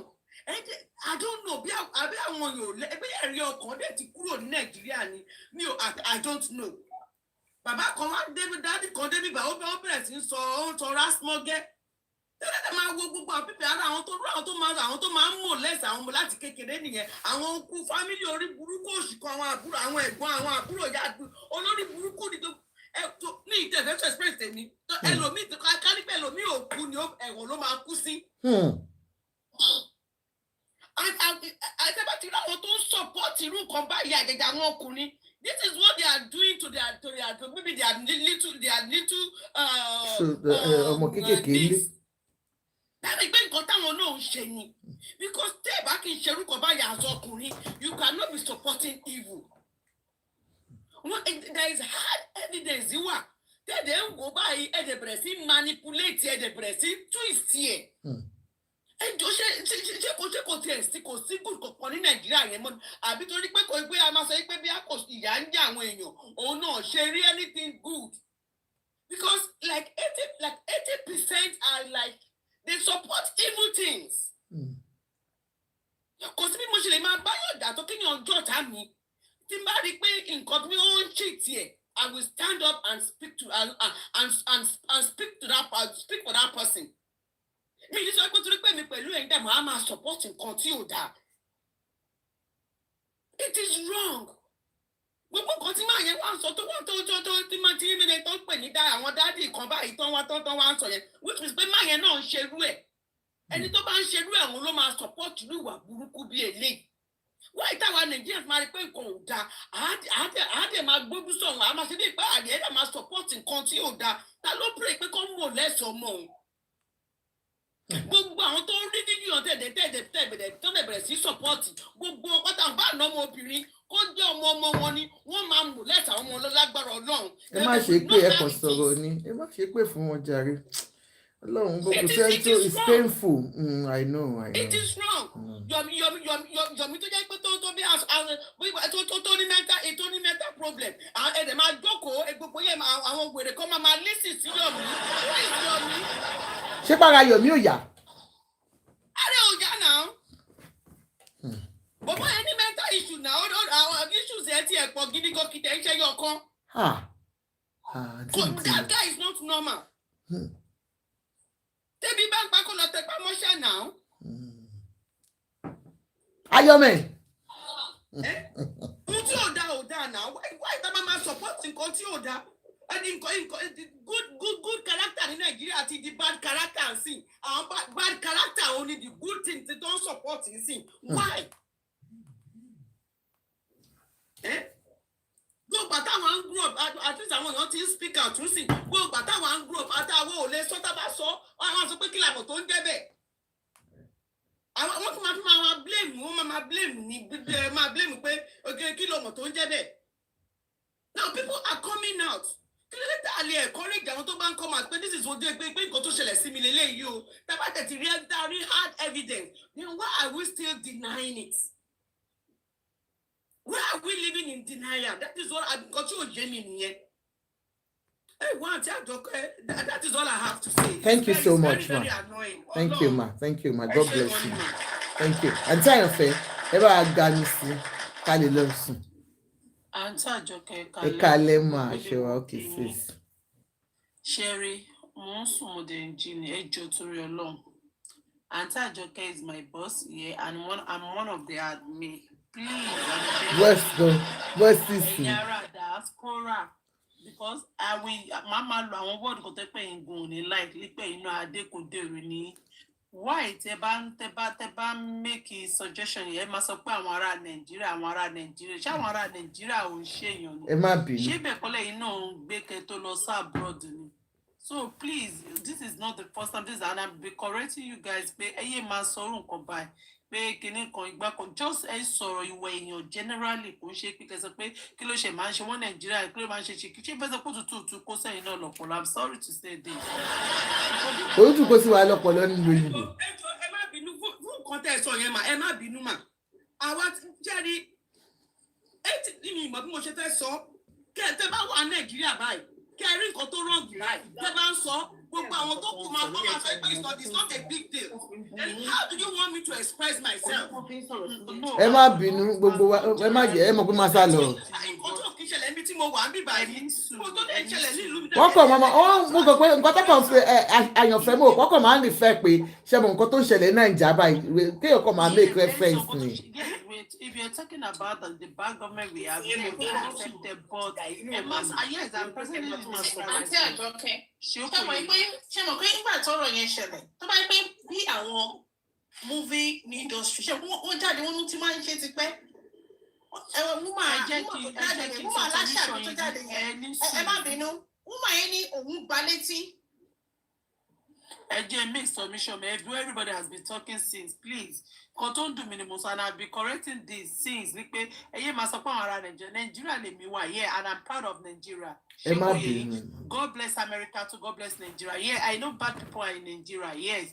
Ẹ̀yin ará diaspora go ite ngan dale lo pọ̀ because gba mi ta ago bá fẹ́ sọ̀rọ̀ ẹ ti fowó di gbogbo ẹ ti fowó bà gbogbo ẹ jẹ́.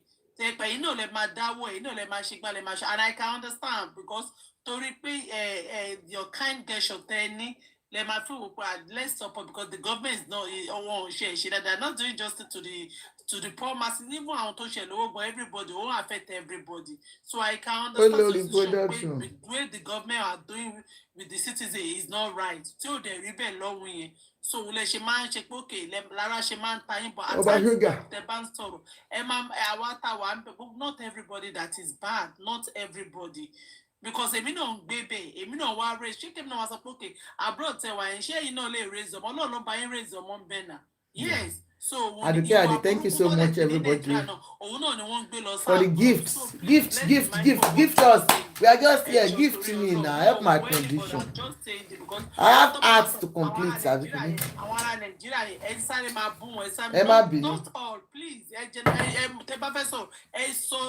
Ní character olíkálùkù ni even àwọn pastor tá a sọ pé ó ń darí wa gan pastor gan ló ń darí. Àyíké Adédèmọ̀ náà ní serial àwọn kúkú wà ẹ̀yin ará Nàìjíríà àtàrà lórí ìbílẹ̀ mọ̀ serial àwọn wà.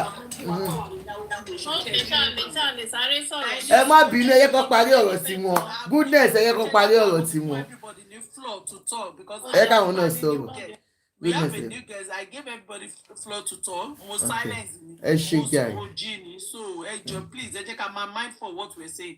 Because someone can be by everybody. Grammar to be, grammar is there. Yes, only money baby face. Yes, although no more than me, I'm just 16 years. More 25 years. So now back to the topic.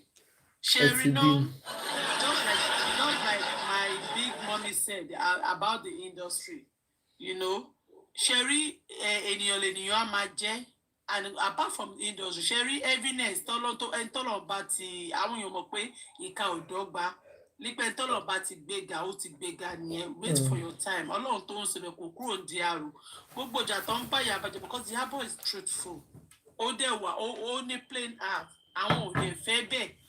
Wọn ò fẹ́ ni tó ní plain art, wọn ò fẹ́ ni tó wà truthful tó ń sọ òótọ́ tó ń jà fọ́mọ́tò ènìyàn, and it has been from the top tẹ́ pé wọn ò fọ́ lóòótọ́ olírọ́ ni wọ́n ń wá láti òkè látòkè dáàdi wa lọ́hùn ni you know. So I'm not talking to your daddy, I'm talking from our own daddy. Presidency yes, so ó ti wà bẹ́ẹ̀ tó yẹ pé yes kò sóòótọ́ mọ́ nílùú even kí everybody tó kúrò ní Nàìjíríà kí ló fà sí everybody fi kúrò Nàìjíríà because kò sí law kò sí freedom of speech kò sóòótọ́ so tó lè làwọn òpin ṣé wọ́n tẹ̀ kọ́ńtù pé ṣé ìlú lélẹ́yìn ni ṣé understand so I can understand nǹkan tó ń ṣẹlẹ̀ but gbogbo nǹkan tó ń ṣe kọ́lọ̀ kó ṣàánú gbogbo wa as per Biola Biola ìwọ ni Ọlọ́run because Biola is someone that I love so much because I know her to one of my friends because it was a so kind of person. So it's just a pity that Biola fought into that trap. And I was just hearing her for the first time that she was a victim of rape too.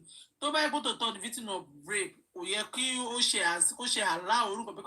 Amy won't rape me, but Amy no all molest me no. Yeah, you know I've told you the story. I was molested, but thank God won't penetrate to life.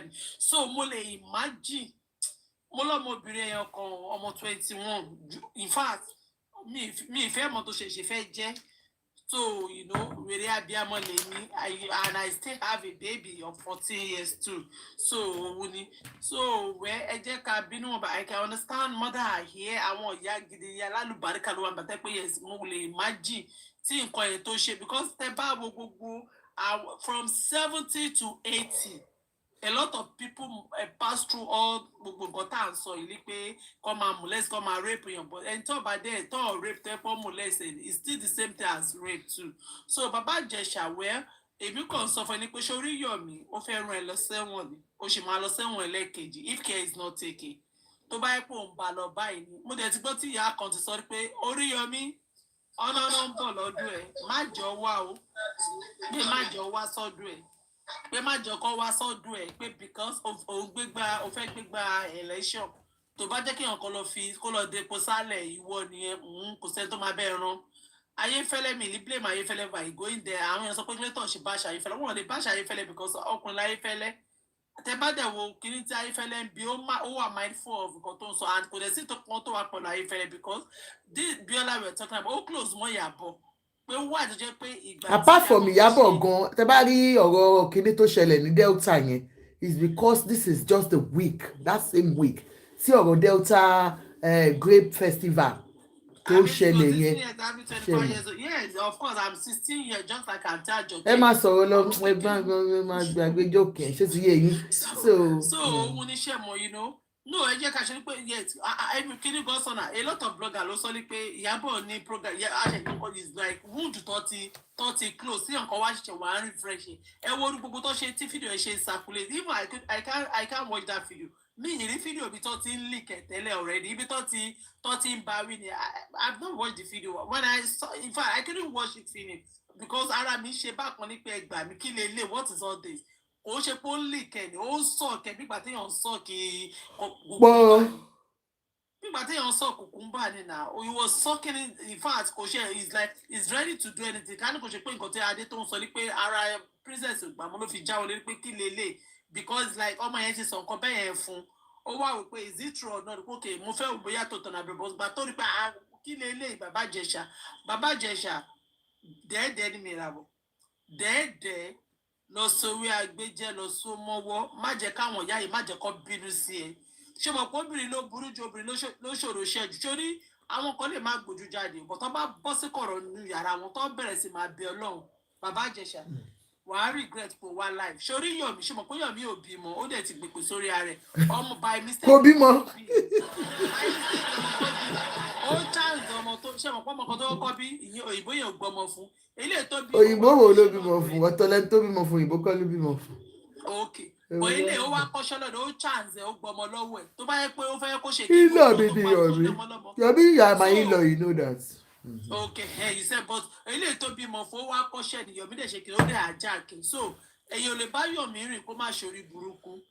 So ó wá ná àwọn òbèrè kan wá ná dáwó fún ẹ jẹ́ kó máa dá owó pósí náà dá fún ẹ tó bá ṣọ́ra. Ọlọ́run kó ṣàánú because the girl in question ṣé mo kó ti bá yọ ọmọ yẹn jẹ́ tí wàá gbójú ọmọ yẹn jáde ẹ̀ bẹ̀rù Ọlọ́run ṣe fẹ́ pọ̀ ọmọ ọlọ́mọ ni ọmọ kékeré ẹni tí ò dẹ̀ nírú ẹni kò dẹ̀ lè mọ iye ẹni láéláé. So Bàbá Ìjẹ̀ṣà dẹ́ẹ̀dẹ́ mìíràn. Thank you so much. Don't let them push you to the wall. Tó bá dẹ̀ pa àwọn kan náà dẹ̀ ló dẹ̀ di pé wọ́n ń support tó dáa gbọ́pọ́ náà àwọn top people náà ló wà lókè tó ń support bàbá ẹ̀yin ni Ọlọ́run ni karma is real. Karma is real. Ẹ máa ń torí mo máa ń sọ kí nǹkan pé kí ló dé tọ́lọ̀ máa ṣe tó máa ń béèrè iye ìṣe òbí lára ọmọ. Àṣẹ Ọlọ́run ọba elétò ni tó mọ̀ pé ètò ló jẹ́ kó máa béèrè ẹ̀ṣẹ̀ bàbá wò lára ọmọ. Ẹ má jẹ́ kí ẹ má gbin nǹkan tí ò dálẹ̀ fáwọn ọmọ yín. Ẹ má ṣe nǹkan tí ò dálẹ̀ fáwọn ọmọ yín. Ẹ má jẹ́ káwọn ọmọ yín gbé ègún tó ti wà lórí yín. Tó ẹ bá jẹ́ abiyamọ gidi ẹ̀yin tẹ́ ń bá bàbá Ìjẹ̀ṣà tẹ́ bá jẹ́ abiyamọ gidi ẹ má gbin nǹkan tẹ́ ẹ̀ nílé kà. Ẹ má gbin o torí Ọlọ́run ọba dákẹ́dájọ́ ni ó ń wo everybody torí pé kí ni tí ká máa bá máa bẹ̀rẹ̀ báyìí látòrí ìran from one generation to generation ló máa ṣe rí. Arise my case gbogbo ẹni tọrọ mi bá ẹ mọ bínú bọ ẹ kò jọ torí Ọlọ́run Nàìjíríà lè mi gbé Nàìjíríà dẹ lọ. Wọ́n ti gbọ́ ẹ ṣe àwọn aráàlú òyìnbó náà tẹ máa ń bú wa ń kọ pé dáwó kú nation ni wá. mi ti sọ̀rọ̀ tẹ́lẹ̀ mo kàn fẹ́ sáré chip in ni ṣé ẹ mọ̀ pé princess ó make statement kan ó ní she will be the first person to stand up against Baba Ìjẹ̀ṣà. So which means that wọ́n mọ̀ kó ń ṣe. Wọ́n cover it up. In the industry wọ́n mọ̀ kó ń ṣe wọ́n máa ń cover it up. So everywhere tó bá wọ́n mọ̀ kó ń ṣe UK àwọn colleagues ẹ̀ mọ̀ kó ṣe ó ṣe UK wọ́n mọ̀ kó ṣe ní America tó lọ Dublin tó lọ lọ́dọ̀ ìyẹn sábọ̀ náà ó ṣe but wọ́n fi ṣe inner carcass thing wọ́n fi ń cover it up. Tó bá jẹ́ pé wọ́n ti ṣe needful nígbà yẹn tí wọ́n cover it up nígbà yẹn nǹkan tó ṣe ọmọ tó wá molest iṣẹ́ pé chances ẹ̀ kò ní molest ọmọ yẹn. Bẹ́ẹ̀ ni ma all right ẹ ṣe gan ma. àwọn ti gbọ́dọ̀ iṣẹ́ ti gbàgbé kó lára àwọn bí ẹ̀gbọ́n kọ́ lọ́jọ́ yẹn nígbà tó lọ kóòtù nípa àwọn mọ̀ pé àbúrò ẹ̀ ọmọ àbúrò àbọ̀mọ̀ ẹ̀gbọ́n ẹ̀ ó ló ṣe the same thing fún ọmọ àbúrò àbọ̀mọ̀ ẹ̀gbọ́n ẹ̀. ó sọ ní kíní yẹn ń ṣe táwọn dẹ̀ ń work towards èmi ò bóyá kọ́ lọ reface àwọn fídíò nígbà tó ń lọ kọ́. Ẹ jọ̀ọ́ nítorí Ọlọ́run gbogbo ẹ̀yin ará ilé iṣẹ́ tèmi ṣe glass lèmi ń tà please contact me for your prescription frames. You see, look at this, all that they are designers. This is Prada, I've got Louis, I got Prada, I've got different types of designers. Please give me a call. For your party glasses, I'm here for you. For your sunshades, I'm here for you. Female and male, please give me a call. And don't forget, subscribe to all our YouTube. My YouTube, I need subscribers. Go to YouTube, Prevailing Issues with Ajoke, and please subscribe to our YouTube and follow us on all our platforms. I love you all. Okay, go on. Prescription frame. Oluwayemisi, just a frame. Yes, ma. Go on, ma. Ma, tẹ́ bá sùn báwo lè ṣe máa já àwọn èèyàn pọ̀ náà nítorí àwọn ọkùnrin kan wà tí mo rí tó pè é. Ṣé bá ẹ̀yin náà àti Júmi ẹ̀yin òṣìṣẹ́ ni ẹ̀yin wà nínú admin náà. Mo bí mo ṣe lè já wọn bọ́ mo tẹ́ẹ̀tẹ́ẹ̀tẹ̀ kò já bọ́ mi mọ̀ tó máa ṣe tí màmá fi já bàbá ẹ̀ mo já bọ́ pàtí mo rí pé tí conversation tí mo ti fi bá wa. Ṣé ilé jẹ́ máa yẹn bọ̀? Báwo lè lè ṣe ṣe tó rántí fi mí sí àǹtí àjọkẹ́ ti fi mí sínú kínní. Ẹ ti wà tílẹ̀ ti pé ẹ̀kọ́ mọ́ ni. Ẹ tẹnu bọ́ọ̀sì ẹ̀ bá ti tẹnu bọ́ọ̀sì ẹ máa rí disconnect ẹ máa disconnect ẹ̀ pa bọ́ọ̀sì ẹni tó ń sọ. Ìṣèlú bọ́ọ̀sì tẹni ẹ wà gbogbo àbí. Tọ́ bọ́ọ̀sì ẹni ẹ wà ẹ ṣáà tẹ̀tẹ̀ bá ti tẹ̀. Wọ́n ní the man is talking nonsense. Fẹ́ẹ̀ tẹ̀ pa kí n tó já bàbá ẹ̀ kí n fẹ́ já bàbá ẹ̀ bọ́ dànù. Mo bá wọn já pátá. Oyenike, ó dà pé another person fẹ́ sọ̀rọ̀ Miss Oyenike, mama for real amazing one ti sọ̀rọ̀. Oya Oyenike. I'm in the UK. Please give me a call. You can send DM to me on TikTok. TikTok, please DM me. Ẹ káàárọ̀ ma'am. Wọ́n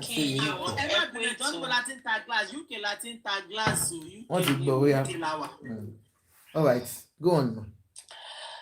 Mo kí gbogbo ilé ẹkú ètò ẹ̀pẹ̀lẹ́ṣẹ̀ wà dáadáa. Adúpẹ́ ma. Àpò àṣekù ọdún o.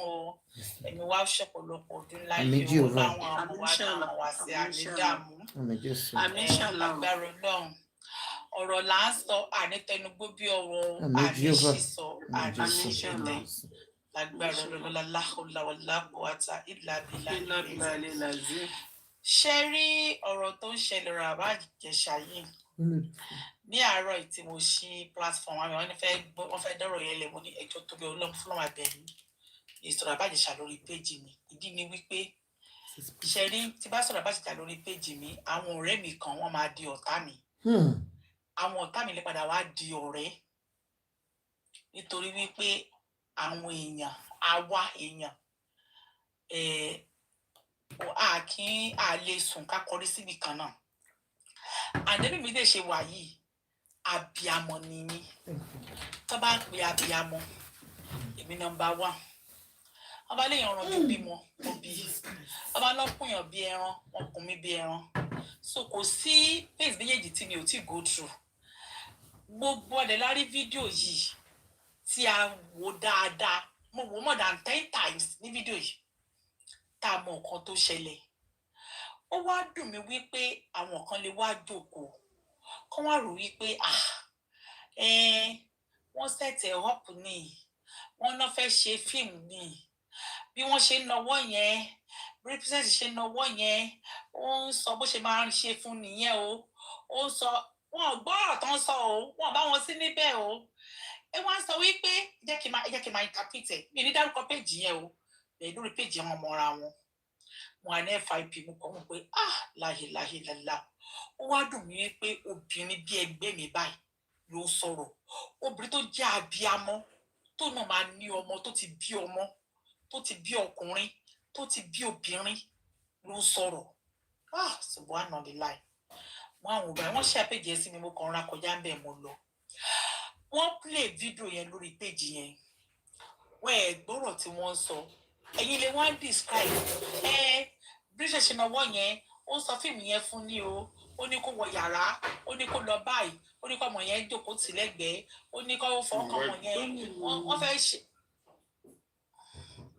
wọ́n lè ṣe fíìmù wọ́n wá ń describe ẹ wá ń fi ìfòtọ̀ ẹ fi fọ̀gbẹ́ ẹ fi tọ̀ ẹ fi fọ̀gbẹ́ ṣe rò pé ẹ máa fi tọ̀ fọ̀gbẹ́ kó mọ́ ni láyéláyé kò lè mọ̀ èyí ò lè fi tọ̀ fọ̀gbẹ́ kò possible ìtaari kí ni àrùn ojú ni kì í ṣàrùn inú gbogbo wa la rí àdẹ̀mọ́ bó ṣe ṣẹlẹ̀ àmọ́ bí Bàjẹ́ṣà ṣe wọlé nínú fíìmù ìgbẹ́ bá ní bó ṣe ń ṣe àti ṣe princess wọlé ó sáré jòkó dáadáa ó sáré ṣe bákan èèyàn tó dìde ó ṣílẹ̀kùn yàrá kínní ó wo yàrá kejì ó wo gbogbo àyíká pẹ́ta ló wà nílé tó bẹ̀rẹ̀ iṣẹ́ bí ẹ̀ at the end of the day ó padà confess pé má bínú iṣẹ́ èṣù ni tó ti jòkó sílẹ̀ tó ti sọ ẹ wá ń twist ẹ̀ ẹ̀yìn kan wá ń twist ẹ̀ ẹ̀yìn kan wá ń twist ẹ̀ ẹ̀dẹ̀ pẹ́rẹ́ ní abiyamọ ṣe pé ọlọ́run ò bímọ bẹ́ẹ̀ sàn ṣá.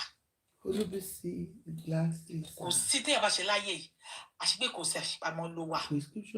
So abáníká máa sọ̀rọ̀ yẹn tí bá ní kí bá bá ṣe fẹ́ mo ṣe ṣípèjì lọ́tọ́ ní ó ní ẹjọ́ ẹ má gbọ́rọ̀ yìí wá tó ní pé gbà tí mo ṣe kéèsì Àgbàlá Gabriel so many of my fans náà lọ nítorí pé wọ́n support Àgbàlá Gabriel nígbà yẹn tí ojú ò tí là tí àti ìmọ̀kan tó ṣẹlẹ̀ nígbà yẹn gbà tọrọ Muyideen ìṣẹ̀lẹ̀ tí ó sọ pé àwọn Muyideen àfi bí ṣólóore ní ohun abáramóore jẹ́ ní ó fi bí ojú olóore gbogbo tí àwọn èèyàn ò tí ì rí nísìnyí àwọn èèyàn ti wá rí nísìnyí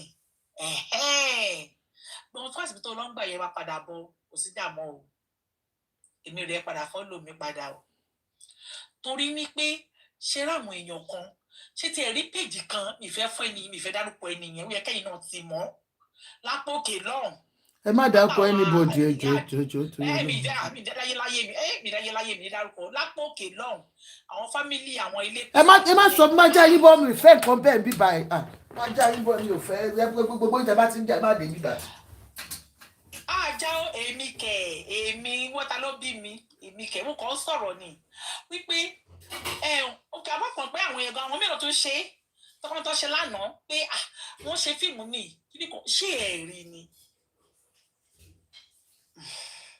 ṣe rí nígbà míì ọ̀rọ̀ máa ń wà téèyàn kì í lè sọ gbà míì èèyàn á rí àṣírí pé èèyàn ò rí èèyàn á gbẹ́sẹ̀ pé èèyàn ò gbọ́ mi tí bá ní kí n sọ̀rọ̀ ọ̀kadà kó bóyá má ti lè sọ̀rọ̀ jù ẹ jẹ́ kí n dákẹ́ because bá ní kí n sọ tó wà lẹ́nu mi wàhálà gbogbo lè máa hate mi láàárọ̀ yìí gbogbo máa hate mi máa dún pé kí ló ṣẹlẹ̀ tí òye ní kẹfí sọ̀rọ̀ báyìí because ọ̀rọ̀ yẹn mi tẹ̀ fẹ́ sọ nípa ẹ̀wọ̀ ẹ má bínú ó dàrọ̀.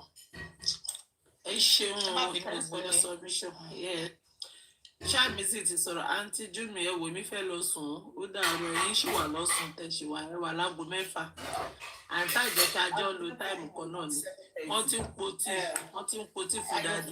ṣé mo ní ìdá tí accept kìíní ẹ̀ ní kí n tó lè máa bring àwọn èèyàn bẹ́ẹ̀ because kò yé mi mo ti tẹ̀ sí ta wà lókè ṣé tẹ́ ṣe mọ́ bọ̀ náà ókè mọ́ bọ̀ ṣé tẹ́ ṣe tẹ́yìn ẹ máa rí gift ẹ máa rí microphone ẹ máa rí camera ẹ máa rí expand. ṣé picture èèyàn ni máa tẹ àbí. no ṣé ẹ tẹ ibi ẹ tẹ fẹ́ jábọ̀ yẹn tẹ bá ti tẹ̀ ẹ́ àwọn àgbà àwọn bọ́ọ̀sì jáde ṣé gbogbo bọ́ọ̀sì tó gbé jáde ìsàlẹ̀ pápátá ni disconnect wà. irọ́ ó tẹ ìgbà tí mo tẹ kínní ó wá gbé mi lọ níta tẹ ní kó mo fẹ́ fẹ́ nìyẹn ní gift so nǹkan tó gbé mi lọ nìyẹn mi no inú no ṣe ti ẹ lọ gift lẹ lọ tẹ yẹn tẹ bá tẹ gift inú box. no pé tí mo bá tẹ picture èèyàn kan mo tẹ box ìdéhùn wà àbí ẹ ṣe tẹnu box ó máa gbé orúkọ ẹni yẹn jáde ó máa gbé box bí 8-7 box jáde ṣe bí sàlẹ̀ ni disconnect wà. èmi ò rí kó tẹ kó ṣe lọ́dọ̀ mi.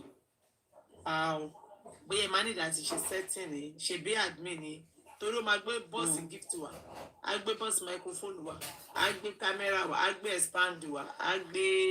mo tẹ ní ìsìnká ní pé for example mo tẹ tó ń jẹ mo tẹ picture èèyàn tó ń jẹ x yẹn nǹkan tó gbé wá ní ibẹ̀ ni pé mo fẹ́ gift yẹn ni ló gbé wá.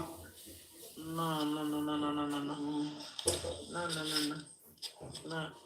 Ẹ tẹ bọ́ọ̀sì náà ẹ fọwọ́ kan bọ́ọ̀sì mi ẹ fọwọ́ kan bọ́ọ̀sì mi. ok mo ti tẹ̀ ẹ́ sí i. ẹ máa gbọ́ wọlé. for instance ní ṣe ó gbé gbogbo ibi tó rúkọ wà ló gbé tó jáde. no ọ̀tọ̀ ní tẹ̀tẹ̀ bóyá open box lẹ́tẹ̀. no orúkọ àwa tá a wà lókè tá a wà nù wọn kí ní ibi tó wà ló gbé jáde. ẹ fọwọ́ kan bọ́ọ̀sì mi ẹ tẹ bọ́ọ̀sì mi ẹ tẹ ẹ kan lẹ. mo ti tẹ ẹ mo níbi orúkọ ló wà ń bẹ contributors ibẹ̀ wà. ok mọ̀tòtò ló gbé wá fún yín. contributors like àwọn tó contribute. àwọn tá à ń contribute sí mo tún ti tẹ̀ ẹ́ sí. ṣe rí bóyá ó gbé go live with guest àbí ó gbé orúkọ àwọn tó contribute ló gbé wá fún yín àbí. ó kàn gbé àyànfẹ́ point ó gbé yín sókè ó dẹ̀ gbé ó tán. bóyá nǹkan tó ṣe bóyá káńtà àjọkẹ́ rìsẹ́ẹ̀tì kìíní ẹ̀wọ̀n kọ́ ẹ̀pẹ́ ìnìkẹ́. bóyá mo ṣe mo ní ìdá tí a sẹ́ẹ̀tẹ̀ nítorí àwọn bàbá tó tiẹ̀ ń wá ẹ̀ ní mo fẹ́ tiẹ̀ máa yọ dànù wọ́n ti wá tẹ́ bá ti sùn yẹn tó máa ń sọ̀rọ̀ tí mo make sense bóyá mo máa ní ìdá tí a sẹ́ẹ̀tẹ̀. kí ló ṣẹlẹ̀ ṣáǹtì àǹtí alájà ti sọ̀rọ̀ tán alájà àbúkè ti sọ̀rọ̀. wọ́n ti sọ̀rọ̀ tán wọ́n kọ́ ṣẹlẹ̀ ok so ẹ ṣe gan ni. mo ní kí ní tẹ fún mi moderator pé ṣé tí bá pé bóyá mo ní ìdá tí accept ẹ ní àbí. ní mo bó ṣe ń ṣe mo kàn mọ̀ pé mo hard ní mo bó ṣe ń ṣe wà láì. Mrs. K, do you want to say something, ma'am? Sunshine has been here Are you saying something, Sunshine? Amazing Grace, Nko. Ẹ ma, amazing. How are you, ma? How are you, ma?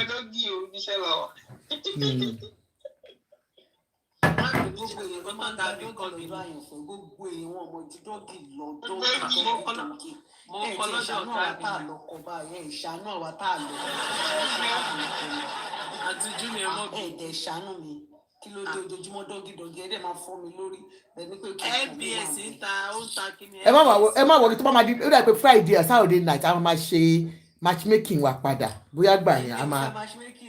Mi ìfẹ́ lọ gbé àgbà lọ fún mi. A máa bẹ̀rẹ̀ matchmaking wa padà honestly. All right, Auntie Amazing. Amazing, you can talk, ma.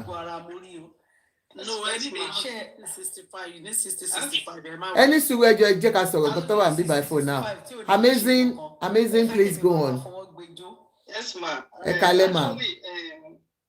Second time tí mo máa gbọ́ nípa issue yìí. So, nǹkan tẹ́mi kan máa sọ wọ́n ni pé we as individuals, as parents, mothers, fathers, regardless, anywhere we find ourselves, we should not be enablers of evil acts. Nǹkan tí mo fídíò tẹ́mi wò lánàá yẹn àbí kò sí nǹkan téèyàn kan lè bá mi sọ wọ́n ṣẹ̀tẹ̀ ọ̀pọ̀ wọn ṣẹ̀tẹ̀ ọ̀pọ̀ nǹkan tẹ́lẹ̀ ní kò tí ń ṣe tẹ́lẹ̀ it's just like ẹni tí wọ́n fún lẹ́ran pé ó yá gbà mo dání tó bá yẹ pé kò tí máa jalè tẹ́lẹ̀ kò ní dédé mu sẹ́nu tó rán ní pé kó mo dání ẹ understand àwọn kan ń sọ wọ́n ṣẹ̀tẹ̀ ọ̀pọ̀ ni wọ́n ṣe even though nobody I don't believe that they set him even though they set him up ṣé nǹkan tó ń ṣe yẹn náà ṣe set up ní fún tó bá yẹ pé nǹkan tí o sì máa ṣe tẹ́lẹ̀ ni why will you see a 14-year-old child kò dé máa mú owó ẹ̀ bí pé òun gbogbo sẹ́mi fáà àwọn èèyàn pé ó máa ṣọkùnrin gan bó ṣe wà yẹn orí ìdíwé tó ṣe mú ọwọ́ ọmọ yẹn dání. People are wicked to be honest. The fact kò sì ẹ̀ jáde lẹ́wọ̀n nìkan èmi respect pé ká tún introduce ẹ̀ sí society again because anywhere tó bá wà bó ṣe wà yẹn sìn it will be a point of focus to everybody torí environment tó wà yẹn àwọn tó bá wà ń bẹ àwọn ọmọ kékeré tó bá wà ń bẹ wọn à safe. ẹ̀rọ aláǹkà sì mò ń sọ so àwa gẹ́gẹ́ bí ẹnìkan torí we cannot rule out the fact that èmi kò ń ṣe first time tó ṣẹlẹ̀ ní and this will not be the last time. ẹni kan ṣe ẹ̀ tún la gbọ́ báyìí àwọn tó ṣe ń ṣe lọ́wọ́lọ́wọ́ báyìí in our neighborhood nínú chọ́ọ̀chì ládùúgbò kàǹgbé nínú fámìlì ẹ̀kọ́ kankan àwọn ọmọ àlèkàn kọ̀ọ̀kan wà bẹ́ẹ̀ àwọn àgbà kan pera àwọn alágbà àwọn àgbà tí ò dánú àwọn àgbà tó ń ba létí àwọn àgbà tí ò torí àwọn àgbà òfò. àwọn àgbà òfò wọ́n sọ pé àgbà alágbòkè wọn lọ́jà kò rí ọmọ tuntun àwọn àgbà alágbà. àwọn ilé ìjẹ́ kó rí ọmọ bẹ́ǹdì báyìí ni ó bẹ́ǹdì. ó máa bẹ́ǹdì tí ò ní látúnṣe báyìí. Imagine irú ọmọ yẹn báyìí ká ló mú psychological trauma tó sì máa create báwọn ọmọ yẹn tún ní ó yẹ kán kọ́ ọmọ yẹn kó undergo therapy because we don't know the situation of that patient. Thank you. Wọ́n ti ní call ibiṣẹ́ lọ́wọ́. Sincerely, everyone, like why we are here tonight is about Biola Adebayo's apology and Princess's response. We have said it. Please forgive Biola. She did what she had to do, coming out to apologize. I guess that's good enough, even if we are not pleased with certain things that she has done. For her to still swallow her pride and come out and say, I am sorry, it's enough. Hey, John, to your long Nigerians.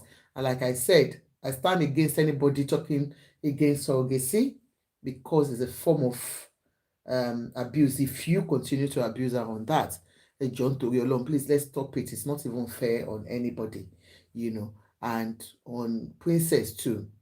Amazing God. Yes, you can round up, ma. All right, ma. So just like the musician, ẹ jẹ́ ká pa ọ́ pátápátá àwọn tó ń ṣe irú àwọn àwọn àbájẹ́ yìí ṣebí torí pé ní speak up torí pé ní kò nígbà tọ́rọ̀ yìí ṣẹlẹ̀ kan láṣẹ ń gbọ́ pé tó kí kálukú wá jáde ẹ̀ kó ti ṣe báyìí ó ti ṣe lè wọ́n táwọn yẹn náà ṣe come out before. Just like bẹ́ẹ̀ nìkan ṣe sọ tó bá yẹ pé wọ́n ti táṣìírí máa yí nǹkan tó ṣẹlẹ̀ sọ pé kò ní ṣẹlẹ̀ sí. Don't fear because at the end of the day, even if justice does not prevail, it will be a lesson to some other people that are doing something. When I was growing up, everybody, I won't share what it was. And for the fact that when you want something like that, so ọmọ kékeré gbọ́dọ̀ dákẹ́ ni ó gbọ́dọ̀ as in the kind of accord, the kind of respect we give to our uncles, stepfathers, you understand? Ó sì bá yọ ọ̀pọ̀lọpọ̀ especially ọmọ obìnrin ó sì bàjẹ́. Tó yẹ pé ọmọ gan kò ní confidence láti lè ṣàlàyé nǹkan tó ń pass fún ìyẹn. Would be our parents believe our extended families even more than us their children. Kò yẹ kó rí bẹ́ẹ̀. Let's give audience to our children. Nǹkan tó mọ̀ ní impact tó bá yẹ pé òbí àti bàbá àti ìyá tó bá yẹ pé wọ́n ti pawọ́pọ̀ tí wọ́n ti gbọ́ nǹkan tó mọ̀ yẹn sọ ayé ọmọ yẹn ò ní bàjẹ́ dé ní. When I was growing up, ọ̀pọ̀lọpọ̀ ẹ̀gbọ́n mi up to today mọ̀ èmi ò mọ̀ sí torí wọn àlọ́ mi láti sọ̀rọ̀ weekend course ní mọ̀ mi máa ń lọ. So Monday to Friday wọ́n máa wà pẹ̀lú wa nílé ọ̀dọ̀ ọ̀rẹ́ wọn náà máa ń kó wa lọ. Landlord ilé wa ọmọ landlord ilé wa is first born. Ẹ mọ̀ by virtue of that ṣe close mọ́ ká fi ṣe ìjọ máa ń bá wọn ṣe iṣẹ́ understand iṣu ló ní kí wọ́n á gbà tó mú mi lọ sí àárín fúláwà. Ariwo tí mo pa tọ́nà sọ pé kẹ́gbọ́n mi wà ní. See, a larger percentage of ladies tán bá bí wọ́n léèdì yìí ló jẹ́ pé wọ́n ti touch through. Kò sí rọ́ńbẹ̀ mà kò sí rọ́ńbẹ̀. Ó fọ́ọ̀sì mi ó fi ọwọ́ dì mí lọ́rùn. Ó ti fẹ́ fọ̀ọ̀sà rẹ̀ wọ̀ mí. Ọlọ́run ló ní kẹ́gbọ́n mi wà ní ẹgbẹ́ mi ló wá lẹ̀ lóko. Ìyẹn tó bà lórí.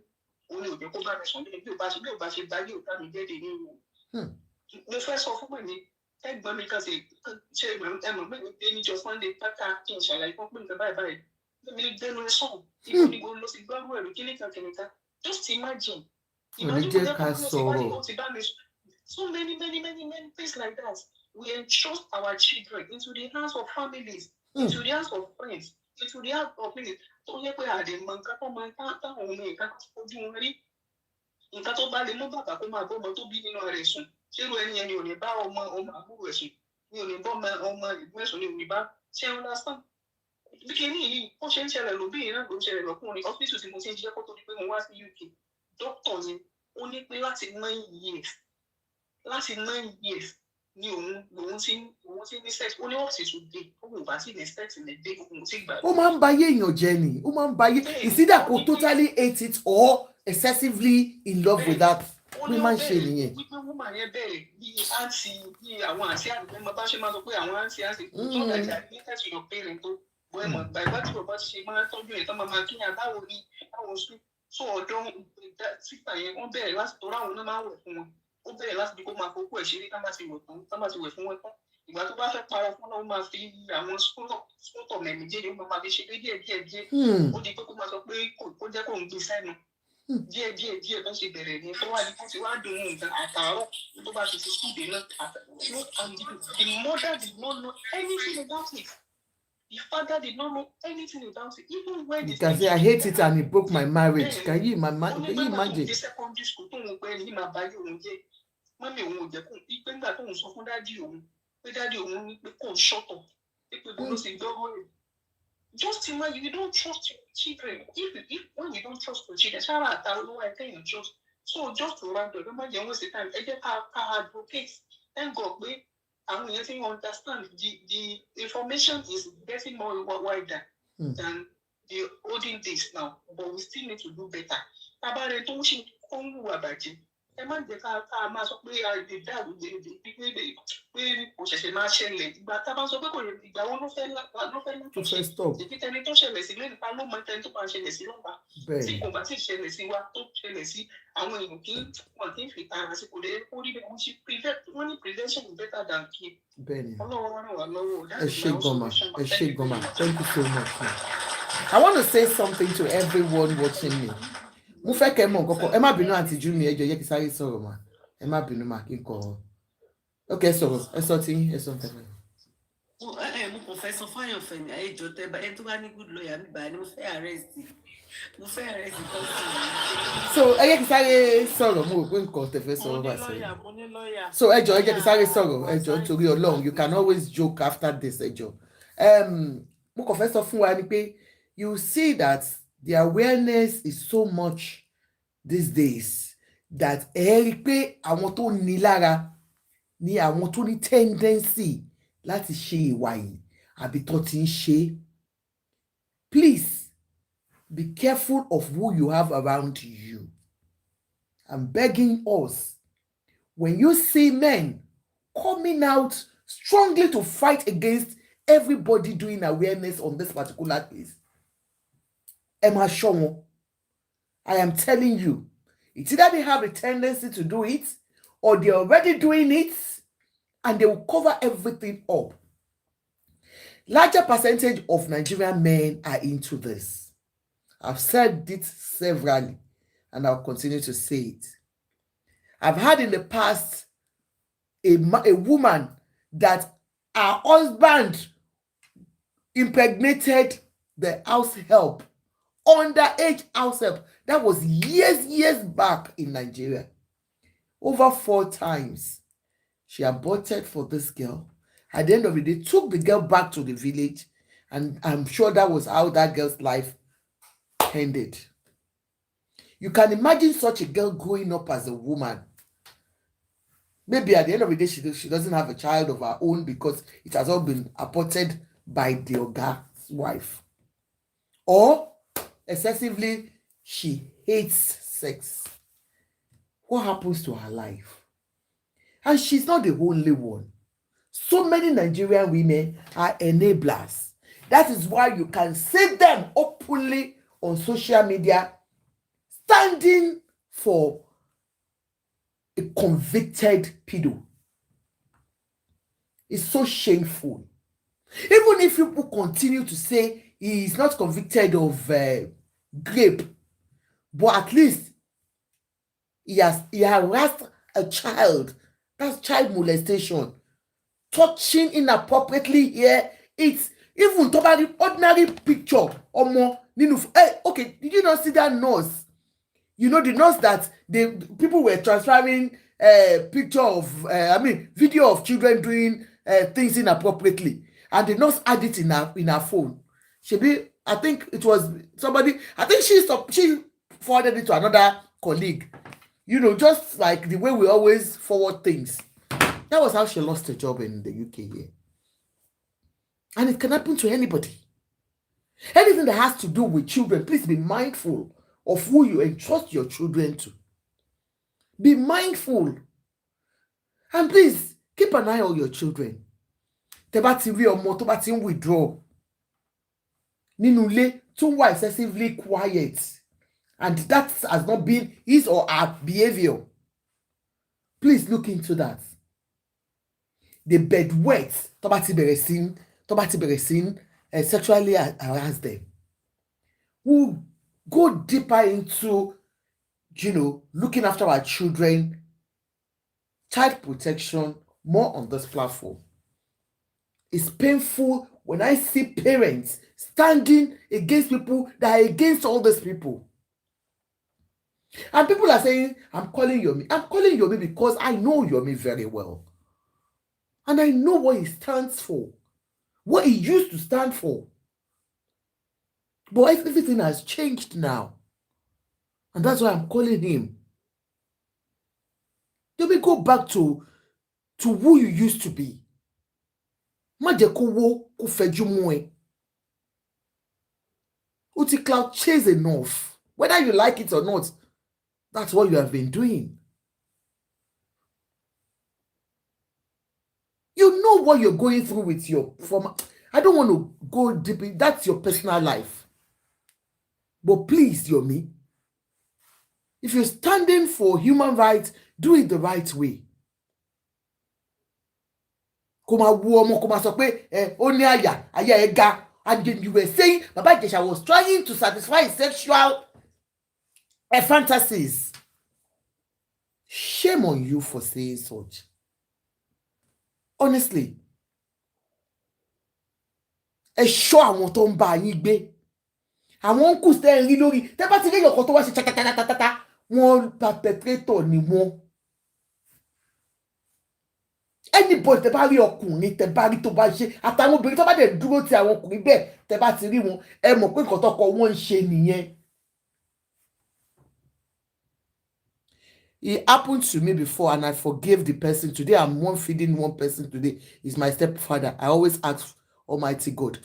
Damilare, you don't understand. One way or the other, we have experienced abuse.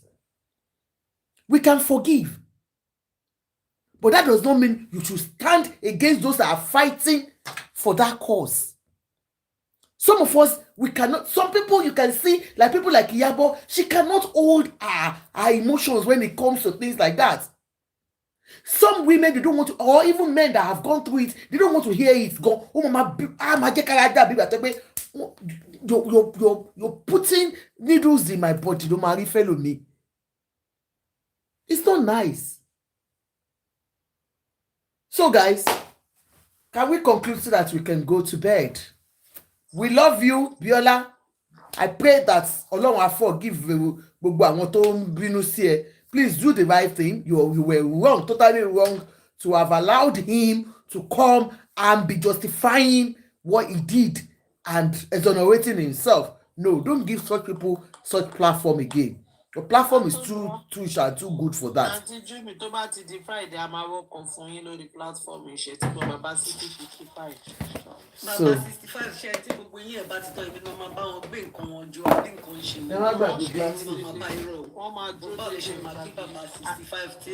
So, everybody, thank you so much. YouTube, good night, love you, YouTube.